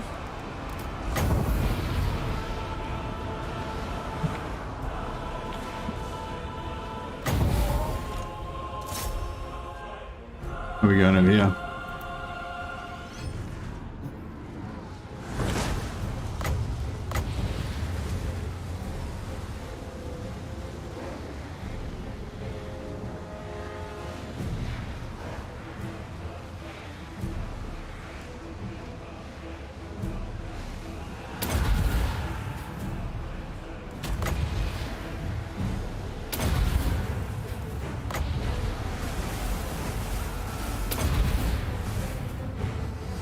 Eager for battle. On to slaughter.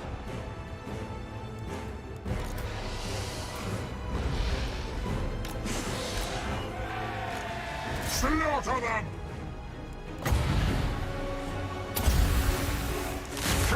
Nah, it didn't really land.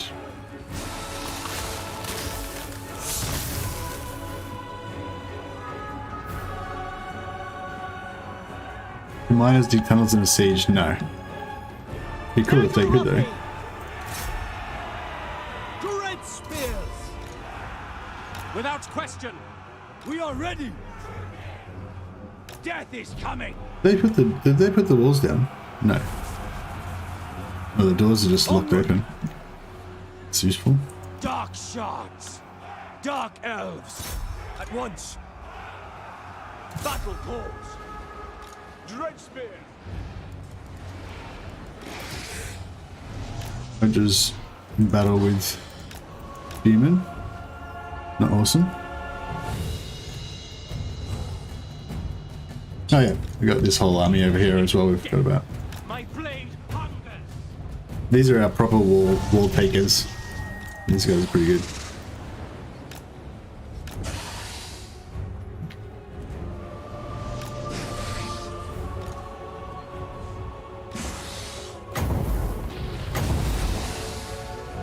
Alright, what's going on over here? I feel like these guys should be able to kind of take this wall. Spears. Die, weaklings! Massacre them! It is done. Under battle calls, as you say. Dark elves! Understood.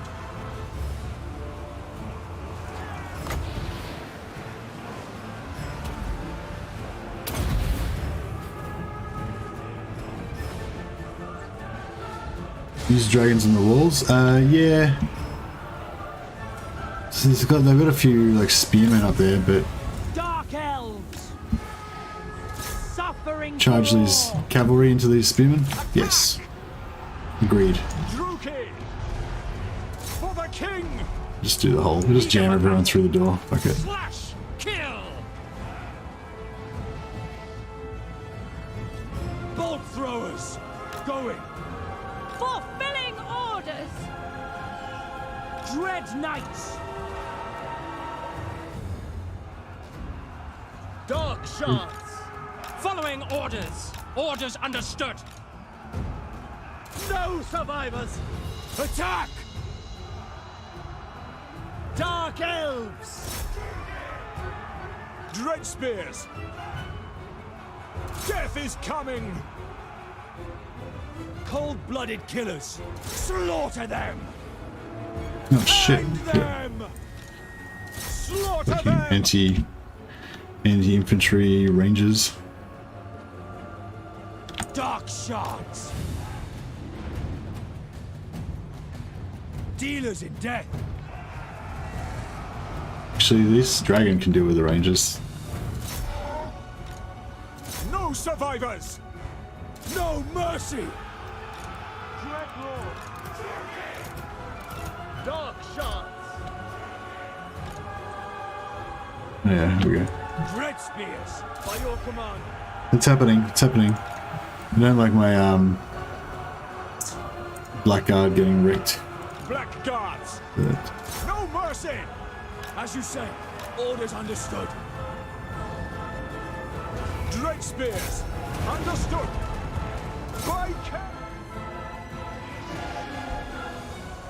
there a rat atop Scavenged Blight banging a stupid bell. Cold-blooded killers! I mean, sure. Okay, I want to go Cav versus Cav again. Let's do it. Corsair Handbows! Massacre them. Merciless warriors. Corsair Handbows! Slaughter them. Hunskies?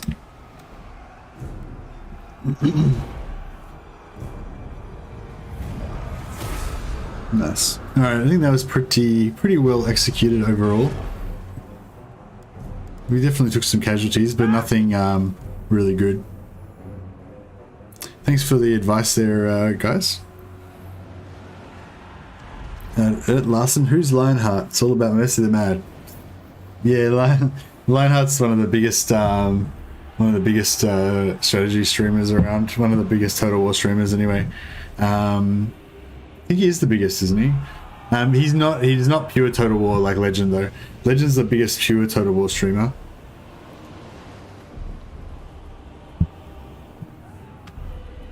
The Cav won the battle. Yeah, that's right. It was the Cold One Dread Knights that turned the tide. It was a bit touch and go there for a while, but then the Cold One Dread Knights just they smashed the fence at the gate and they won it for us.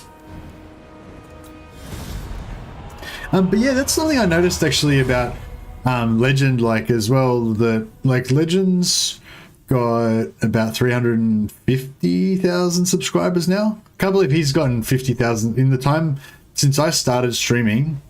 Because like as I started YouTube when Legend got his 300,000 subscribers. Because I remember, because I sent Legend an email actually to tell him, you know, like basically thank you, because he basically inspired me to start doing YouTube.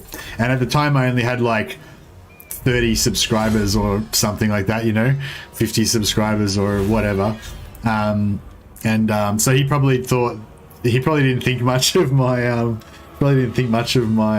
my plan to start doing YouTube, but at the time, but no, he was really nice. He was really encouraging, and he thanked me for my kind words and all that. Because basically, I was like congratulating him on his 300,000, and also and just letting him know that he sort of inspired me to kind of, you know, follow my dream, as it were, and actually do something I really like.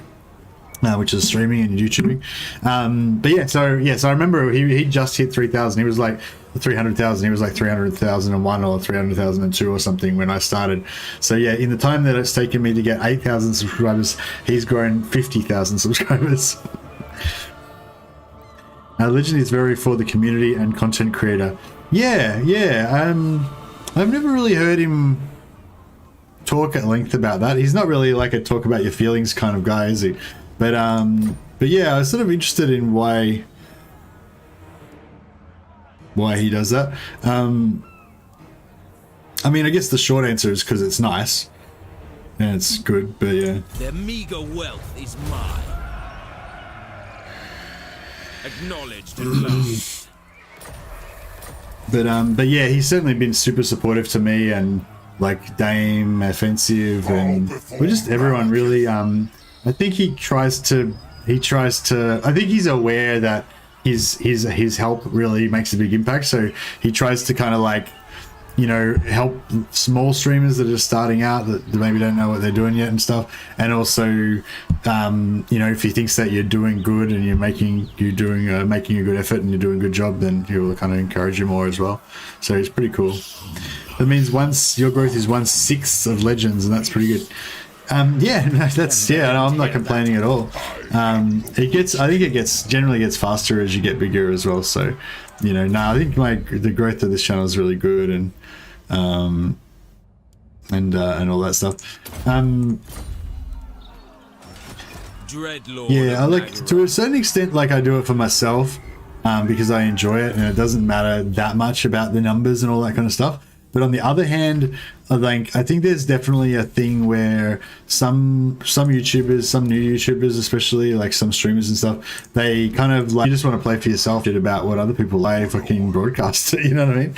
So I feel like, you know, if you're going to do YouTube, it's got to be a bit of a balance between, you know, being like true to yourself or whatever, or doing what you actually want to do, but also, you know, making content that other people enjoy as well. Dreadlord of Nagaroth.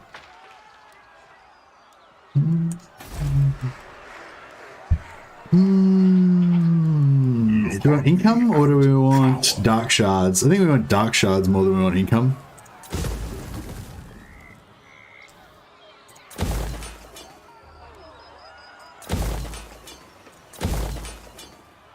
No, didn't really need to repair any of that stuff, but screw it. Let's just waste some money. We're rich. Well, not really rich, but we've got some money. A violent plan. And we'll get some more of these bad boys. 105. Yeah, we can probably afford to waste a bit of gold. Knows no limits. King of the Druki. Malekith, King of Nagaroth.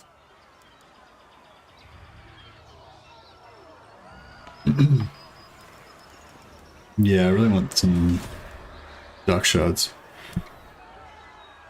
Look at it like that. Legend grew by 16% since then. You grew by 28,000%. Yeah, that's true. That is true. Oh yeah, sorry. The start of that I was going to say. So I noticed that a lot of YouTubers that I thought of as smaller YouTubers, like Alex the Rambler, who else? Alex the Rambler, I don't know, I guess like Milk and Cookies Total War and Italian Spartacus and Turin and all those guys, like some of them have gotten much bigger now. Like Alex the Rambler's actually got more subscribers than Legend, I think, and yeah, like Lionheart's got more subscribers than Legend, and there's maybe a couple of others that have got more. Really, we lost the stream.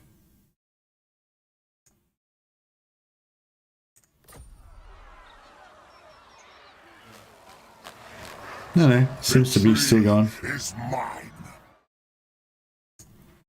But yeah, excuse me. All I was going to say is like, yeah, there's some of these streams, some of these channels that are bigger than Legend, that, especially that are variety streamers, but Legend gets more consistent views. That's exactly what I was going to say, Austin.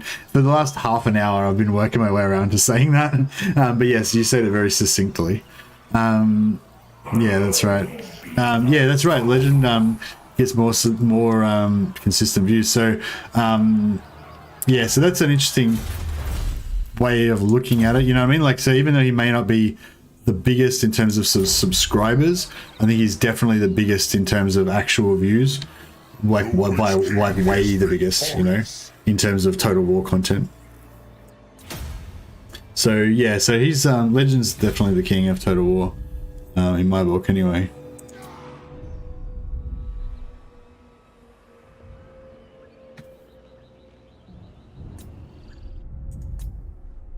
All right, I think we're good. I think it's all coming together. These guys have got no settlements, so they're going to suicide us over the intern. Yep, they're going to suicide us over the intern, give us some free XP, which works for me. Tyrant of Nagaroth. Next turn we can go for Skull Reef, get some free cash there, and then we can get refresh fixed it. Oh, cool.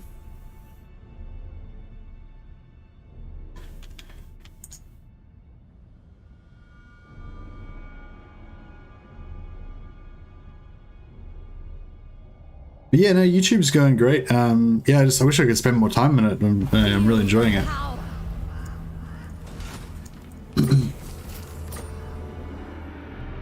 Yeah, so now I just look forward to my holidays now. Whenever I can take holidays, and then I can go like full time YouTube for my holidays. So I don't want to spam, but Mr. Matt, have you checked the recent cheese legend used infinite range summon on siege battle? Zombies capping this town square, hilarious. Oh wow, that's ingenious. Yeah, I heard about the infinite range on the sieges with when you stand near the door, you can get like infinite range on spells. But I never thought about using zombies. Like that's ingenious. Yeah, that's really clever. You're rambling. What? No, yeah, thanks for telling me, Raphael. I didn't see it. Yeah, if I don't respond to something, just after, if I don't respond to something after a few minutes or whatever, you just do exactly that. Just write it, just copy it again, and just write out message and add, and eventually I'll see it. Yeah, I don't. I usually read out everything that says that most of the mad if I see it, but yeah, I think it's good to stick to making good content if you want to be a good YouTuber.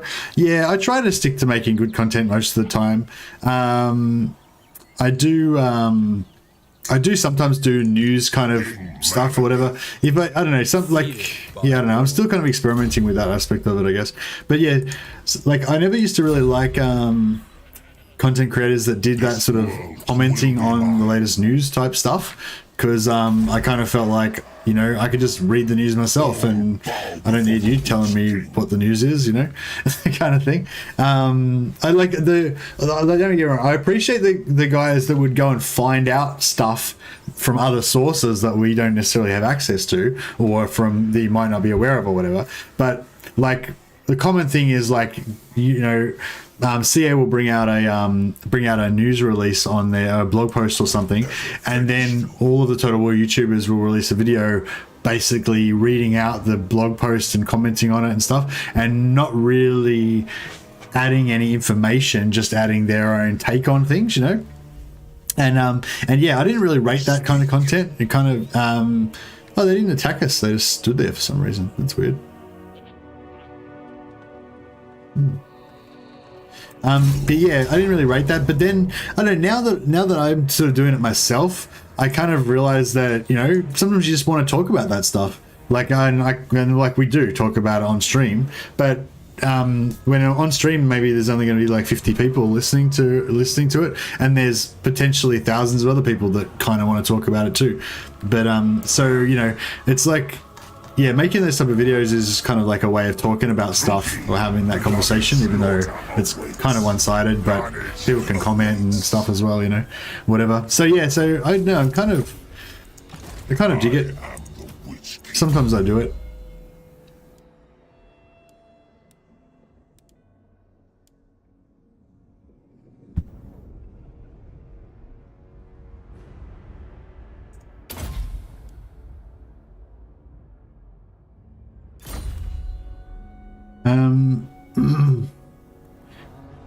YouTubers reading the news and adding, yeah, that's cool. Yeah, exactly.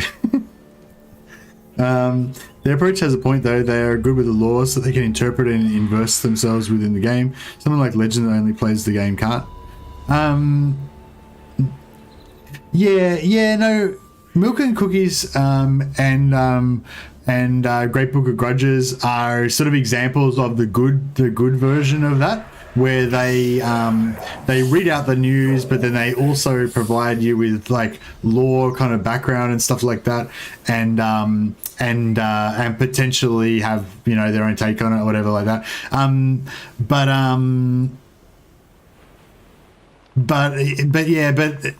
Yeah, anyway, whatever. Yeah, no, they're examples of the good version of that, but there definitely are the other side of things where people just say, yeah, that's cool, and they don't have anything to add, which is a bit shit.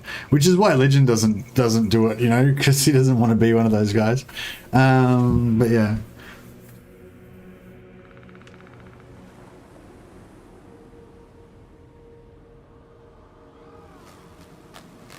Speaking of YouTube, a common Google search I do for Warhammer is Lord XYC skill build. Yeah, yeah.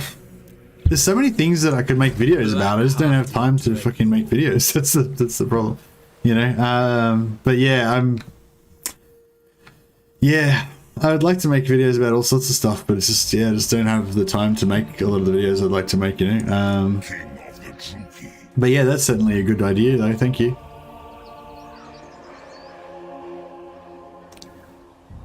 Lawmaster Sotek, yeah, Lawmaster Sotek's another good YouTuber as well. Really good at giving you the YouTube background and stuff. I hear The lore background and stuff.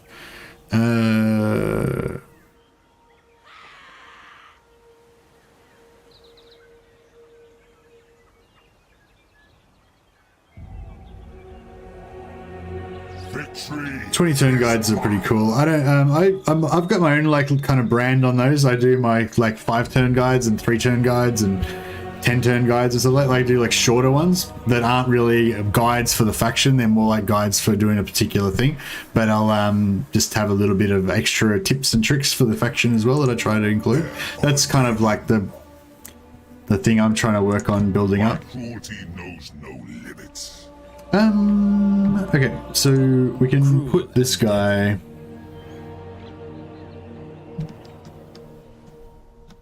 What should be our next thing? I guess we should go for...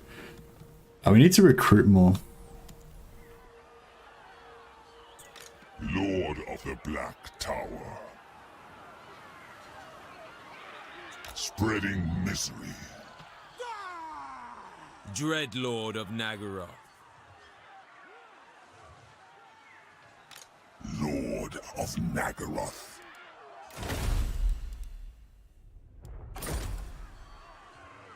All shall kneel before me. Oh shit, I just realized we should be building the slave building. We need this bad boy first. Damn it, wasted a turn there. That's right. Tyrant of Nagaroth.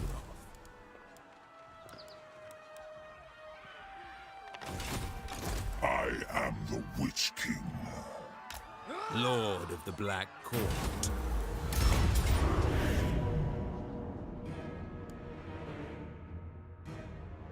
Casualties are low. Okay, we can probably just auto-resolve again then. Oh shit. Why are we gonna lose half our dudes? First few turns are the most critical. Yeah.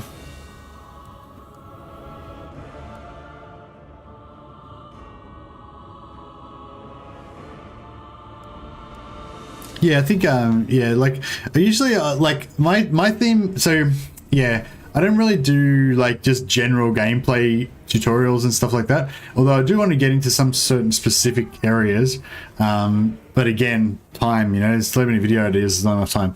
But yeah, in terms of my, like, guides, my kind of goal, like, my thing is basically I want to do, whenever I do a video, I want to be, like, presenting you with an alternate gameplay style, I guess, or whatever. So, you know, you've played the normal way of doing whatever. This is like another way you can do it, which is like, you know, like with the 5-turn Confederation for Kalidor with Imric. That's like, I just like hate Afghanistan, just wanted to go to Kalidor and migrate there as fast as possible. So, you know, that was my mission, you know. So figured out, you know, just confederate with Kalidor, go to Caledor, abandon Afghanistan, you know, and that was kind of like the thing I wanted to present. The actual guide was actually designed by Thingamabob, but like the actual specific steps to get the 5-turn Confederation, but yeah, just that concept of confederating early and fucking off to Ulthuan, like that's, you know, I just wanted to present that as an alternate way of playing Imrik, because the normal way of Imrik sucks, you know, like to me, I hate that way of playing Imrik. I only like to play him when you confederate and go to Caledor. Should I just take the auto resolve loss? I don't know if I even know if I need this these black arcs. I mean, the black cards. I kind of want to keep them for role plays, but yeah. No worries, Azta. You go have a sleep, man.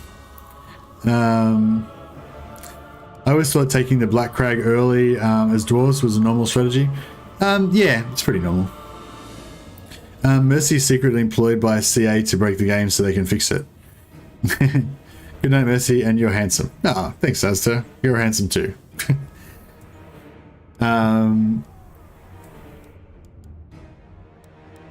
But yeah, so basically my philosophy with those type of things is make them short, make them specific, make sure that you can follow it, you know, and people can do it, you know, reliably.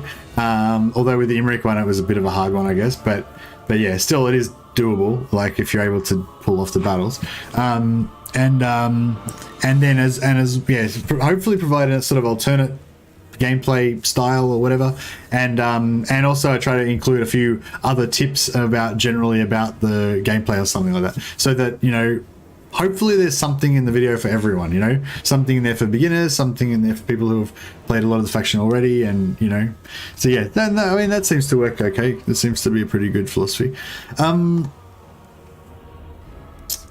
Yeah, should we fight it? Or, I don't know, I don't think I'm going to do too good if we fight it. We won't lose any units, but we'll probably get wrecked, and it'll take a lot of effort.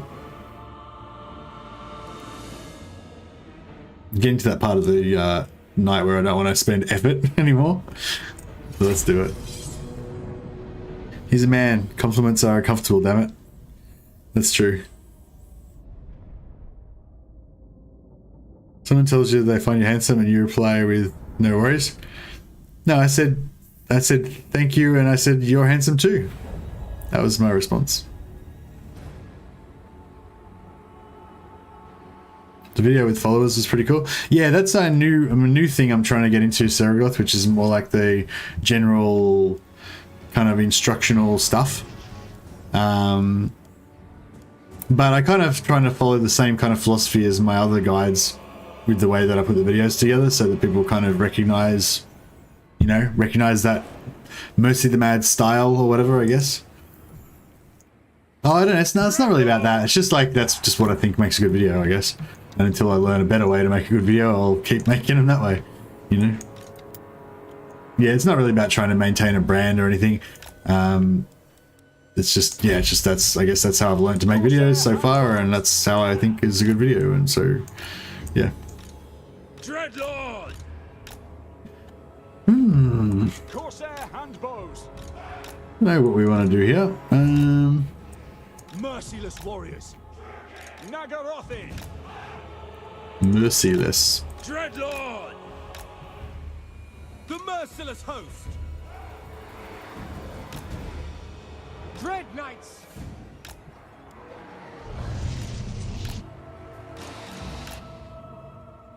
Nagorothi! I don't know.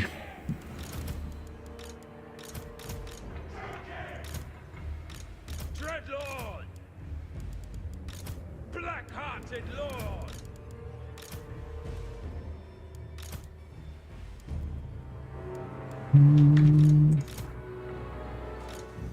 Something like that. I'm still trying to complete your mission of Vlad vassalizing the Empire, so there must be something catchy in your ideas. Yeah, see, that's kind of definitely, that's like 100% my style. Like Vlad vassalizing the Empire, that's pretty much my kind of thing, you know. Just like when you have like a kind of a roleplay idea, and you just, yeah, I don't know. Yeah, I feel like that's kind of, I don't know how to really describe it, but yeah, I feel like that's kind of like what I'm about, that kind of stuff. And the exploits and everything are just kind of fun, but they're not really like, the main point, you know. They're like either they're a bit of fun doing something wacky, or they're a means to an end, you know. They give you a good advantage or put you in a good position to get you to where you want to be, to pull off some kind of roleplay type thing usually. Lord of Fear! Lord of Fear. Bolt throwers! Hungers! Eager for battle. Understood. Battle calls. It is done. Following orders. Merciless warriors. Kill everything.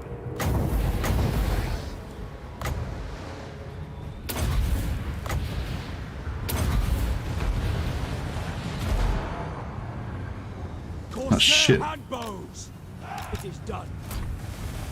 Cold-blooded killers. I thirst!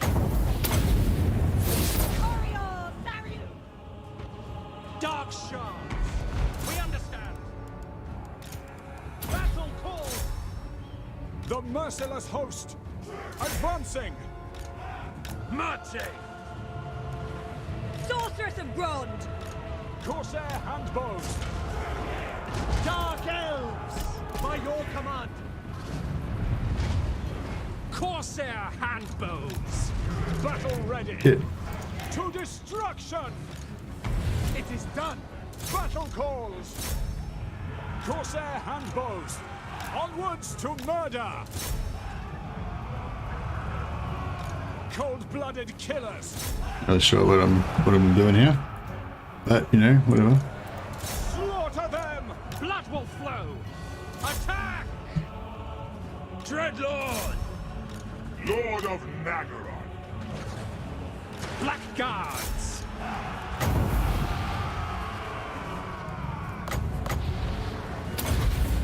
Dark Sorceress! Come, Malekith! Corsair handbows! Yeah, I'm getting all my Corsairs fucked up. Bolt throwers! Blackguards. That's one!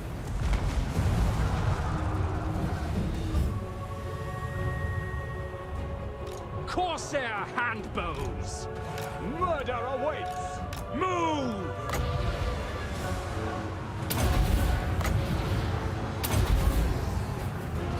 Dealers in death! Dark shards. Advancing!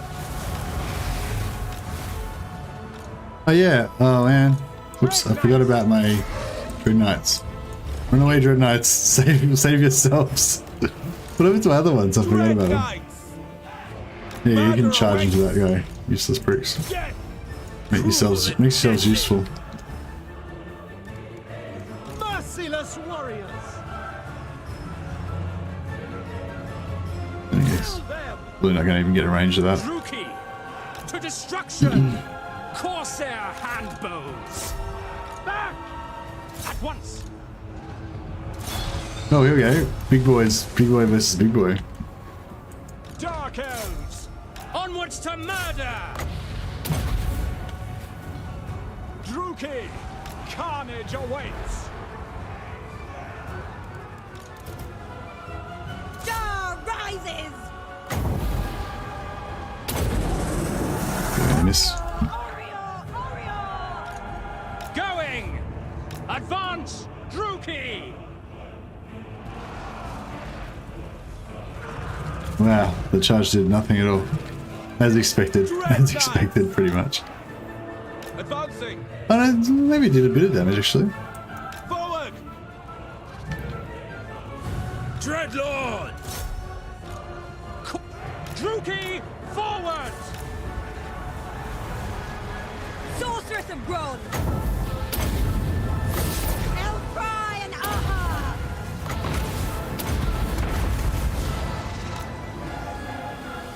Dark shards.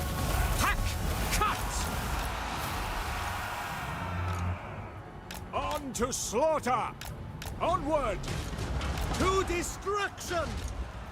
Carnage awaits. We are ready. End them! Corsair handbows! Kill them! Advance, What a mess. Rookie! Yeah, just getting these like big battles and there's just too many things going on, so I just don't bother like actually doing it properly. Dark shards!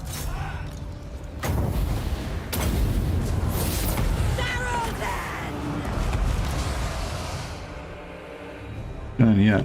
Cold-blooded killing. Something's killing them. I guess it's those dread knights.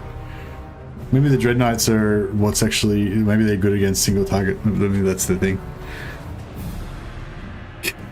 Maybe. Dreadlord! I go forth! Going! Massacre them! Alright, I wonder if we actually lose any units. Probably did worse than the auto resolve. That cav unit was led by Brave Sir Robin. Yeah, maybe if they had fled earlier, that might have been better. The one that got wrecked on the right flank. Oh, my dragon! I forgot about the dragon. I got it killed. Shit. Whoops. Oh well. Fuck it. I kind of didn't want the dragon anyway, so it works out well.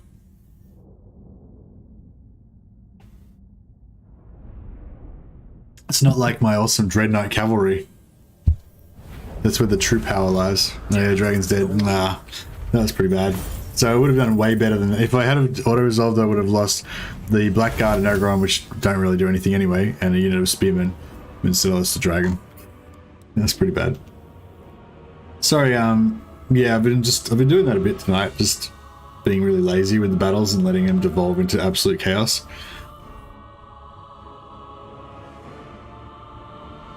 Bind them! 20,000 gold. 20,000 gold. Oh yeah. That was good. The weak are crushed.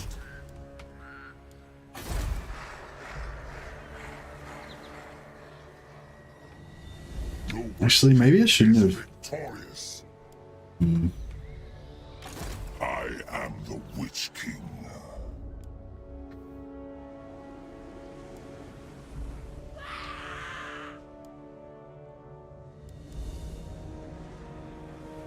Traveling. Tyrant of Nagaroth. Dry land.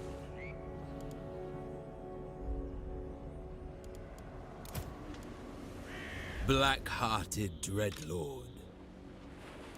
I wonder if they're gonna sack Mistnar.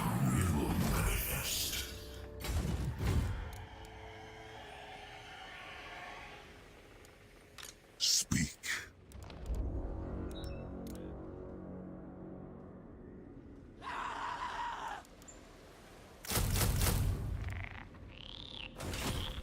Dreadlord of Nagaroth. My cruelty knows no limits. Is that a clear Karand army? I've never seen one on the oceans before. Yeah, they've decided to send a bedraggled army of 6 units after me. No. I'm not really sure what the methodology is that they're after there exactly, but have at it, you know. I mean, good on you. Have a go, Clara Karand. Commendable.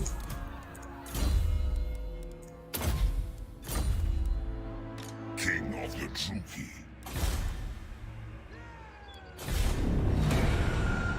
Alright, this is our invasion of Ulthuan's going pretty well so far. I think we want to just take take Tokaruli, take Toyvres, wipe out Eltharion, and then maybe wipe out maybe like Lioness and Musion. Use them as we can pretty predators on this Bretonnian coastline here. It's quite close to home, so we can still defend. You know, and we can attack these guys that don't really have many friends, I don't think, so they're pretty vulnerable. Which one's this one? Oh, this is the one with the 3 chaos armies and the chaos portal No thing. more from you.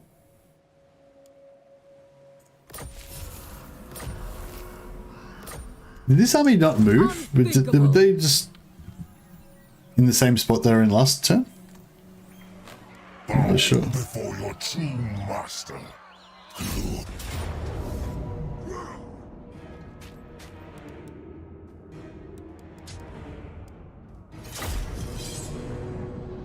I think Cav is best to conquer Ulthuan. Hey Amadeus, what's is this like a joke meme suggestion, or have you got some sort of real strategy around it? If it's a joke meme suggestion, then I'm all for it. Let's do it. Let's fucking recruit Dreadnought armies and take over Ulthuan with Dreadnoughts. Just a joke meme, yeah. No, that's cool. Yeah, I don't know if I can. I'd like to do it. I'd really like to do it. It was actually one of my thoughts that I had for tonight was to actually go for a Dreadnought Cav army for Malus and see if we could make it work somehow. I mean, I was surprised that using the Witch Elves with Hellebron actually worked really well. I mean, I didn't have a full army of them, but I had like a good 5 or 6 units in the army of Witch Elves, and yeah, it was actually pretty good. When you got enough of them, so like if you got like 2 units of Witch Elves, you send them in, you charge them in, they just get the shit shot out of them and they get wiped out. But when you've got like a whole army of Witch Elves or a lot of them, then they kind of kill everything, you know. If you're up against infantry, because they're anti-infantry, they actually chop everything up kind of pretty good in the early game. Are they going to charge? They're going to wait. Yeah, they got artillery, so they're going to wait. And we're inside the artillery range. Excellent. Alright, well, that was another screw up. What's always screwing up? We're going to take some casualties. That's okay. Artillery only challenge? Sorry, I forgot this isn't Hearts of Iron. Hearts of Iron's a good game, isn't it? I haven't played it, but I've seen like a lot of like I've seen reviews of it and a little bit of people like making videos about it and stuff like that. It seems like the kind of game I'd be into, like just with heaps of detail and strategy and configurable stuff, you know.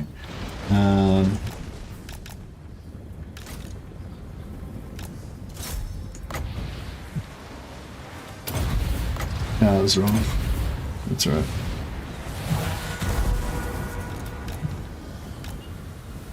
We are ready. No survivors. Dread spears. Advance, Brookie. Slaughter them. Make them bleed. Getting wrecked.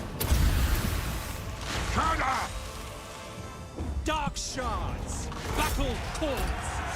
Dealers in death. We understand. Advancing, as you say. Make them bleed. Dread spears. Murder awaits. Forward. Bloody murder! Malekith.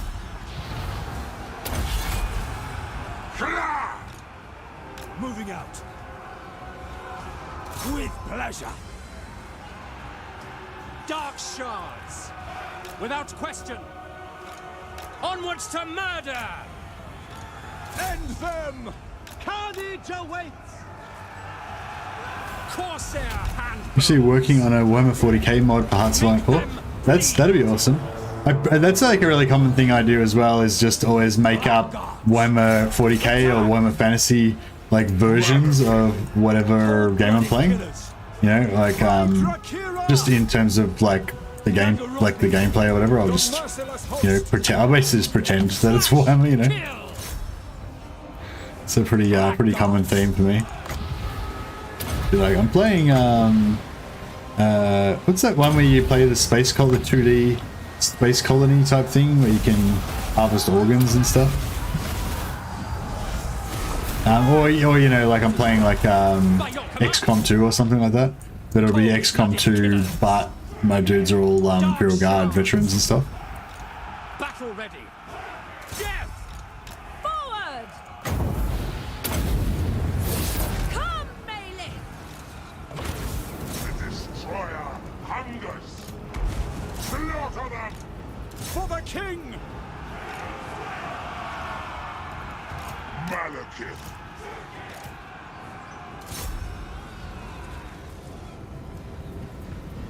Corsair hand bows.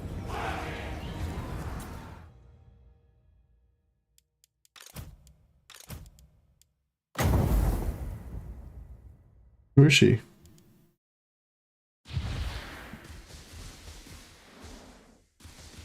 Get it. Kill it.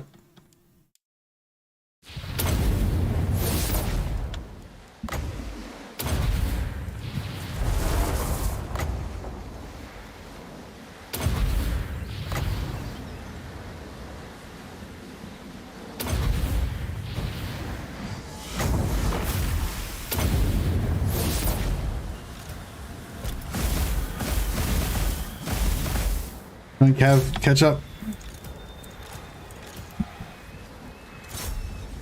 No,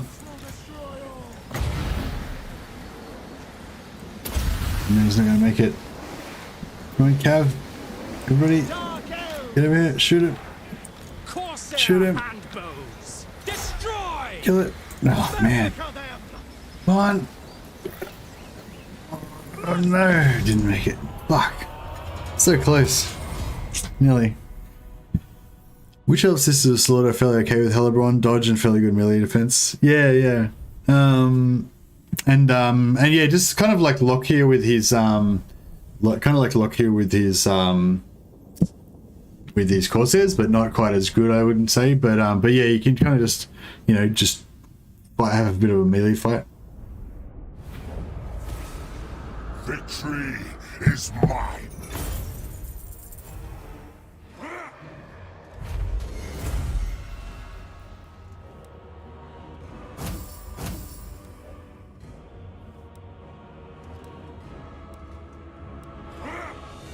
Slay them first. Seeking entertainment. Malekith, King of Nagaroth. I am the Witch King. Far beneath an archmage. I wonder if we should Black-hearted Dreadlord. Black-hearted Dreadlord. A vile plan. King of the Druki.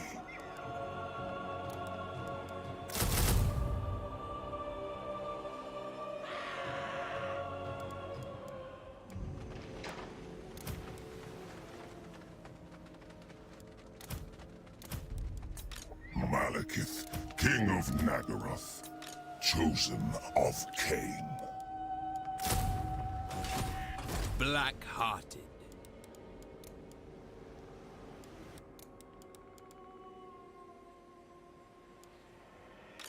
Lord of the Black Tower. Alright. Yeah, I think we're nearly ready to launch our invasion on Toya Vress. Cruel and deadly.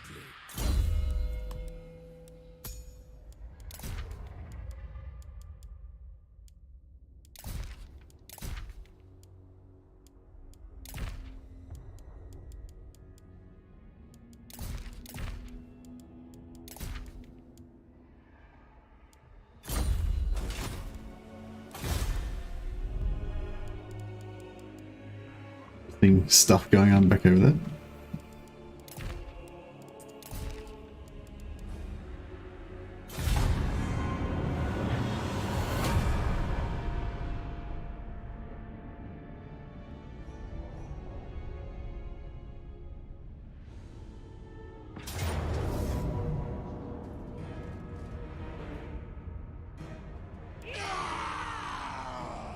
Ganeth finally fell. The thrill of battle awaits. Took a while.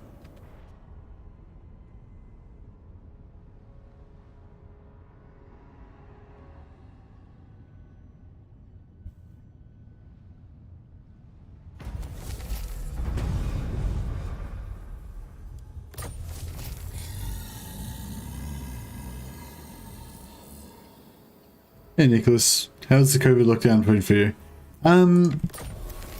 doesn't really affect me much apart from I don't have to go into work. Oh shit, I didn't drink my... Damn it. My cruelty knows no limits.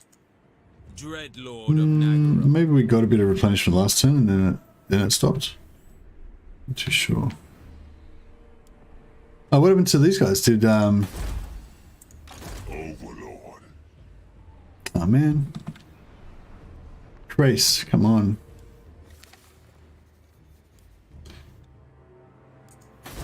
I tell you, Rush is at war with us as well. Yes. Okay.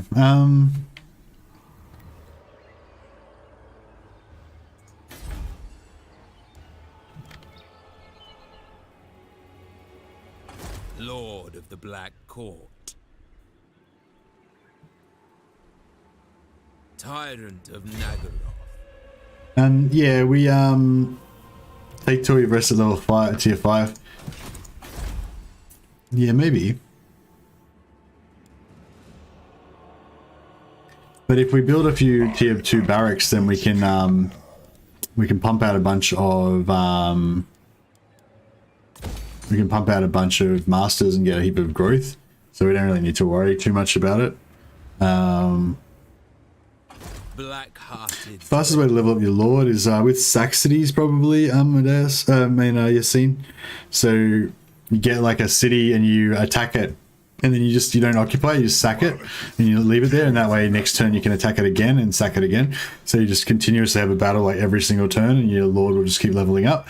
Even better, sometimes you can get two cities that are close to each other, like say Tor Akera and Alicia, and you can park an army here, you know, sack Alicia and then sack Torashare both in the same turn, and then next turn do it again. So you get two sack cities, yeah. So I find double sack city, we get 2 sack cities is good.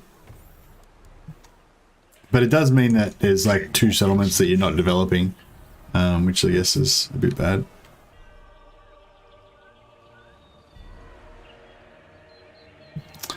I wonder if My cruelty knows no limits. Malevolent Lord. Malevolent. None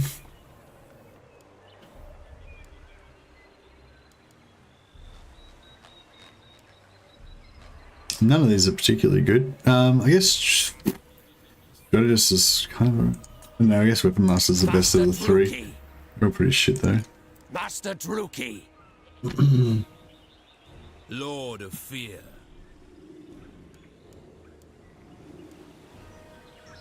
Kill them. Oh, I was not expecting to be a full army there. Nagaron. I wanted a substantially less difficult fight than this one. I was hoping for just a relaxed kind of, just a chilled out sort of battle, you know?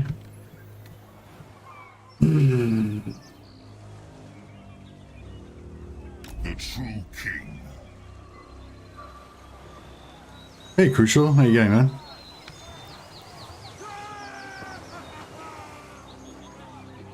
Marathi's starting province has 2 miners close enough to sack each turn. Yeah, that's right, yeah. But also that's her starting province, so you kind of, yeah, again, it's like the double sack city thing is good, but then you kind of want to take them over and consolidate your province at the same time and start getting that growth building up, you know. But on the other hand, you can just recruit lots of masters, and yeah, I don't know, there's like, yeah, there's different ways to go about it, I guess. King of the Druki.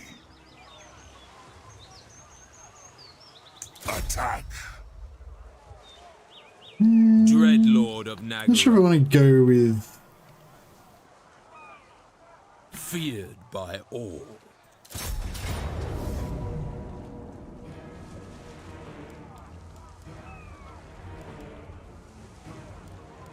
Should auto resolve? We'll lose a lot of stuff.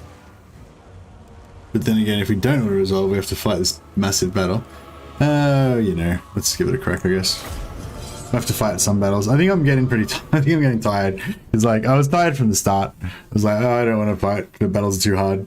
So, yeah, it's kind of bad. It's a bad mood to be in. If you're too tired to fight the battles, then you probably shouldn't be playing. But you get addicted to this game. It's very addictive. I'm good, chilling with some Diablo with a new session, starting from scratch with a hardcore character every season is a bit of a tradition these days. Nice one. Yeah, no, I can dig it, Crucial. I played hardcore when I used to play Diablo 3. Yeah, it's good. It's the only way to do it. Well, it's not the only way to do it, but it's like once you've started playing hardcore, it's like addictive. You can't, you know, it's hard to stop. Nothing ever feels as good anymore. Get some rest, yeah. I will get some rest soon, but I'll just play a bit more. Just one more turn. Just a couple more turns. A little bit more turns. I just want to establish, like, ourselves in Toy Rest and stuff. Well, maybe not Toy Rest, but, you know, I just want to get established in Nagaroth and in Ulthuan, sorry. And, I don't know, maybe I should go to bed. I can't even talk properly. Yeah, it's weird how that works. It's like, I don't know, I know some of my friends don't like hardcore because, like, for multiplayer, because for co-op, because, you know, you die, someone dies and then they have to start again, and, you know, if they're not really good at, like, leveling and keeping the items and all that, like, keeping a backup set of items and all that kind of stuff, like, I don't know, I guess it's a certain type of person. Some people, like just enjoy that pain, you know. I think I'm just one of those people that just enjoys the pain. If it's too repetitive, if you're just like dying over and over and over again and just getting nowhere, then it's shit. But if you, yeah, I've talked about this many times before. It's just like, if the level of difficulty is very challenging, but you can sort of win, you know, you can feel like you're doing good, then that's where you want it to be. If you feel like it's just pointless and you're hopeless and stuff, then it's too difficult, you know, it's not good fun. Black-hearted lord.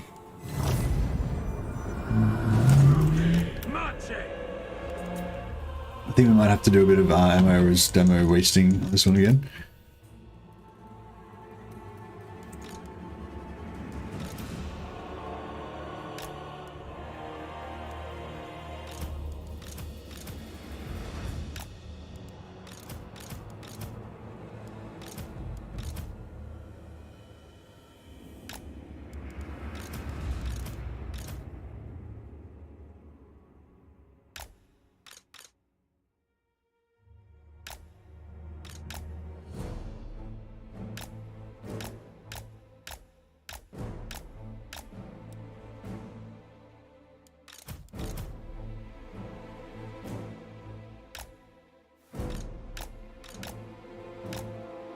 There is a very easy way to win as Marathi. It's so easy, I can't believe I missed it. Oh, okay. No, I missed Diablo.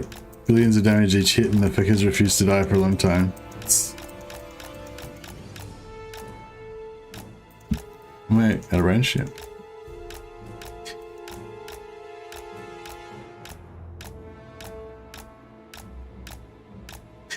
Yeah, you can get heroes nearly for free with Marathi anyway, but I think somebody said there's a bug at the moment where you get double discount on them when they're in your army. But yeah, if you go like blue line with Marathi, you can have a full stack of heroes basically for nothing, until you get a second army, and you know, once your supply line starts to ruin it. But even just at the early game, if you get, like, you can fairly early get two or three? No, I think you get 3 sorceresses. You build a couple of barracks and you can get 3 masters. You start off with an assassin. And if you build build the building, once you get to tier 3 basically, then you get 2 witch hags as well.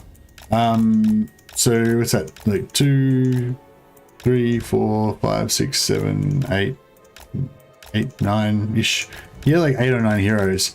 And if you do the loyalty cheese, or if you do this double stack city, you can just power level them up, you know, and they get more and more powerful. Hey Nicholas, thanks for subscribing, man, much appreciated. And yeah, and they just get really powerful, and they don't. The price doesn't go up, you know. So you just got this like sick little army of heroes, and just have like, you know, 8 units of dark shards and a hydra with them or whatever. Just so they've got the siege attacker, and then yeah, as you're sack citying, the army just keeps getting more and more powerful. The heroes keep leveling up, but your upkeep cost doesn't go up anymore. So it's kind of cool. It works a lot better when you're doing the vassal cheese to just get infinite levels, so you can have them all like max rank by like turn 10 or whatever, or not turn 10. You wouldn't have them by turn 10, but you know, get a max rank by turn 20 or whatever. But yeah, I don't know. That's pretty cool. It's I don't know if it's really like a meta strat or anything, but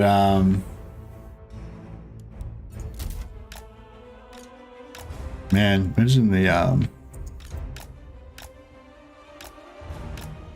have they got artillery? No.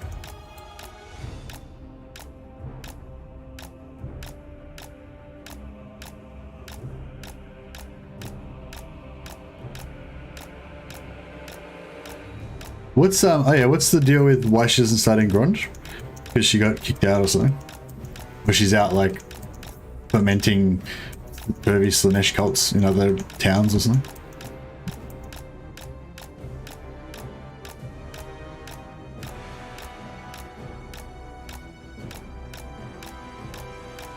Why does Marathi not start in Grunge, Nicholas?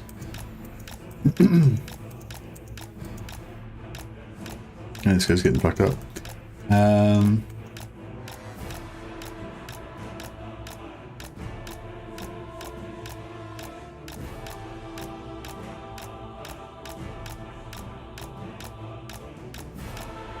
Officially, Malekith banished her to Quintex. Unofficially, it's part of her plans. Ah.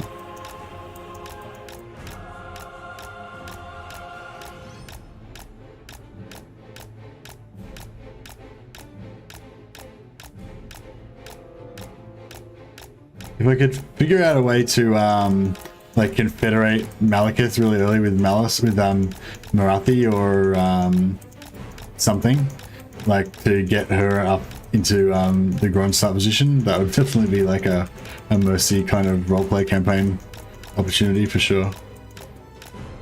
But I don't know, you kind of need to have Quintex if you play as Marathi, I guess, for the because of the chaos attrition thing, chaos like the untainted public order penalty or whatever.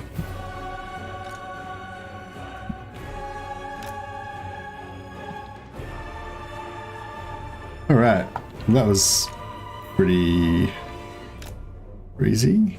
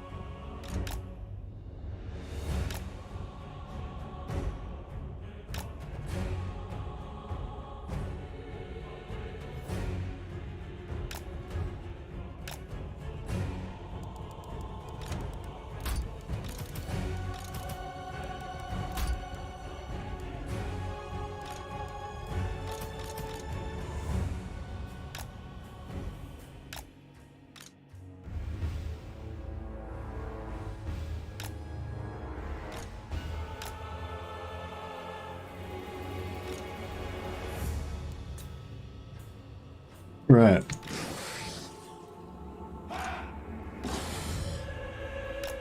Like something like this should work. Just have to do a bit of a better job than last time. Orders understood. Moving out. Daruki, forward.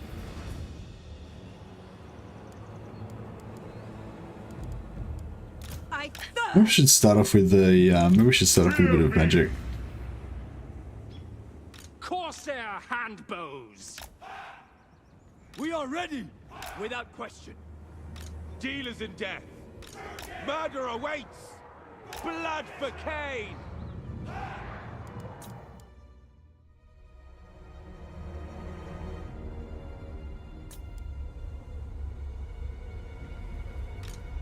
Moving forward.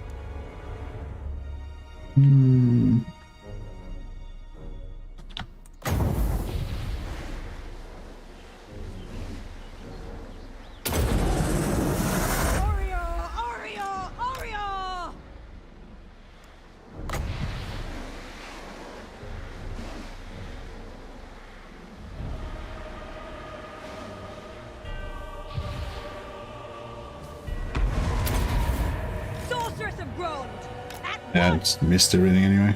I will have destruction.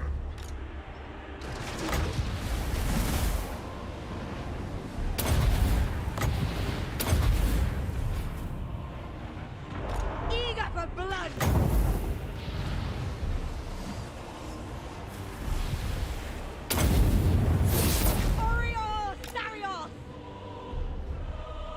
Malekith.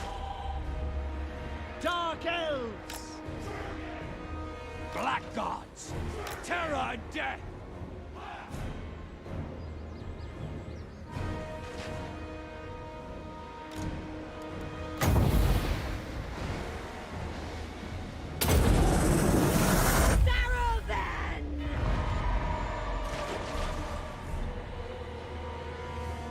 Dark elves! On to slaughter!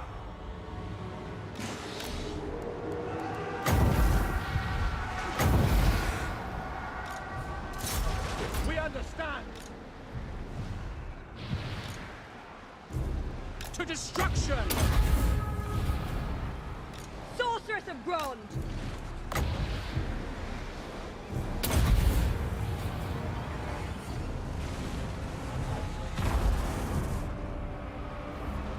Blackguards!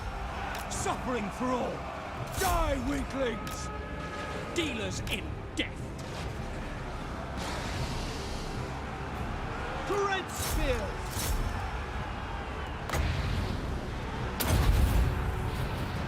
Shit. We are ready! Dark sharks! Ugh. Servant of Hecate! Dreadlord! Forward!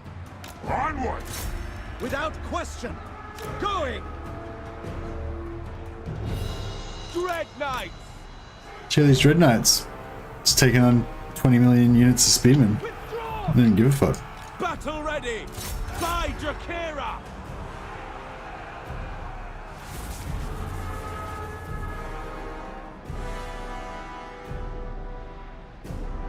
No, they got shattered. No, let's do 18 units left, so it isn't too bad.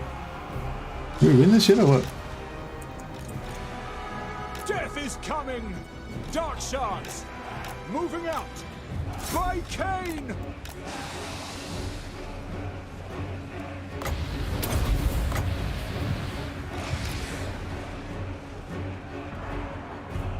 Dealers in death! Corsair handbows!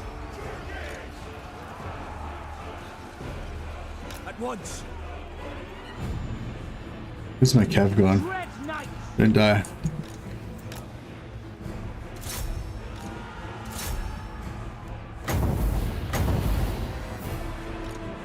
Moving out! Orders understood! Murder awaits! Slay them!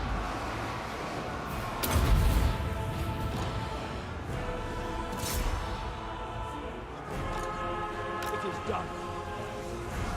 Nagarothi, battle calls! Forward! Carnage awaits!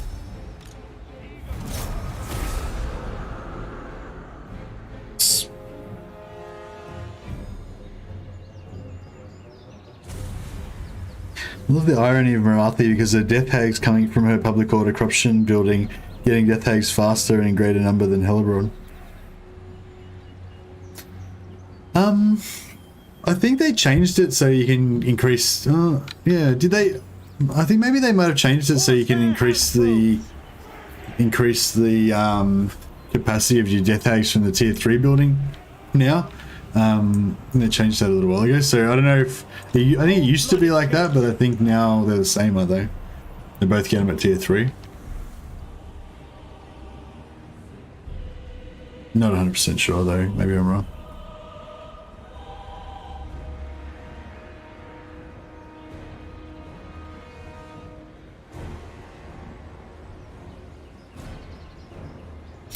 Executioners plus sisters plus beast law sorceress for Hag Graef.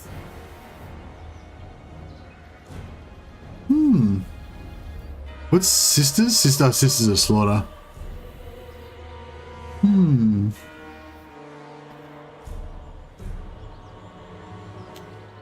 Yeah, because can Beastmasters, they can give you Pan's Pelt that gives you 20% physical resistance, is it? And they get physical resistance as well. And then you could cast you could like make a big blob of infantry that are kind of like a bit immune to archers, but not really. The weak are crushed.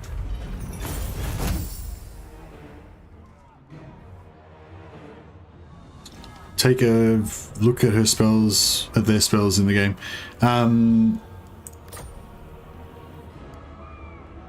Should we go to the sack, or should we just occupy it?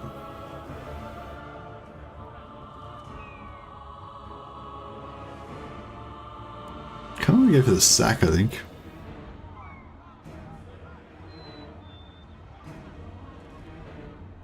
Or... You are a petty thief. Yeah, nice. Look on me and cower.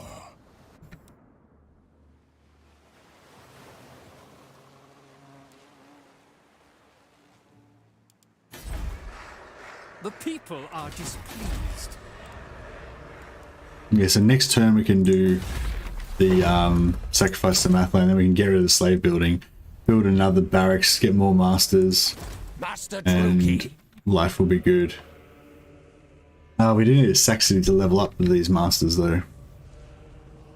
All shall kneel before me. I've got the stream on ultra low latency, Nicholas, so there's no, so I can read your messages as fast as possible, and you can see my responses as fast as possible. So that means there's minimal buffer between you and my upload. So yeah, so you'll get that a bit more than you would have if I had a bit of a buffer. Hey Hunter Ferris, what's the reason for running a deficit each turn? If you were here at the start of the game, I was doing the bankruptcy attrition start that Legend came up with for the 2-turn Malekith Confederation. So I don't know if you already know what that stuff is. If you don't know what that stuff is, then yeah, I've got a video on my channel called 2-turn Malekith Confederation or something like that. There's a couple of them, and yeah, basically doing that and then running a deficit so you could have like an army way more expensive that you can afford, and then just go around smashing everything with it early, and just because you can't get any less than no money, the deficit, you know, doesn't bother you with the money, and you just take attrition, and then once you've crushed enough stuff with that, then you reduce your army size back down so you can actually support it. So we did that already, but why I'm running a deficit now is just because I've got a lot of money. So you know, money doesn't do anything really while it's just sitting there, you know. It only does stuff for you while you're spending it. So you know, probably like the ideal way to play is to kind of run at a deficit all the time, because if you're not running at a deficit, then you're not killing shit as fast as you can, you know. But that's not the way I normally play. I normally play very defensively. I like to just turtle and stuff, but I tend to go in little bursts. So I'll go on the offensive, I'll conquer whatever it is I want to conquer, and then I'll try to like turtle and create my own little dollhouse there, you know. So currently I'm in a bit of an aggressive phase, so I'm trying to build as many armies as I can, and I'm because I've got 32,000. I'm happy to run a bit of a deficit for a few turns, and then once I'm happy with my progress, I'll reduce that down again.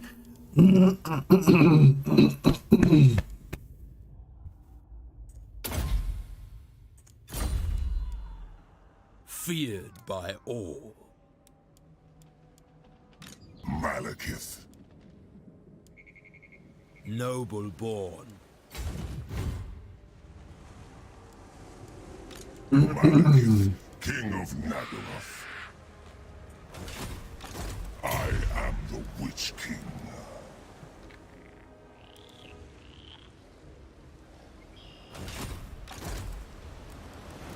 Victory is mine.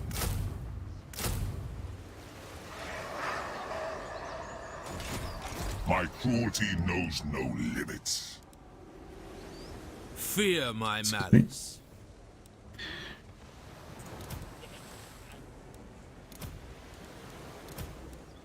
Bow before Malekith.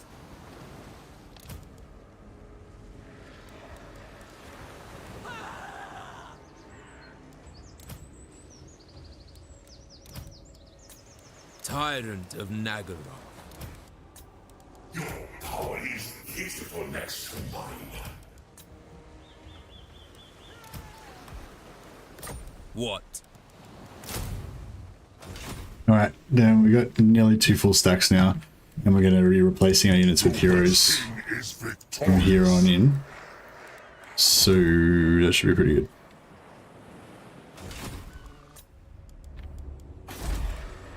The buildings are crumbling.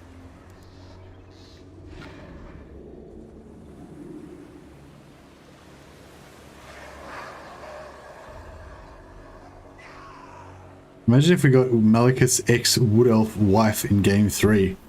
Oh, do tell, what's the story of Malekith's ex-Wood Elf wife? Is it a Wood Elf ex-wife, or is it a wife who's formerly a Wood Elf, who's his current wife? I didn't even know Malekith had a wife. I just assumed he was unlovable. Does the Stalk Cheese work with every siege battle? No, you're seeing it doesn't work. I mean, if you mean like being able to climb over the walls completely undetected and then capture their town center before they know what's going on, like no, that doesn't work every battle. But you can usually utilize Stalk to some degree. All shall kneel before But if it's right on the border like that, are we? Look. Are we in low position, or are we in -5 to -1? 1 to... Oh, so currently we're at 0. Does that mean we've got like no... We've got nothing at the moment? Neutral. Yeah, nothing. Okay, cool. So that sucks. You don't want to ever be at nothing.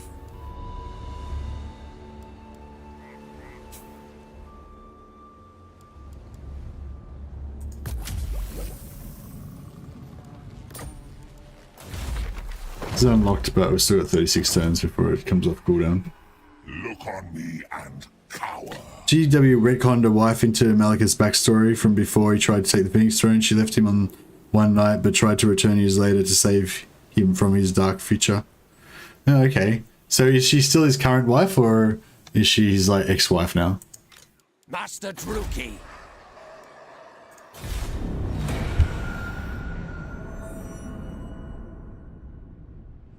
I'm wondering how long it's going to take before Eltharion comes to wreck me.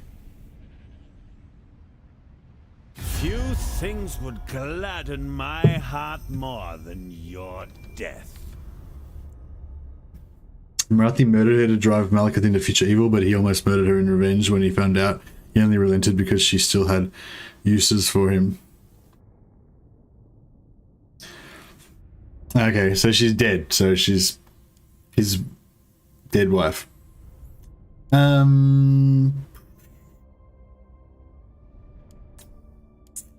Okay, so now we can start getting peace treaties with everybody, because the 10 turn cooldown is over. My blood is quick to boil, and yours easy to spill.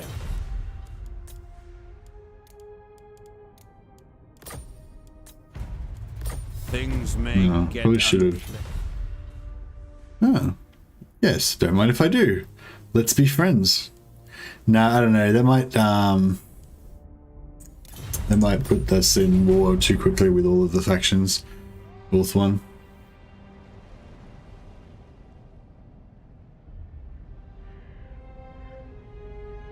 Oh, this guy is still floating around. Your I don't even know. conquests strike fear into the hearts of your enemies, mighty lord. The wisest amongst them will know that fate is on your side. I have foreseen it.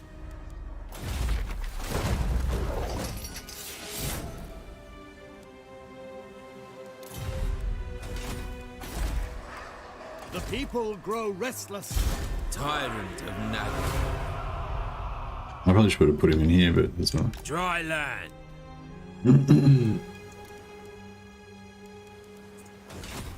What now?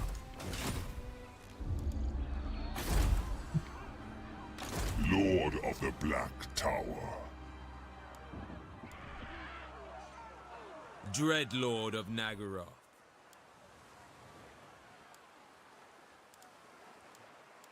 I admire your darkness. Murderous Lord. Dreadlord. Why is she? Oh yeah, that's alright. The waves call.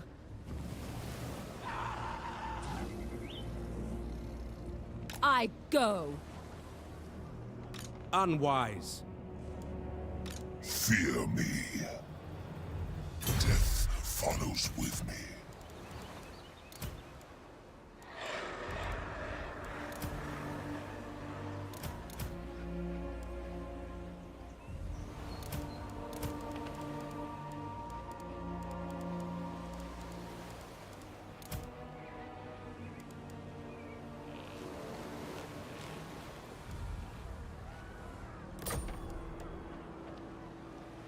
Asser traditions make them weak. Lord of Nagaroth. Slaughter them! Nagaroth is sorceress.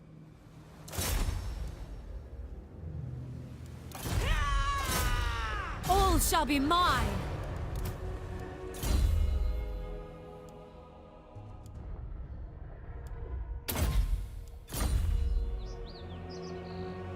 Asshole weaklings.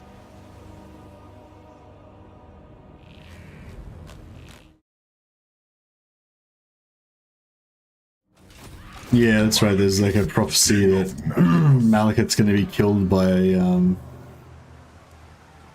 It's a prophecy that Malekith's going to be killed by a male sorcerer or something. So he kills all the male sorcerer children or something like that. Excuse me. What? You will meet your doom if you do not speak now.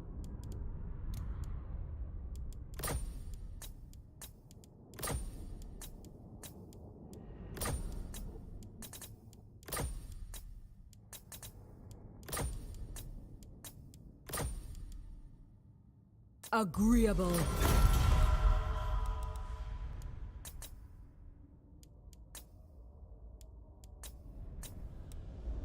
Feared. The Black Court is a dangerous place.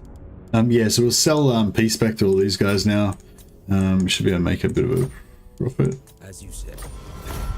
And more than 10 turns has passed, so it won't harm our reliability. Noble of Nagaroth, speak or die.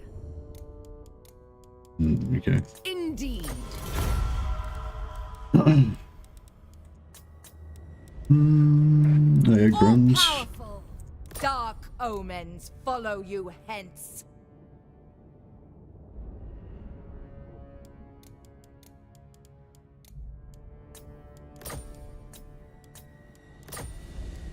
It is done.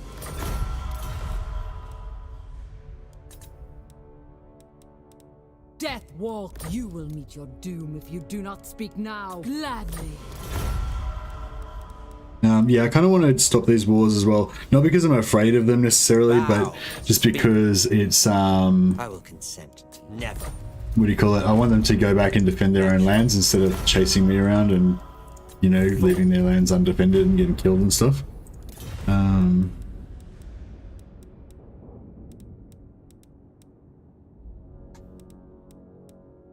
Because they're all like potential allies, or at least potential neutral characters that are going to, you know, distract enemies from me.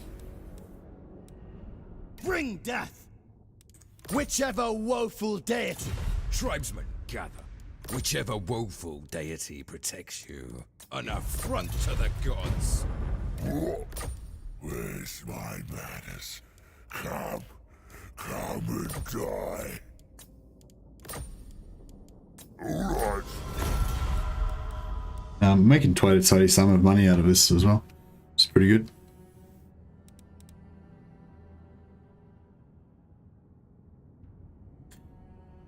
Will this stream be recorded? Yeah, hey Andrew. Yeah, the streams are automatically recorded, and they go up as recordings after the stream finishes. So yeah, so you can watch the stream as it happens, and you can rewind it, or you can just wait till it's finished and watch it as well.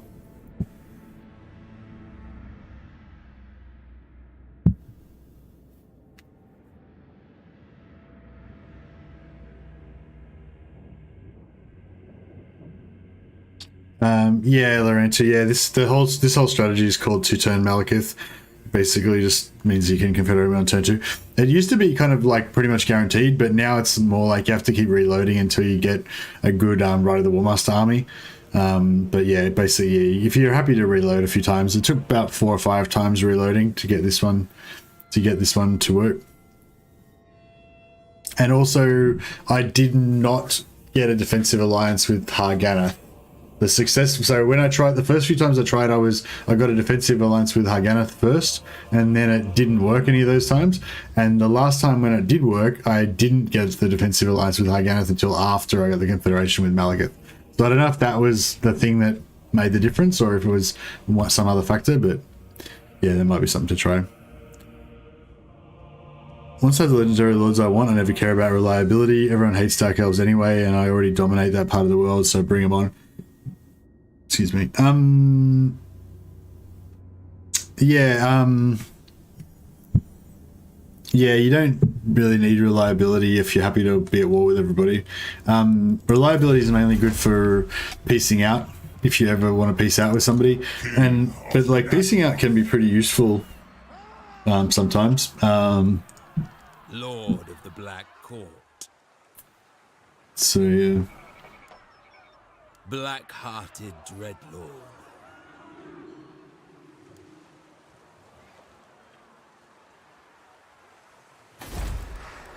Cease your provocations. Bow before your true master.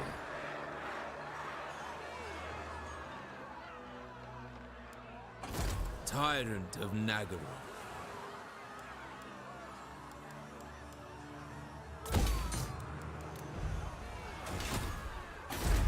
I'm trying to think if I should put a lord out here. Oh,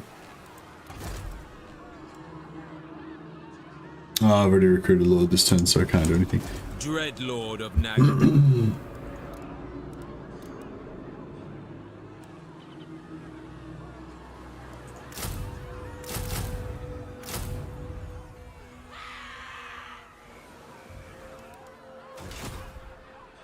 My lord? My time, my talents.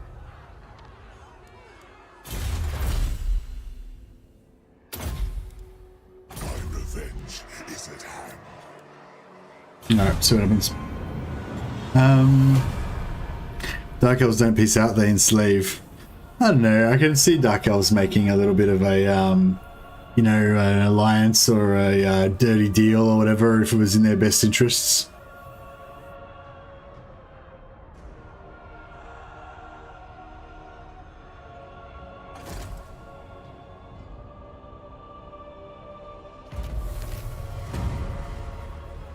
Okay. Lord of Fear.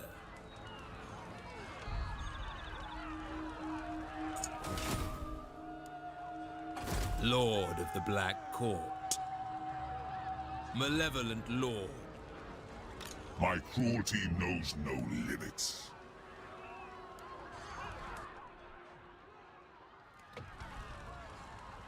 Beyond even quiet. Black-hearted Dreadlord.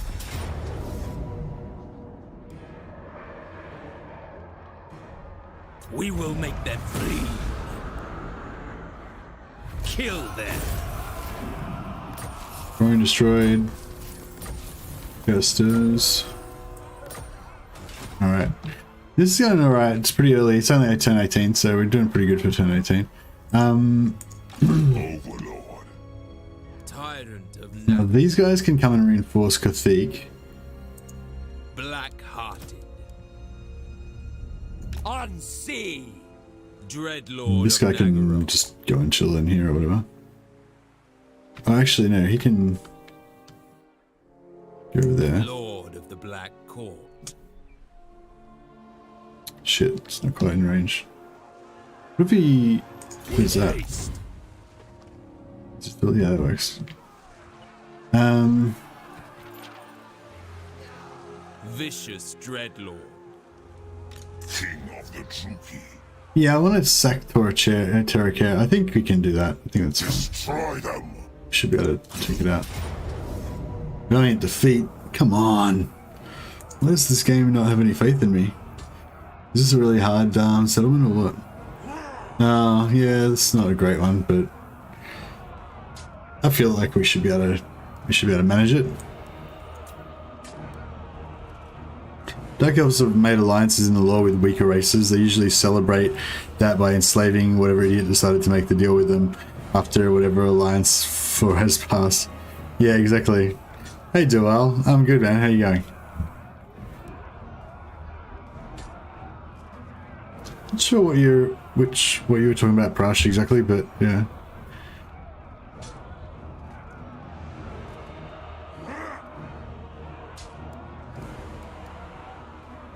Alright, so we'll fight it out, see if we can do a bit better than defeat with everyone dead. I feel like that's a pretty low bar. Like, I'm not the greatest, but I feel like, you know, that's achievable. Yeah, I'm pretty tired actually, Doyle. I only had like an hour sleep before the stream tonight, which is pretty much a common theme for Fridays. Either I only get 1 or 2 hours sleep and then I stream early, or I stream late. But I like to stream early and then sleep after the stream, and then I can still have my weekend, kind of. That's my plan. Plans don't always work out well, though.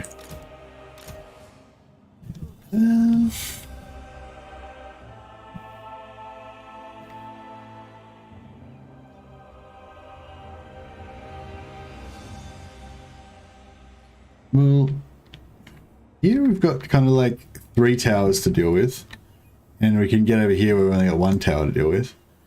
Whereas here we've got 3 towers to deal with, but no matter where we are, we're gonna have at least 2.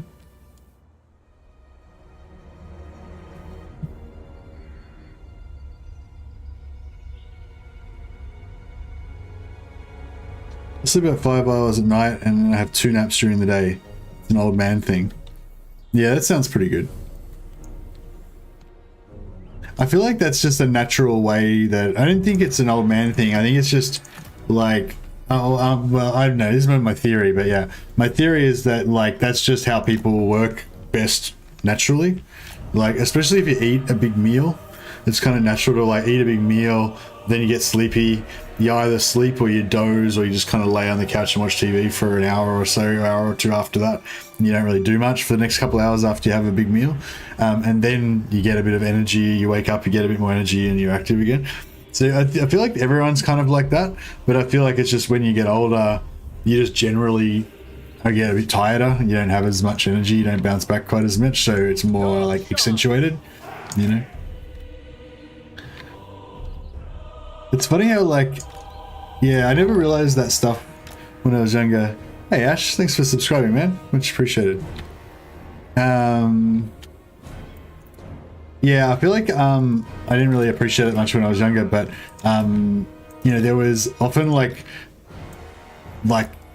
people in my life, or well, ladies basically, like grandmas, aunties, the friends of the family, you know, and they kind of understand that stuff, you know, like they're like, you know, we'll have tea then, and then we'll have sandwiches, and then we'll go out and see the show, and then we'll come back and everybody will be a bit tired, and then we'll you know, what, you know, like they understand the ebb and flow of people's energies, you know, from having organized lots of lunches and shit for family or for community groups or whatever.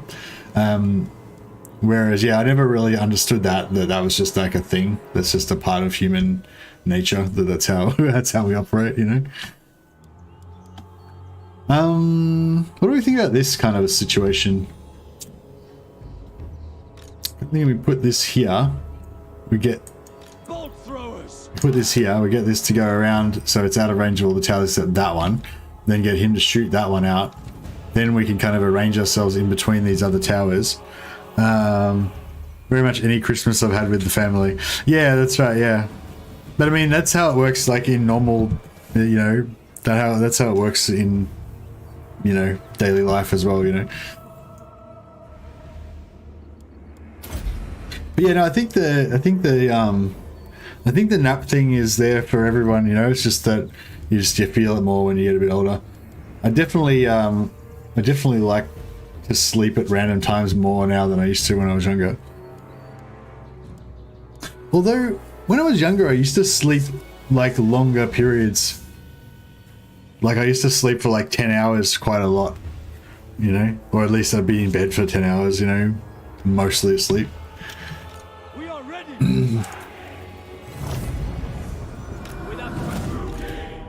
For the king. So yeah, I'm thinking this thing. Okay, so this is all right. We're ready to go. We can just start shooting this straight away. It's not even manned actually at the moment, which is pretty crazy. So I guess we kind of go like this, Make them bleed. and I depart. Nagarothi. I do. You're out. Battle calls. Battle ready. Advance, Druki! On to slaughter. Spreading misery. To destruction! Merciless warriors. Fuck, see, this is not even. No one's even manning that thing. So why am I shooting at it?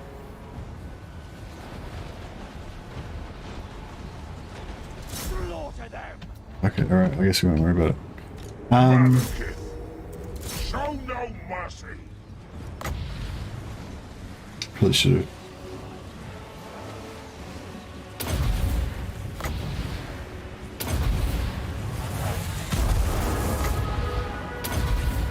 Black Guards! Druki! Orders understood! Isn't going super well, is it? The merciless host. Slash, kill. Sorceress of Grun! Come, Malekith! Yeah, this is not going well at all. Getting fucked up. Malekith. Hopefully that might. Hopefully Malekith might sort things out a bit. Alright, that's good. Sister of the Dark Convent! Hack, cut. Onward, Druki. Oh man, this guy's getting shit shot out of him. The Be rough. merciless host. Without question. Onwards to murder!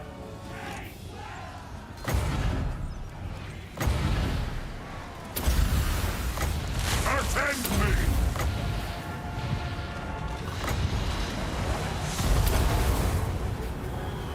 Druki! The merciless host! Battle ready! No survivors! Chosen of King! No mercy! Nagarothi! Hack! Cut! Without question! Orders understood! Sorceress of Growth!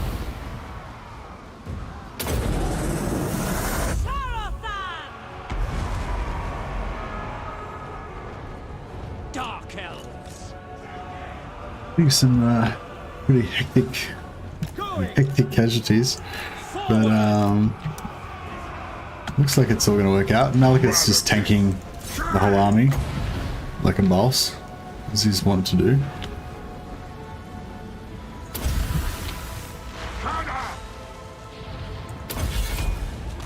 Hear my words! On to slaughter! Dark shards! Advance, Druki! Merciless warriors! Suffering for all! At once! I thirst!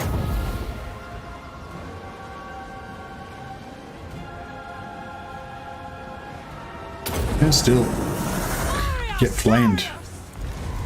Malekith seems to be just doing great. Oh, he's got regeneration. Where did he score that from? From his one of his items.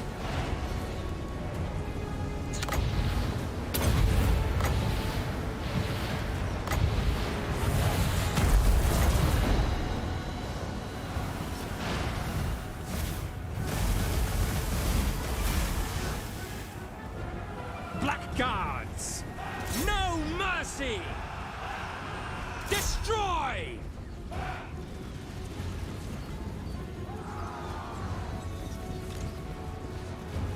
Carnage!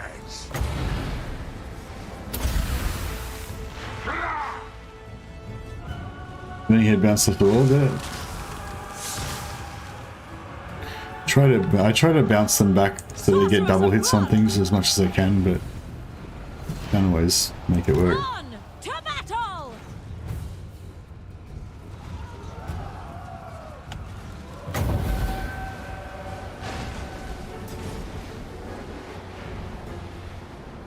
Going!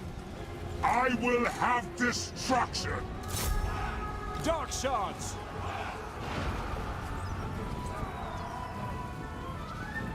Yeah. Get in there. At once! True heir of Aneria! Massacre them! Sorceress of Blood!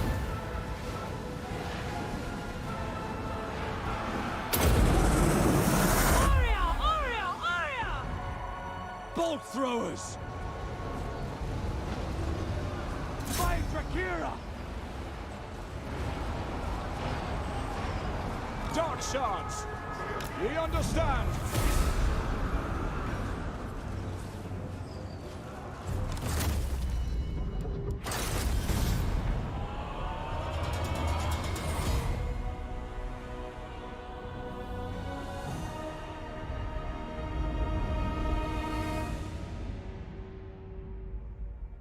I'm not even sure what you guys are talking about, but that's okay.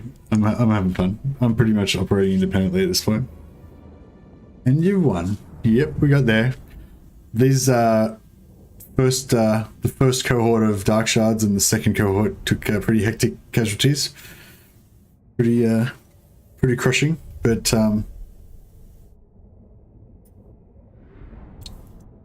yeah, I've actually got an opportunity to go and do some jiu-jitsu tomorrow, and it would potentially be good if I got some sleep before I tried to do that. Should I? Yeah.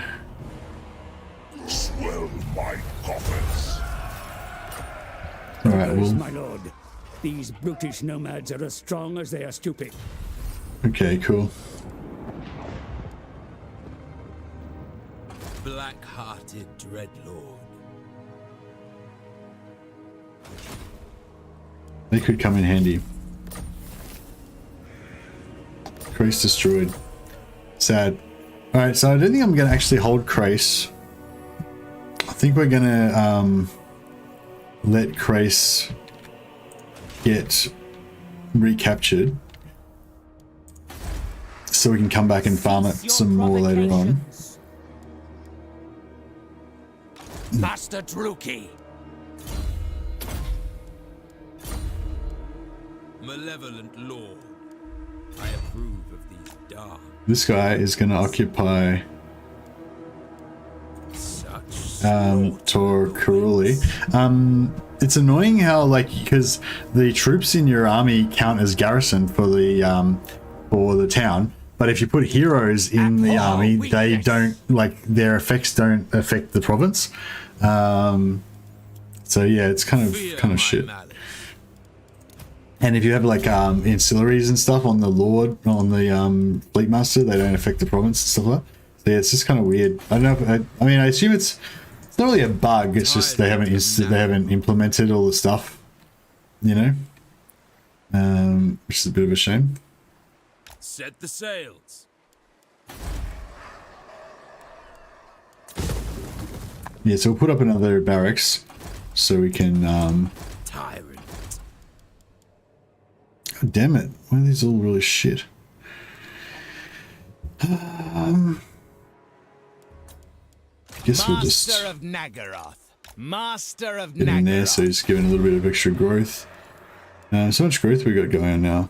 115. 115 is pretty good considering we got no growth buildings. Just got this plus 20 growth from here, and the Sorry excuses for elves. couple of heroes and stuff. Excuse my French.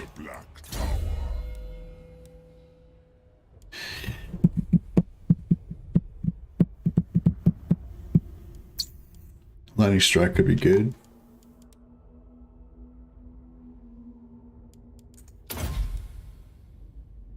What's the point of leveling Malekith to caster when you can have a wizard attached to his army that will be a better wizard than him? Yeah, you don't really need to level him as a caster if you don't want to. I think the main things with Malekith you want are lightning strike and the tyrant line. Max out all of these three things here. As long as you get the tyrant line, then it doesn't really matter what else you do with him. He's, you know, I think it's quite good to make him quite strong in melee. He's got a dragon, so he can fly around and, you know, melee stuff, which is pretty good. He's got this Gazer Malus breath attack, plus the dragon's got its 3 breath attacks. So, and that's all like free, doesn't cost any winds of magic. Not that it's that great. But if you do go into his magic, you can get Soul Stealer, which gives him the self heal, which is kind of good. It's a bit expensive though. But you don't need, you know, it makes it cheap, plus extra arcane never hurts. Actually, yeah, that's the one good thing about him. He's good for this power of darkness, where you're getting lots of magic. So he can be a good like battery.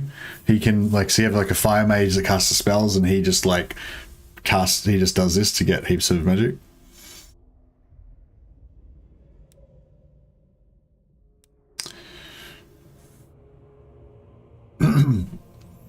You cast Chill Wind's upgraded for 4 mana, which is pretty good. Blade Wind's pretty good, but it's not armor piercing.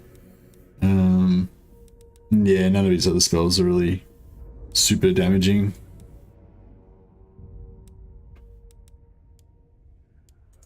Yeah, I tend to like neglect his red line.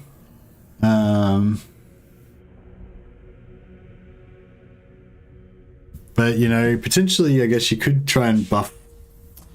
I mean, it's not going to be very meta, but you could buff Blackguards, you know, because that's one of his, like, signature units. Doesn't really do anything particularly awesome, though.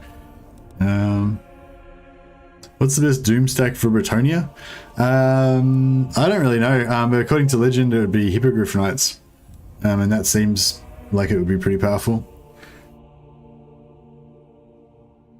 He'd be outperformed by a Fire Wizard. Yeah, I'd say a Fire Wizard would do more magic damage than him.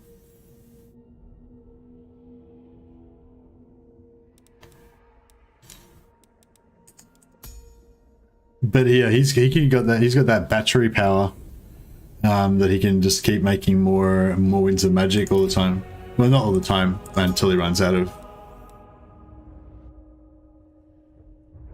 spell casts for Power of Darkness. But I think does he get extra uses as well?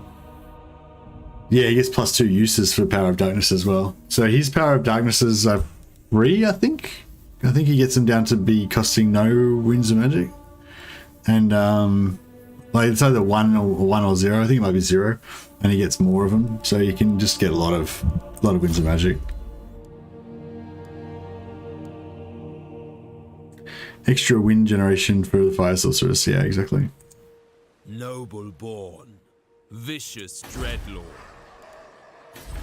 But yeah, I don't know if it's worth going all the way with the magic for Malekith or not. It's definitely good, but I'm not sure if it's the best. I don't know. I feel like all the different Malekiths work pretty well.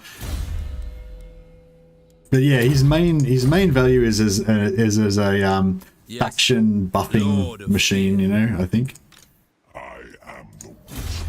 Or at least that's the one thing you don't want to neglect. You can do whatever you want, really, as long as you buff the faction. You want this growth? I don't know. I kind of do, but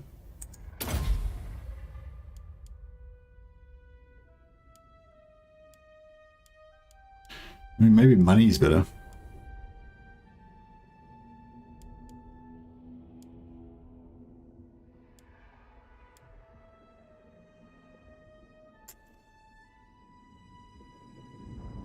Yeah, it's kind of good. Now maybe I'll do this so we can tech up for our Hag Graef faster. Bring numbers. Malekith's already powerful. Speaking either magic melee or even a little both doesn't hurt him. Yeah, I'd say that. I mean, yeah, I don't know. I'd say, like, you know, he's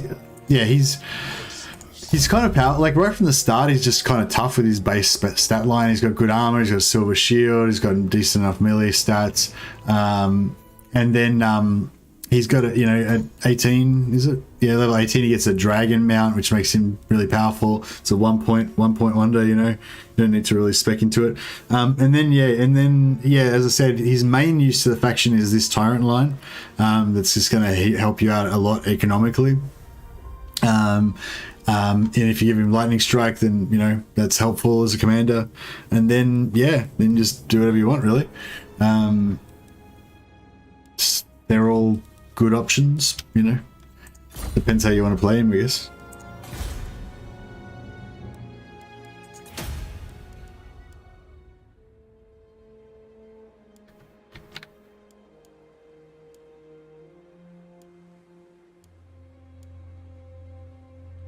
How much is making? 100 gold per turn.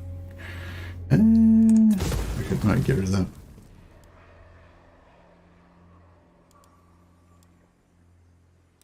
Fuck, I'll get rid of that as well. Alright, I think we're good to go. Armor of Midnight. Yeah, his items. Yeah, I was going to say that until I got distracted and forgot about it again. He's also got 20% base physical resistance too, which people overlook. Oh, yeah, I'd forgotten about that entirely. I didn't even realize that. I assume I knew about it at some point back when Warhammer 2 first came out. Military access their demands. No, you don't make demands. See this? Rank 2. See this? Rank 129. You don't make demands, you make offers. You make suggestions, you beg. That's what you can do.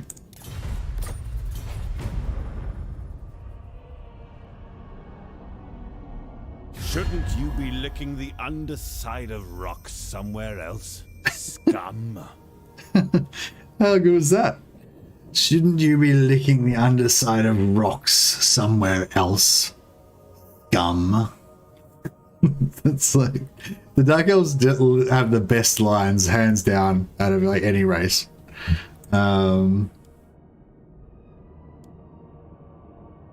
Peace treaty, 200 gold. I mean, I feel like you could go more. Alright, lay off with that. I have been relishing the doom I have planned for you.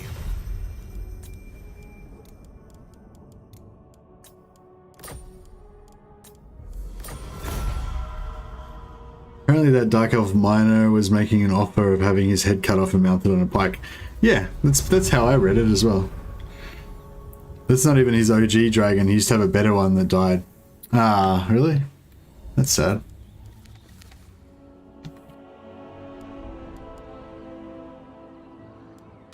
Malekith, King of Nagaroth.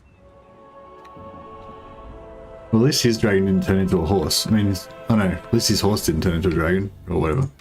You know what I'm saying. Of the Black Tower. I am gone. Oh, I thought we decided that you could set those off with heroes. Okay, I guess you can't. Whatever. Servant of Hecate. Dick.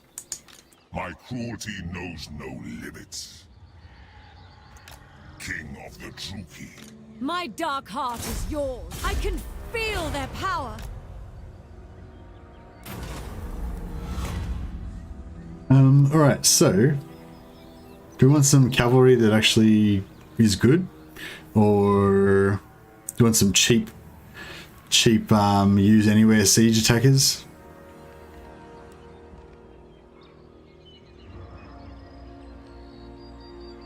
Yeah, I think the cheap siege attackers are pretty solid. I am the Witch King. We shall not rest.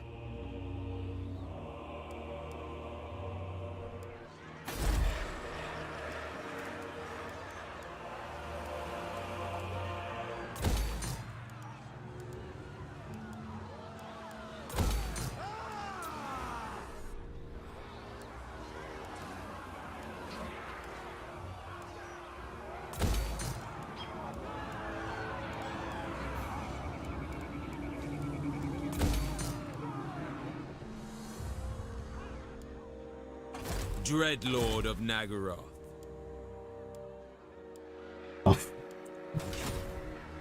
Puff's better than What command? tactician.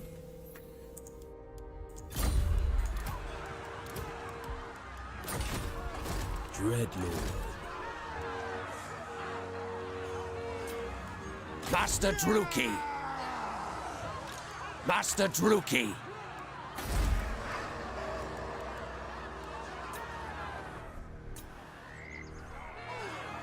Yeah, we'll try and get a bunch of masters out as quick as we can, and then pump them all up and then get heaps of growth. Tyrant of And Nagaroth. that will be the plan. Black-hearted. Oh shit, what's going on now? Okay,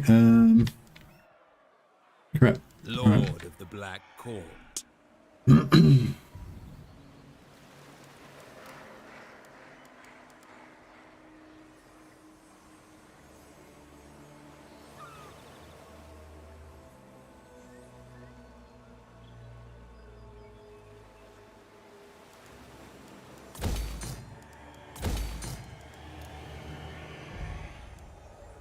Black-hearted Dreadlord. I admire your darkness. Dreadlord of Nagaroth. Oh crap. This guy's still here. Oh, that's right. Sail, damn you. Oh, we didn't have line of sight on them. Deadly. It's weird. In haste.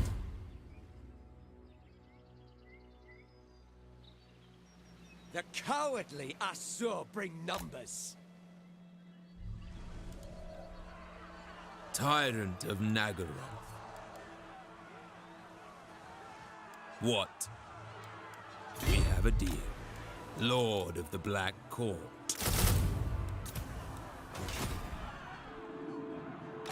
Lord of Nagaroth. What's best for me?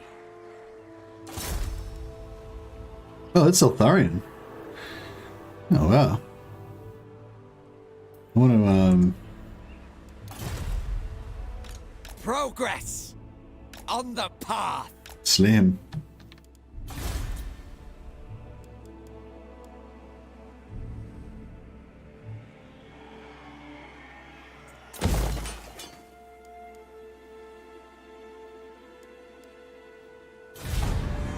Hey, Fate Strider. Here you go, man.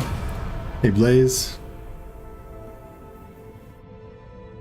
I've just been going for the Ogre Cav because I have no idea how any of them perform. Yeah, the Ogre Cav are good. Trade keeps the wine sweet and the flesh sweeter. Would you not say?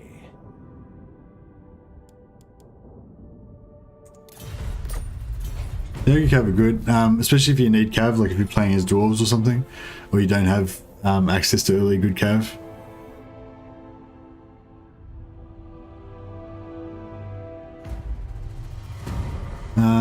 I think the Man-Eaters potentially could be okay if you have healing. I survive my rivals. Ever vengeful. Absurd. I think we could pull off a bit of an ambush. What's our ambush percent? 80%. 80%. 80%, yeah.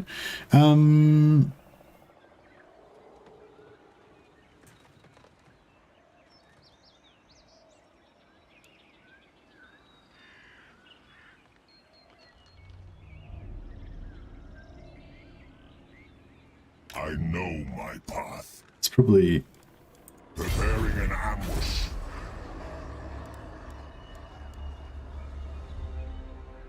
The forest cloaks me.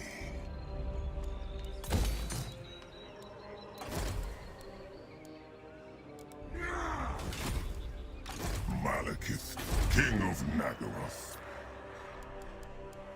Just get like shitloads of masters. We'll just build all these masters, and then we'll just trash all those barracks again. Greatsword shades do more damage than dual wielding. Shades aren't meant to hold lines. Yeah, greatsword shades. I just like greatswords as well. I think they're cool. Shades with greatswords better than shades dual wield. Excuse me. Yeah, I don't know. Yeah, I wouldn't really use shades like holding the line. I think they'd be better off as like kind of distracty kind of infantry. So, you know, instead of having a line of shades and having the enemy like smash into them and then just hold the line, I think you'd be better off having a spaced out bunch of shades, and then as the enemy comes in, have them like run away and like pull them, make them chase them. You know, and then you have other shades shooting them while like the front shades kite while the back shades shoot, and you know, you just switch it around like that. By the god of murder!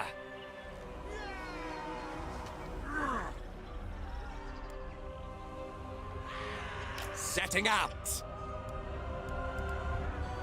Hate runs deep.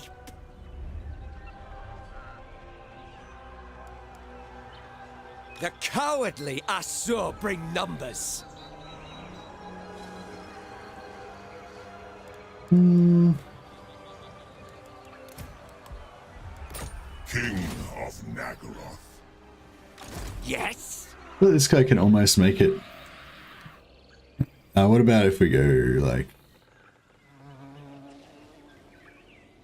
Seeking cruelty. Shit, nope, doesn't make it. Seeking my destiny. I was hoping we'd get a bit of a movement bug there and be able to pull it off, but didn't quite make it. Black-hearted Dreadlord.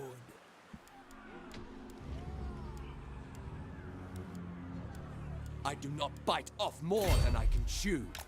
Dreadlord of Nagaroth.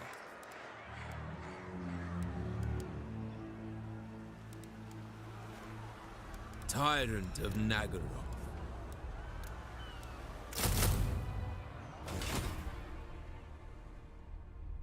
Sorry, uses for elves.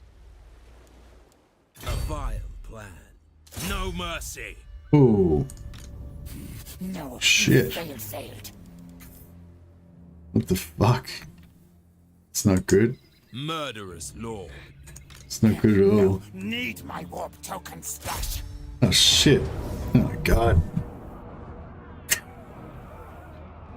Oh dear. Alright, well, we're in a bit of a pickle here. Not sure how I'm going to get out of this one.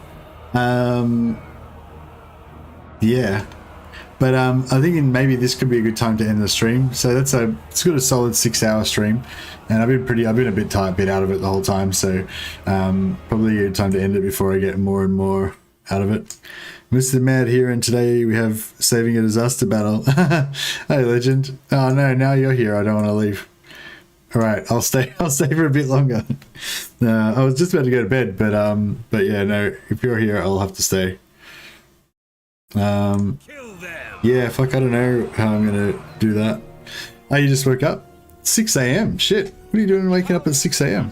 I assumed you woke up at like 6 p.m. or something, and then you did your like nighttime streams, and then like went to bed again after that. Is this normal? Do you normally get up at 6 a.m. on a Saturday morning? What a reversal! Legend arriving as you leave instead of the other way around. Yeah, that's it. Normally I start when I normally start around like in the middle of Legend stream, I guess. Yeah, it's normal on a Saturday. Oh shit, you're hardcore. Yeah, no, I don't. I get up at I guess I get up at 4 a.m. every morning on weekdays. Yeah. My new schedule is like I try and get 4 or 5 a.m. on weekdays, get a few hours in before work, and then on Saturdays and Fridays and Saturdays, I get up at 12 midnight and stream then. I go to bed normal times on Friday night because no stream. Oh yeah, nice. So you like hang out with the wife, watch some TV and stuff. That's kind of what I do, except for I just don't sleep. I just have like a nap, and then I have my sleep after the stream. That's kind of the strategy. Doesn't always work though. But yeah, it's nice to like stay up and like just like sometimes we go out for dinner or we'll just watch TV or something. Watched Avengers Endgame last night. Oh, nice. Yeah, we watched the first 2 episodes of The Bad Batch, the new Star Wars. Well, it's not new, but the newer Star Wars one.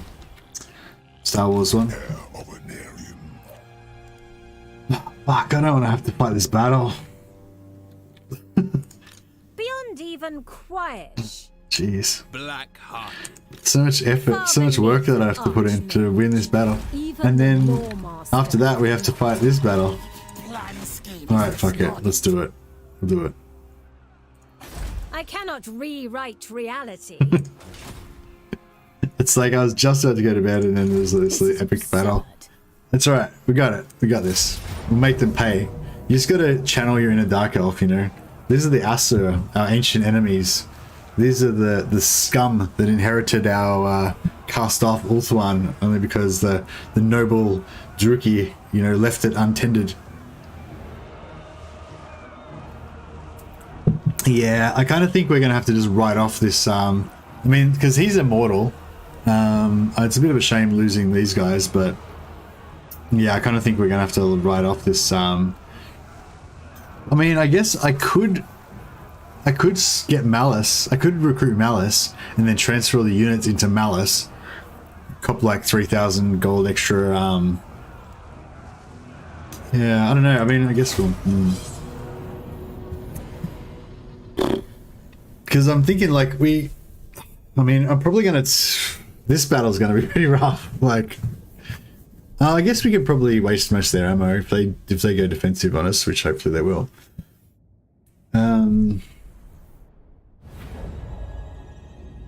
But like, yeah, that Skaven army is gonna wreck me afterwards. Do they attack ports? Those pirate factions? Will they actually attack the port, or will they just kind of not worry about you unless you actually go into the water? Yeah, I was like, everything was going really well, and I was like, yeah, this is going great. We're conquering everything. We're making inroads into Ulthuan. This is a good spot to leave it. And then I just bit off too much. You know, whenever you're like, oh, I'll have this army go here so that they can do that, well, that army goes over there and does that. Like, whenever you're doing that and it's like early game, you know that you're fucking up, basically. You should be like just spearheading all of your force into just crushing things, you know, but you can't always do that. Pirates don't attack you in harbor, do they? If you win this and go inside settlement. Okay. Are we 100% sure about that? Because I can always summon a general and then transfer all my units into the general stack so that we won't lose the army. I mean, it's a bit cowardly, but you know, it's an option. All right, what's going on? Are these guys going to be defensive, or are they going to be dicks? Okay, looks like they're going to be dicks. Fuck. I really needed to waste the ammo, and now we're not going to waste the ammo.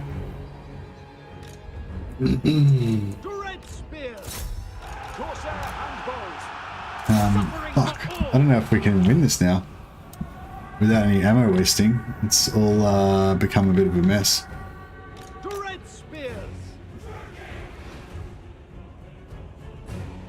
Should have got some bombs in there while they were all like facing, moving around in different directions. Well, maybe we can waste the ammo. Are they gonna? No, they can't. Shit. I gotta know what to do. I think we're fucked.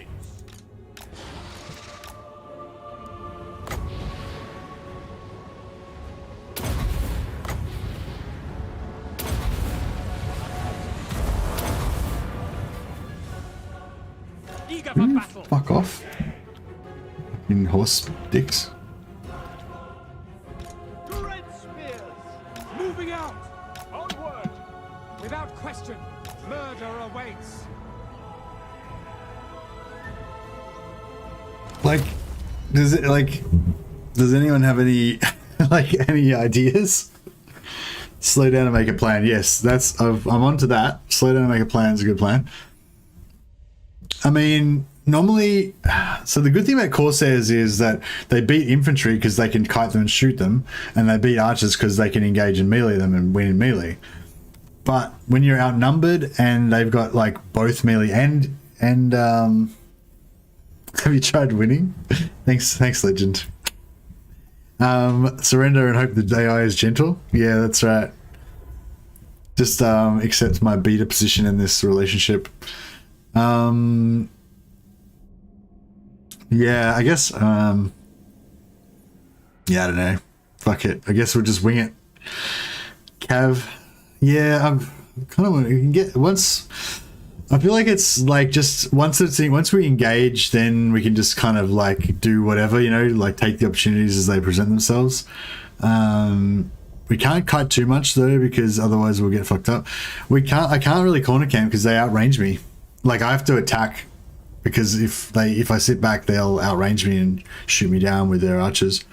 Yeah, I've got to distract with the cav. I might, yeah, maybe if I they don't have any melee cav, so if we get the spears more into the middle to try to get a bit of a blob happening, and then we can try to sort of wrap around with the run back and waste ammo with the general. Nah, I can't. I won't.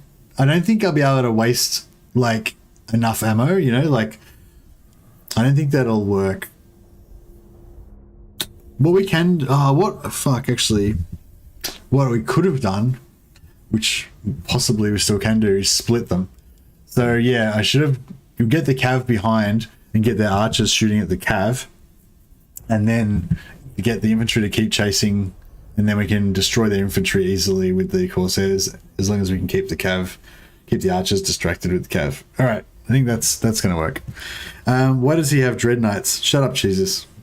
Because Dread Knights are awesome. They're the best unit in the Dark Elf roster.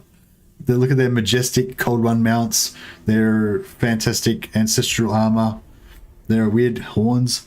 They look kind of like they've got antlers, but they're obviously not antlers because they're not wood elves, but yeah. Anyway, I don't know. I got them for free in the Ride of the Warmaster army, and I thought they were cool, alright? There's no reason. Cold ones are expendable, yeah, that's right. I don't think Legend even noticed the Dread Knight. Is that why you were, oh, you were saying Legend saying that. I thought you were saying that, Jesus, right? You're just speaking on Legend's behalf. Yeah, no, the Dread Knights are not there for any kind of efficiency's sake or anything. Oh, that's for sure.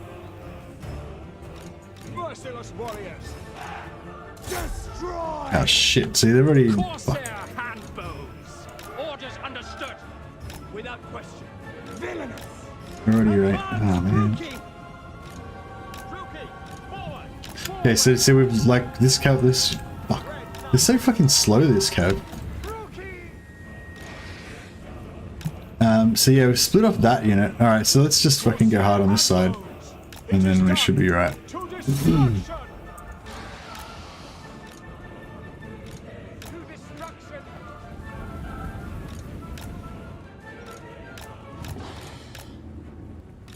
Oh shit. Druki, as you say, the merciless host. Fucking click, bitch.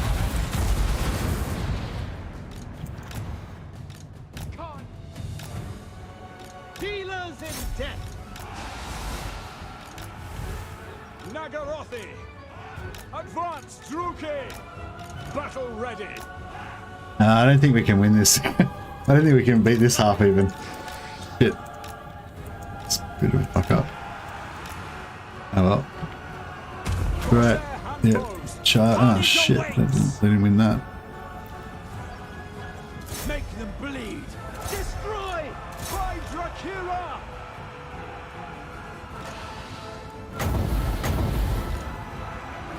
Slaughter them. Merciless warriors. Fucking bit of magic would be good, wouldn't it? Cold-blooded killers. Onward. Corsair Yeah, I think we're fucked up here.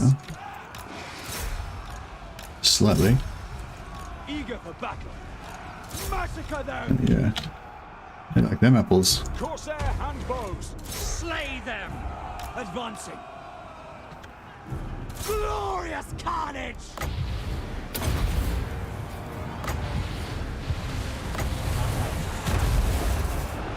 Dread Knights. We are ready. Advancing. Dread Lord. Ugh. Where are you? I can't even see where the fucking cav are.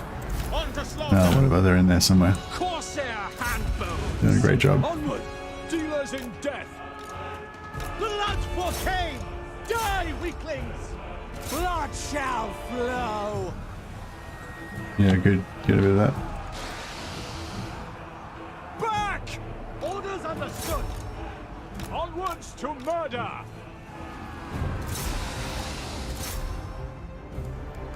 Nagarothi! Massacre them! Merciless warriors, kill everything! For the king! Dread What are you doing? Knights, Get over there. Hydra Kill that shit. Kill that shit. Kill something. bloody murder! Everyone kill something. Fuck. Get back in there. But have they guys been there? Oh shit. They've just been standing there the whole time.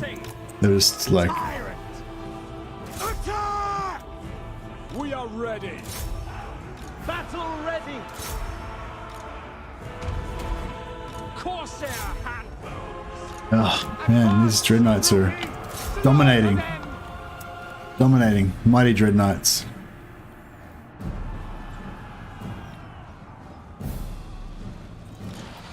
What the hell is this? By God. Fuck. Alright, they don't want to break because they're unbreakable. No mercy!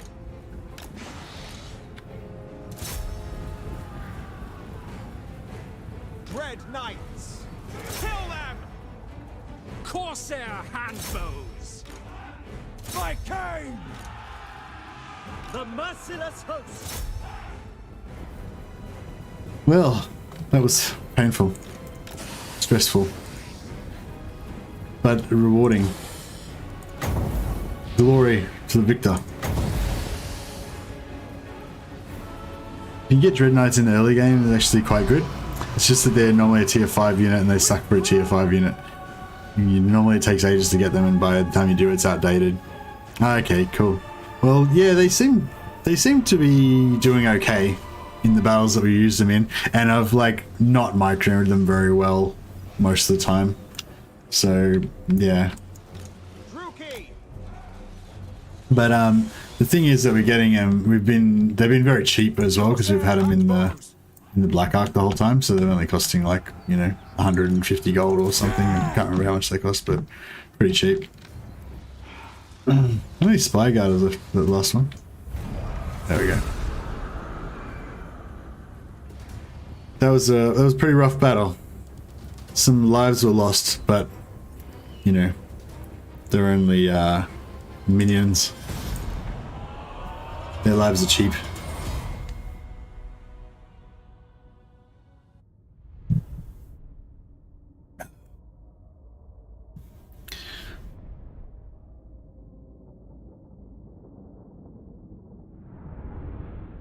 Yeah, that was a fun battle. Yeah, see, I know, Dark Elves are just fun. Dark Elves are fun to play, I reckon. I find them fun to play anyway. Especially Corsairs. Corsairs are one of the most fun units. I feel like Dark Shards? No, not Dark Shards. Dark Shards are cool as well. I like Dark Shards as just a basic, you know, basic archer unit. Something to provide a backline while your mages are out, like, flaming everything. But also shades, you know, they're kind of like You are little more than thieves. shades are kind of like Corsairs as well. You can kind of fight around, you can use it in melee. Armor of Midnight, yeah. Lord of the Black Court. So you reckon we're safe if we just stay in Trilinia? We're safe. Dreadlord of Nagara. Noble born. All right, I'm glad we didn't have to lose Admiral Leech. He's been a stalwart companion, and we could probably retire these valiant spearmen. Lord of the Black Court.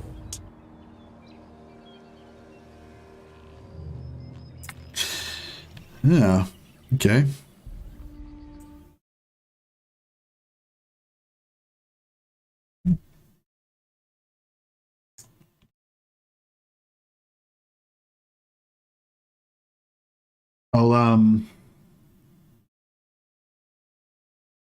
I'll leave it. If it comes back again, I'll add it to my block list so that we don't have to keep. Thanks, Legend. Yeah, if it keeps coming back, I'll add it to the block list so you don't have to keep banning it all the time. Somebody told me that's when you know you've made it. When you're getting bot attacks all the time, that's when you know you've made it, because you've gotten the attention of the like gold farming bots. Dreadlord of Nagara.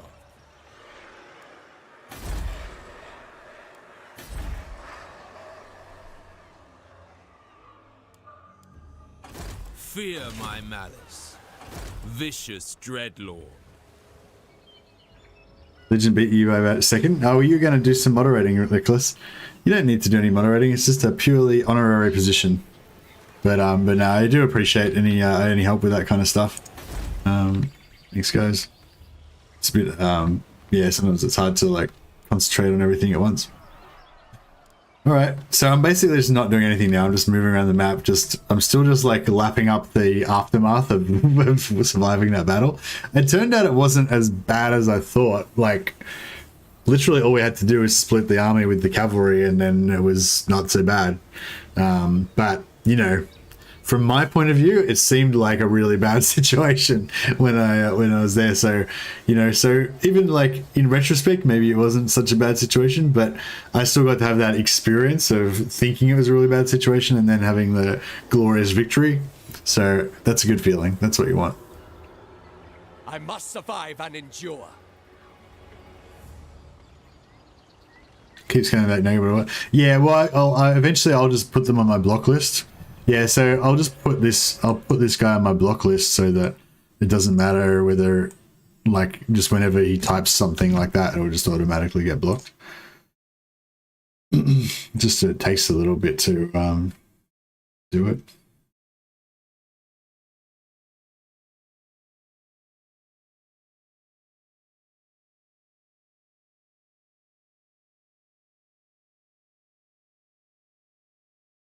Oh, I've actually got... Oh, okay.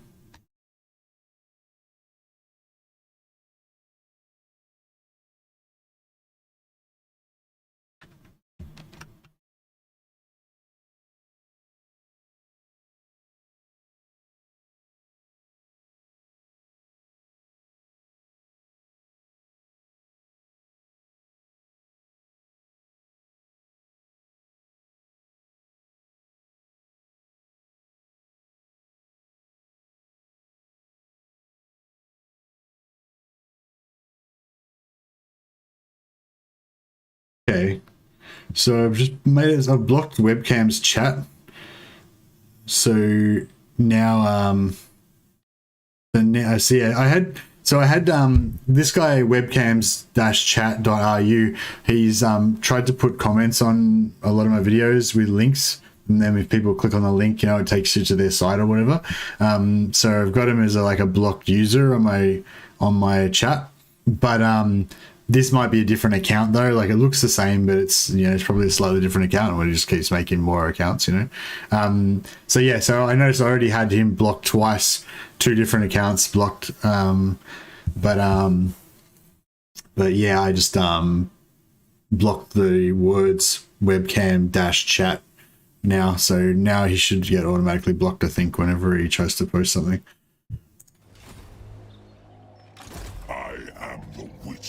Unless he wants to change the name of his website. Master Druki! Master Druki! No. Yeah, I was just surprised that I'd already had him blocked, but he was somehow not blocked. But then I realized it's a different account, just looks the same. Anyways, so kind of want to see. I just want to click another couple of turns, I guess, and see what Dark Elf Masters we get to recruit and stuff. Black-hearted Dreadlord.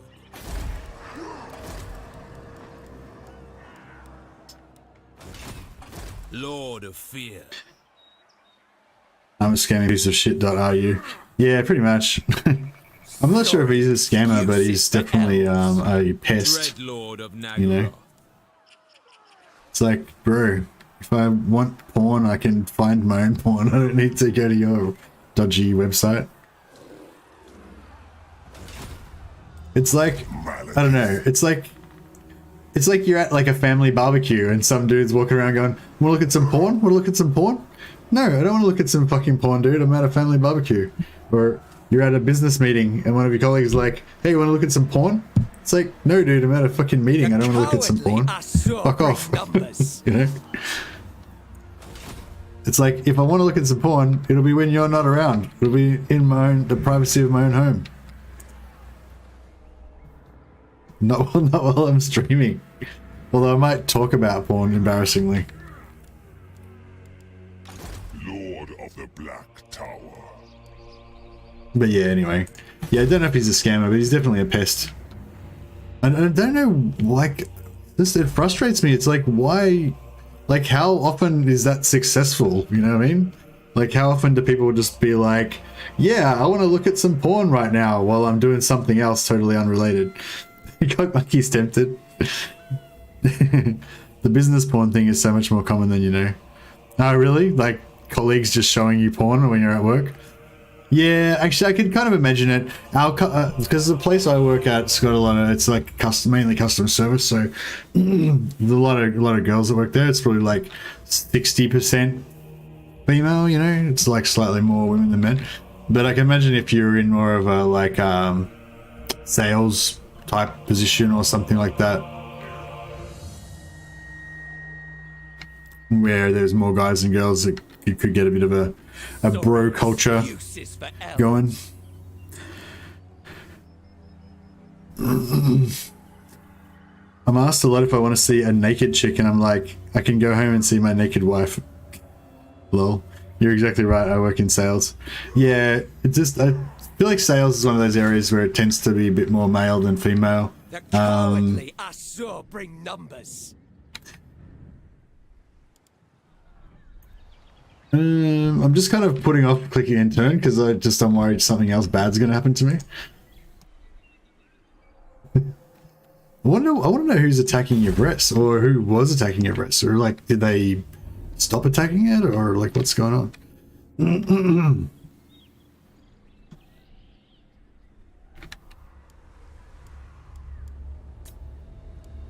All right, let's do it. I'm saying goodbye to 1020. Saying hello to 1021. I thought you were going to sleep now. Shit. Where the fuck did he come from? I thought he went back towards how good are the new unit cards? The new lion looks pretty cool. Actually, the lion's a bit hard to make out what it is. I feel like the old lion was a bit easier to make out. But they actually look a lot cooler though. These new unit cards. Yeah, I was going to go to sleep, but then Legend came and I got all excited again. But now I'm tired again. Now I'm tired again. It's the tiredness has come back.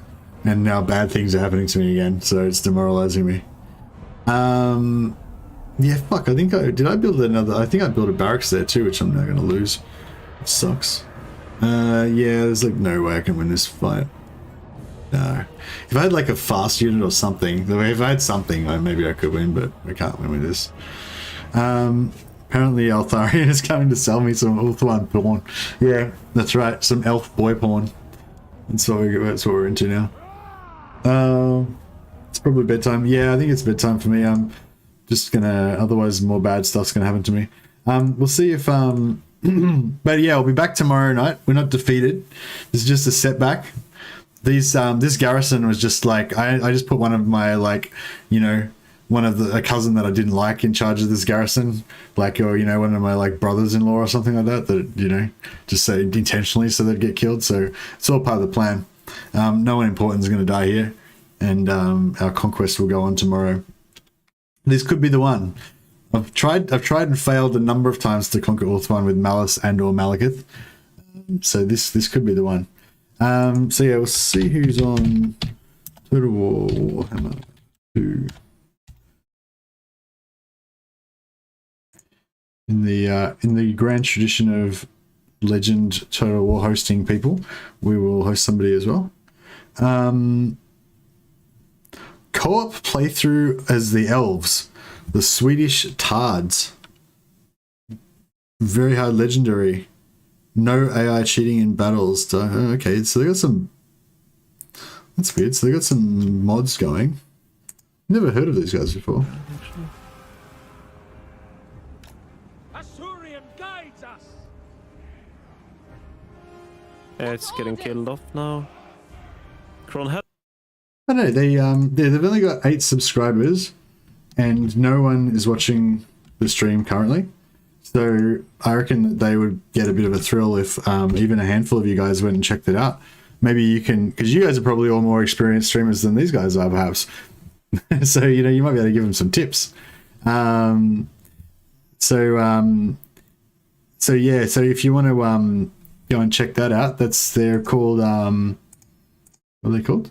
They're called the Swedish Tards, and it's a co-op campaign playing on legendary difficulty apparently. So yeah, maybe go say hi from me. Welcome them to the Total War community, as I know you guys will. And yeah, thanks for everyone who subscribed to the channel today. Got a bunch of new subscribers. That was awesome. And yeah, hope you guys enjoyed the Malus campaign. We'll get some more Malus happening tomorrow. And thanks to Legend of Total War for dropping by. That was awesome. All right, I'll catch you guys next time. I'll go get some sleep.